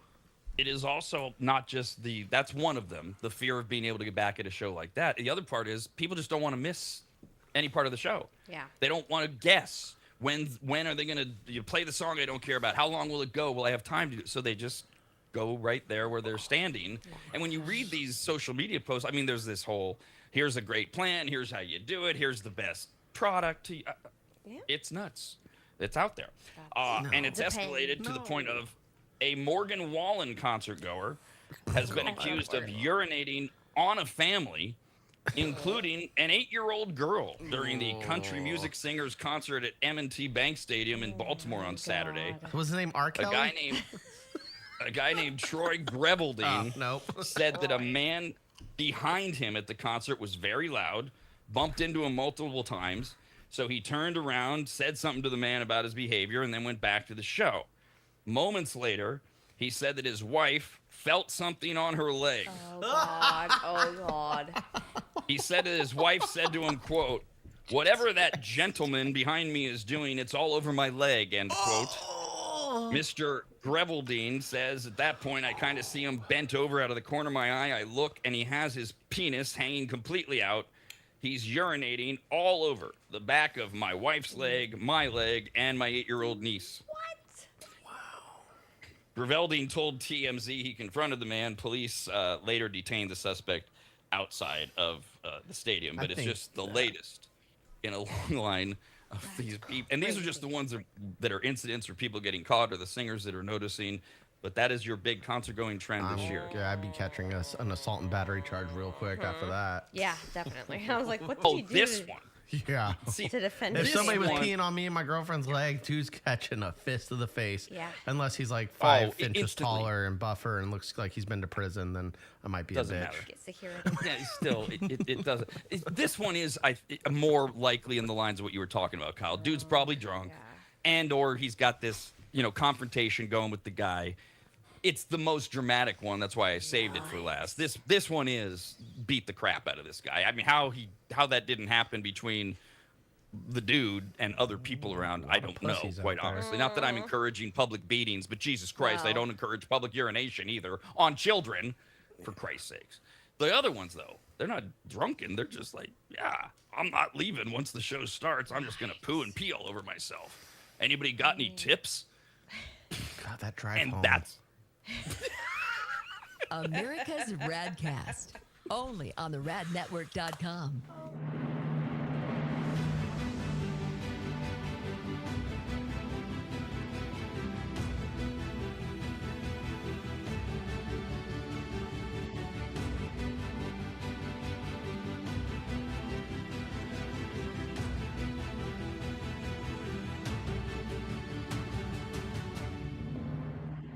Longtime maggots will remember Greg from MAP, M-A-P, as in Maximum Athletic Performance, which guides you to better output through better ingredients, also known as nutrition. Greg has been on the RAD Show many times and will be again, as he simplifies nutrition and helps us all understand what actually works when it comes to fueling our bodies, almost all of which can be found at maptrition.com. Every product is formulated with clinical precision and backed by science and purpose, and maptrition.com has something for every fitness level, even those of us who barely have a fitness level. With nearly 20 years as a nutritionist and a specialization in sports nutrition, Greg works with athletes and everyday individuals to optimize performance, energy, and overall health through smarter fueling strategies, all of which starts at maptrition.com. At the very least, we should all be taking daily multivitamins, and Greg has his formulated for exactly what a man or woman's body needs.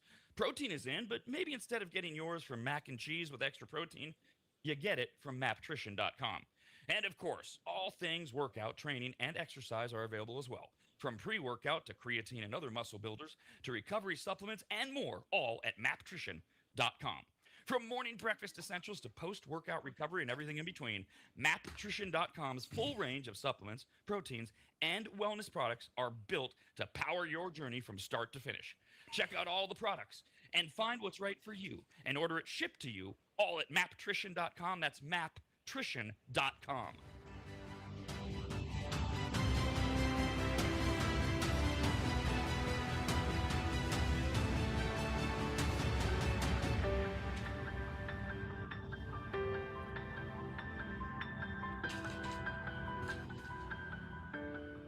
If you go to AdvantageSteam.com, which you should, at the top of the page, you'll see the Services tab. Click on it, and you'll see that Advantage Steam does carpet and upholstery cleaning. They protect fabric and fiber. They clean and seal tile and grout. They polish natural stone. They clean rugs, especially those really nice ones from foreign countries. And they treat urine damage. And not just urine, but vomit and feces. No. Yuck. I assume if you need that service, you either have children or pets or you live in a frat house. But either way, they'll take care of you. Of course, Advantage Steam also applies MicroSeal. And if you don't know what that is by now, then you just suck. Joel is the local small business owner of AdvantageSteam.com. He's a lifelong maggot, and he's treated, cleaned, protected, polished, and micro-sealed the homes of countless members of the RAD team over the years, various RAD studios, and of course, Williams Manor. And I hate admitting this, but he is a genuinely really great, nice guy. In fact, if you tell him I said that, you'll get 0% off all services. So go to AdvantageSteam.com. Click on Make an Appointment, enter in your available dates and any comments, like maybe type, Rob said you're a really great, nice guy. Please give me 0% off. And they will get you all set up. Just go to AdvantageSteam.com. That's AdvantageSteam.com.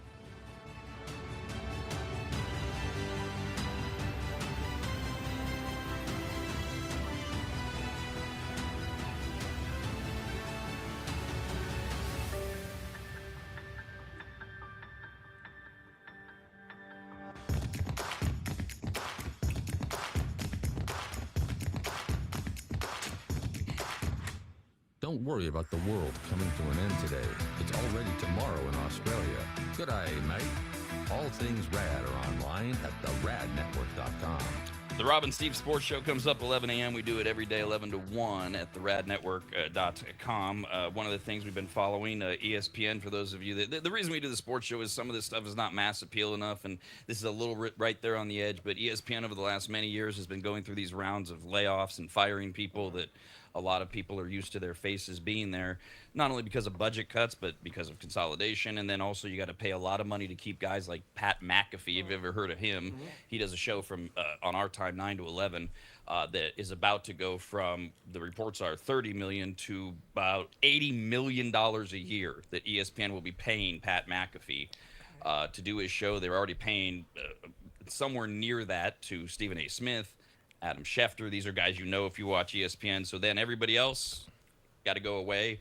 There was a story yesterday about a guy named Ryan Clark. He used to play in the NFL. He was on the NFL shows, NFL Insiders, whatever show. He was told during he was a Steeler, yeah. And he was told, and I like him. I thought he was really good at what he did.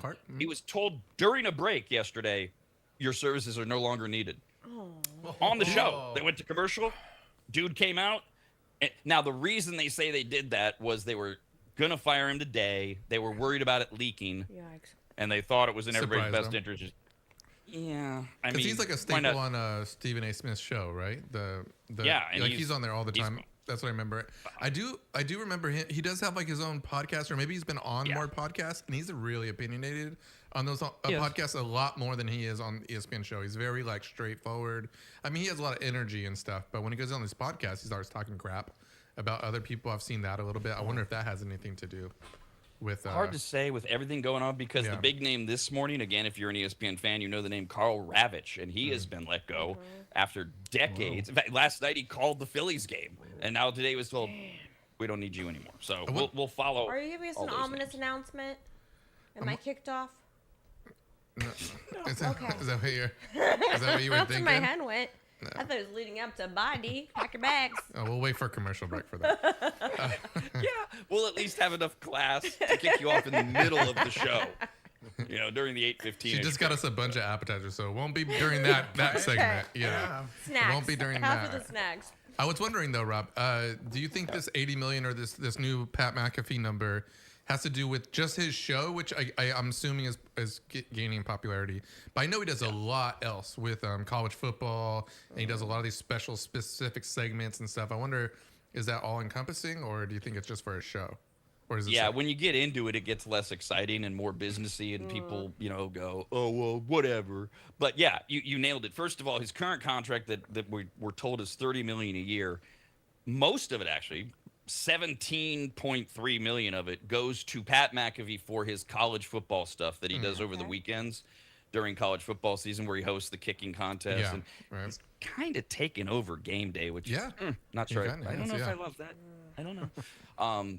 So the new deal, we're told, would be like in the 80 million range, and maybe that college number would go up to 25 million. Keep in mind also, McAfee runs his shows similar to the way we run ours. I ran it beforehand. He pays for everything. They're just paying him to then go out and pay everybody he sees on the show, pay for most of the equipment, not all of it, because he's already got the YouTube thing going. So Pat McAfee ain't missing a meal for the rest of his life or his great grandkids' life.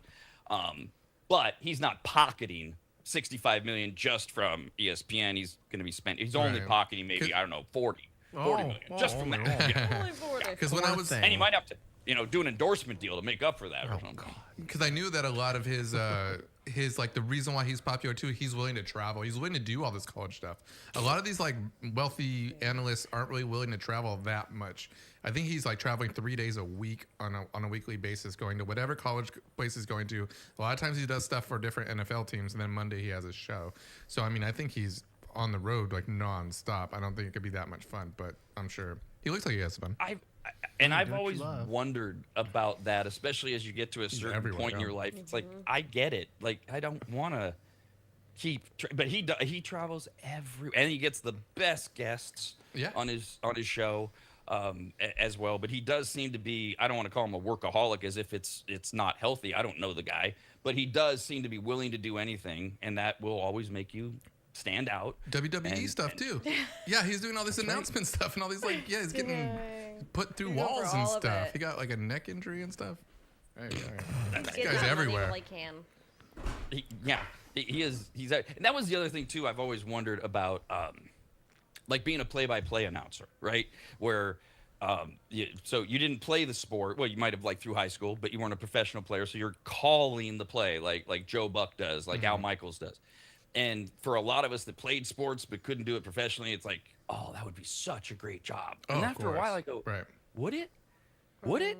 I mean, especially if you're like Al Michaels, Bob Costas, all the guys who get to the top, Tirico now, you're doing everything. You literally live out of hotels like 300 days a year, and you're scheduled. I mean, I know you're making tens of millions of dollars and all that, and you're announcing sports for a living, but I've always wondered, doesn't that at some point go, enough? You would think Al Michaels has to be towards the end of it, right? I mean, he has to be getting tired He's of 80. it. He's been, He's 82. And he's the one, he's been doing Olympic stuff since the 70s. He's been all around. I think he and Costas are doing it right in that they're only doing one thing now. Costas does MLB Network. Right? MLB, okay. And he does the Olympics, but he ain't hosting it like Tirico. Yeah. So it's an easier deal. And who's the other one you mentioned? Al Michaels. Al Michaels, he only does Thursday Night Football now for Amazon. That's a good spot for an 82-year-old guy. Yeah, it's still every week flying to a different city. I mean, I would enjoy that, but I mean, like you said, over 20 years, 30 years of doing it, is it a little? Well, it's probably going on 3 or 5, but he's used to. One's in high nothing. Right? Which is it? Right? Is it exactly that? Like, I can do this in my sleep, like we were talking about earlier from experience. I can fly on a Tuesday and come home on a Friday, or is it like, Jesus, I'm 82 and 18 weeks a year. I got to fly to Cincinnati and then Tennessee because they give us the worst games, and then I got to go to Arizona. I don't know. Which it is. But I always that also was always in that line of, could I work that much? Would I want to work that much? Would I want to travel that much, endlessly, and get to that point? And then you get to the point where you're that big. Would you still want to do it?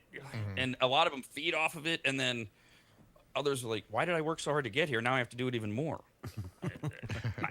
I've always wondered about that. Guys like Seacrest, just people that make it and then they have to keep doing it at this level.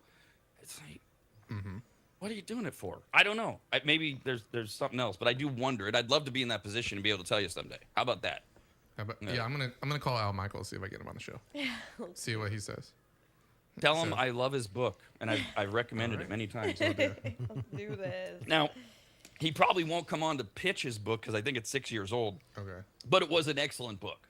But maybe lead with something else. Like, I don't know if he's got a charity or something. This doesn't matter. You're not going to do this anyways. You're not going to get out my house. I will. On our show. Okay, sure. I don't know if I'll get him on, but I'll reach out to him for sure. Let's see. Let's do it. I want to see his Let's start sending out to. There's a big difference in the promises. Yeah, it's easy to do the Kyle and send the email. Hey, I reached out, like to Taco Bell, and they just won't change their sauce. Yeah, I sent an email to Al Michaels at iCloud.com, but he did not respond. I don't know what to do. Oh, you didn't do it to Al.Michael. Oh, that's probably what it was. And he's old. He's right. probably got Yahoo. You probably want to check that out. Hotmail. Wait, which one's the worst one? So the oldest Yahoo, Hotmail, AOL. AOL's the oldest for sure. Okay, that's the worst. That's the most make funnable. For like, yeah, you're refusing to I have a change. Hotmail. If you have an AOL account, you are stuck in some kind of thing. I was like 10 or 11 when I got the Yahoo email, man. You could hear It's the still dial-up same in there. your sleep. In the background. Oh, yeah. Yeah, AOL. That's a classic. If you're still using dial-up, same thing. does that exist? No, I don't think so.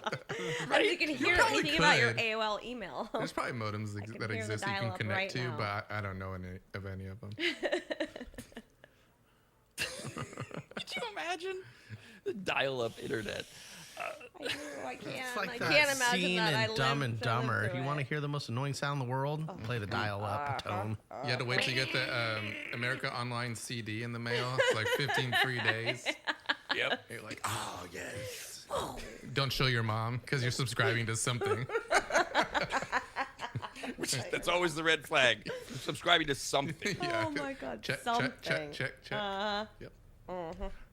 Have a great day. We're back tomorrow. Okay, that does it. Screw you guys, and I'm going home. Talking poo is where I draw the line. Go on and go home, you fat chicken. Bye, diddly eye. So long. See ya. Your first email? Adios. Very well. Yar. Bon voyage. So long. Bye, everybody. Wow. Sayonara, dude. My sister and I had a shared one, and we called it Buns of Steel 92. No, B-U-N-S. Buns I of like how you guys Steel. had to share an email. We did it for Neopets. We had a Neopets account. And don't think it hasn't been a little slice of heaven. Because it hasn't. I don't know what that is. Bless the United States. America's Rad